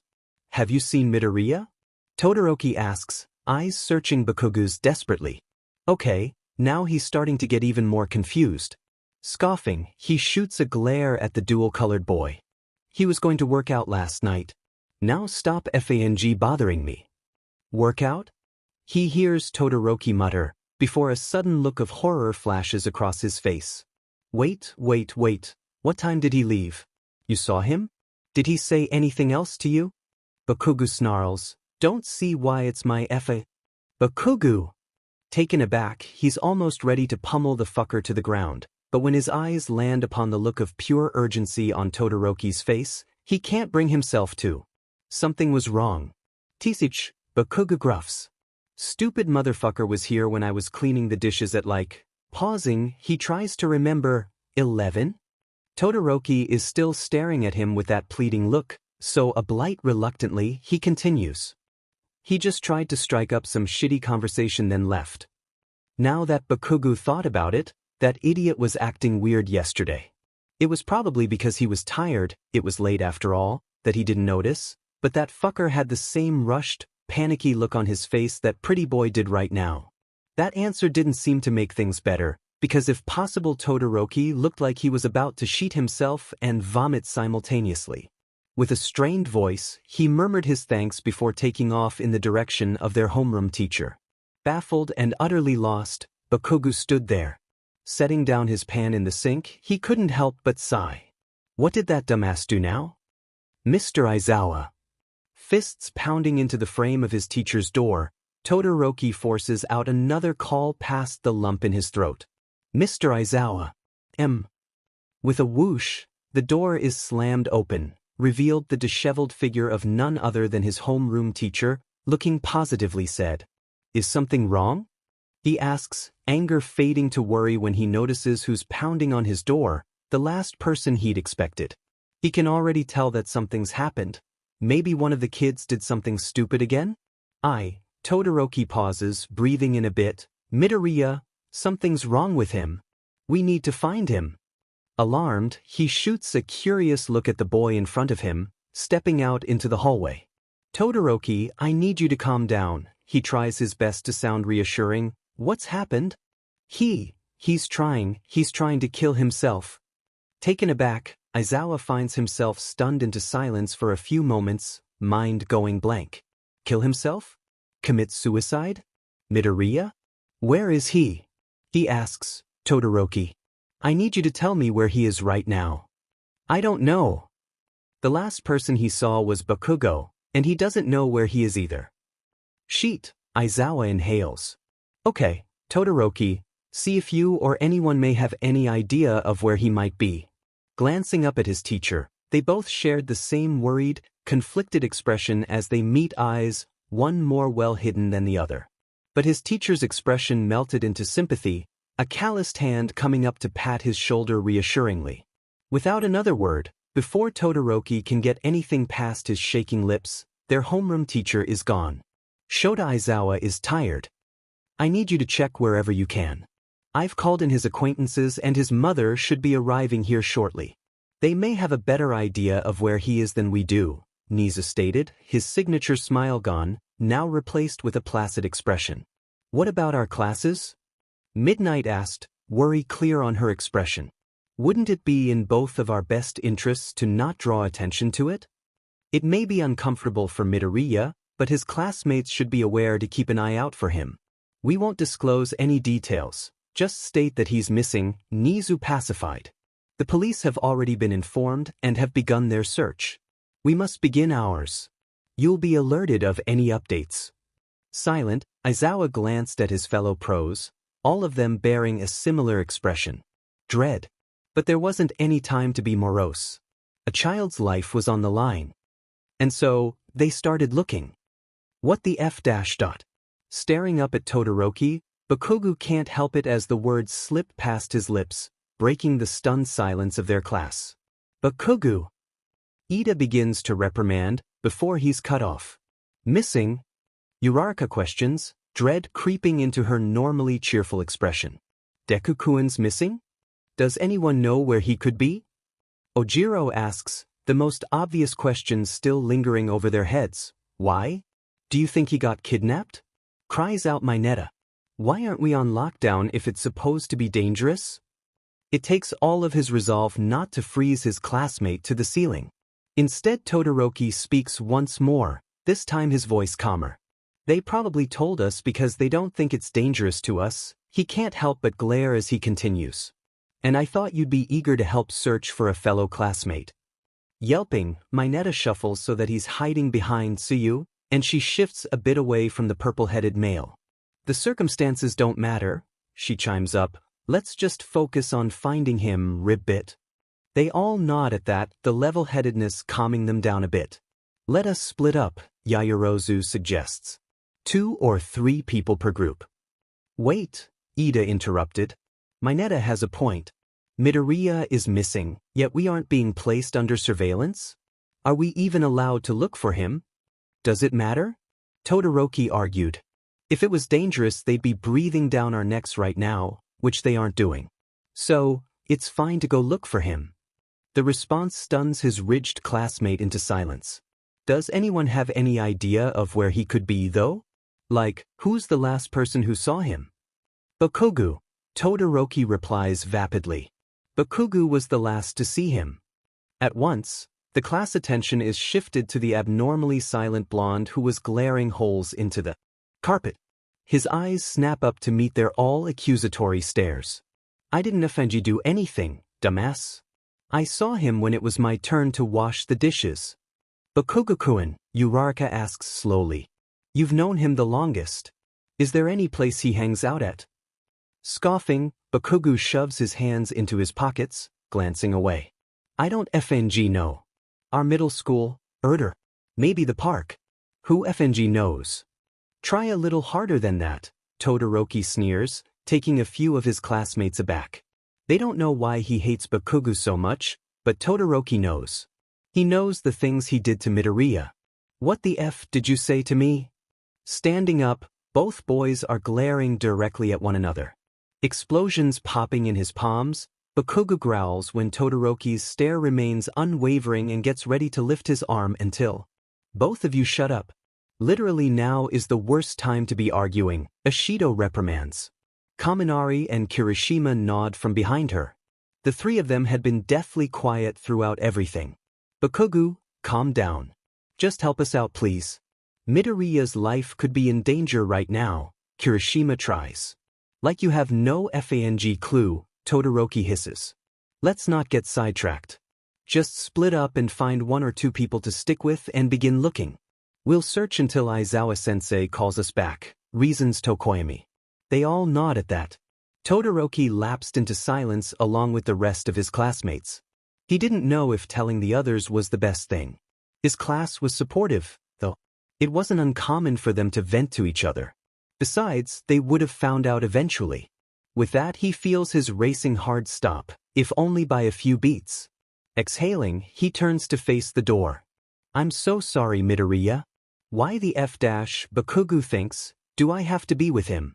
Walking beside his red and white classmate, Bakugo sighs, kicking at the dirt path ahead of them. They'd been walking for quite some time, Bakugo reluctantly leading Todoroki to some places he and Izuku used to frequent. Places that Izuku might be at. What disturbed Bakugo was the radio silence from Todoroki and their teachers when questioned on what may have happened to Deku. They remained tight-lipped, leaving Bakugo and the rest of the class in confusion. Deku definitely wasn't kidnapped, or anything of the sort. That much was obvious. If their class was in danger, they, as well as the rest of UA's student body, would be well aware. So then what was going on? Did Deku run away?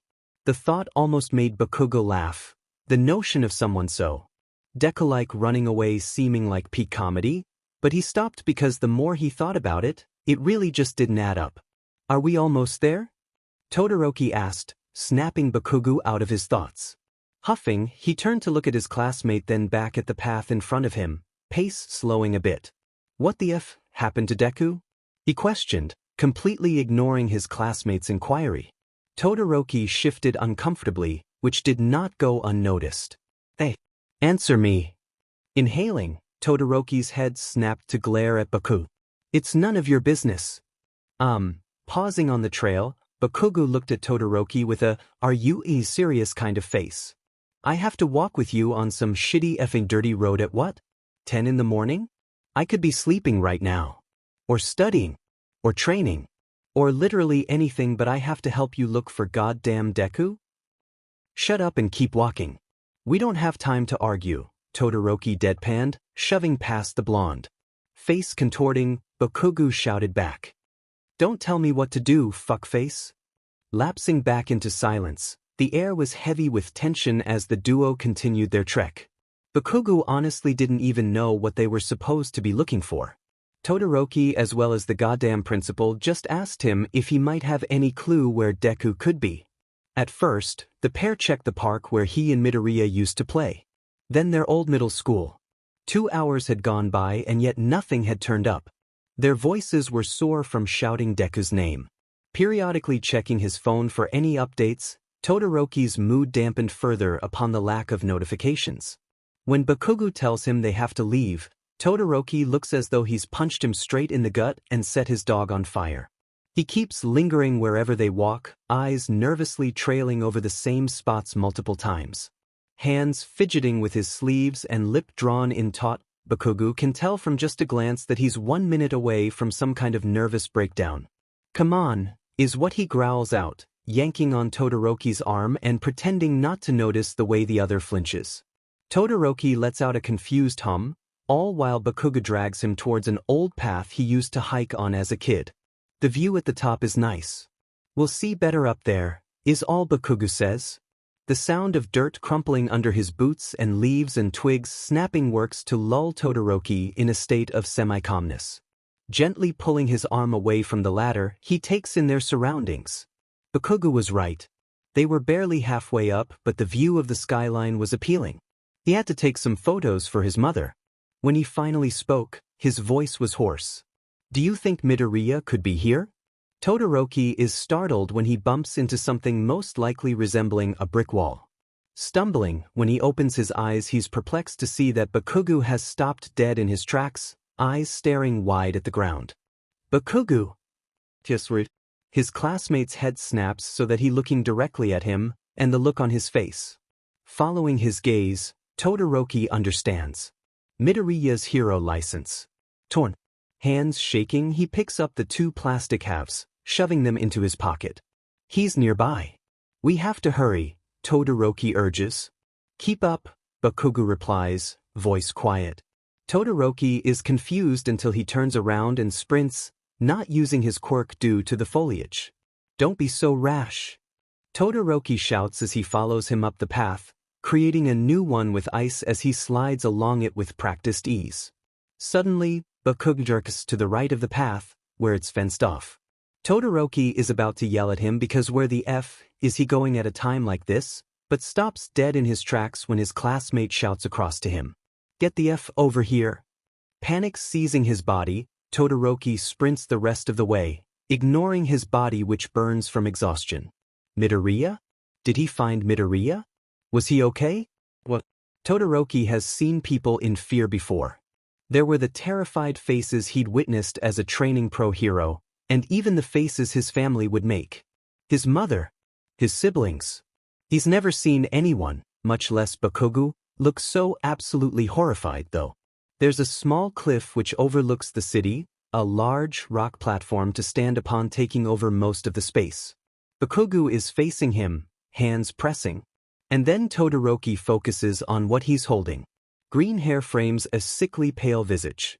Midoriya looks absolutely horrible, but then Todoroki focuses on the rise and fall of his chest. Or the lack thereof. It takes everything in him not to scream. For some reason, he feels calm, as though his emotions have been shut off and he's been cast apart from them, body and mind completely separate. Bakugo is shouting at him, so he resolutely snaps his focus back to them. Todoroki clears the distance between him and the pair in record time, hands coming down to press against Midoriya's neck, searching for anything. "It's there," Bakugo rasps, "but it's weak. Hurry up, we have to get him to the hospital." "What did he do?" Todoroki asks in his panic. There's dried vomit on some of the stone where they're sitting, some around Midoriya's mouth. Bakugo gently picks his classmate up, struggling to find a placement where he doesn't think he'll be harming Midoriya. He's already had his phone out. Todoroki didn't even notice due to his own panic, but his blonde classmate is talking to Aizawa. He sounds out of it. While Bakugo communicates with their teacher, Todoroki takes to searching the ground and anything nearby for signs of what Midoriya may have done. Bakugo sounds sort of calm, he numbly thinks, until something their homeroom teacher says seems to tip him off. "I'm not staying put and waiting for your buttes to get here. He could even die." Screaming into the receiver, Bakugo's grip on Midoriya tightens. And that's when he notices. "Bakugo!" Todoroki trembles. He's not breathing.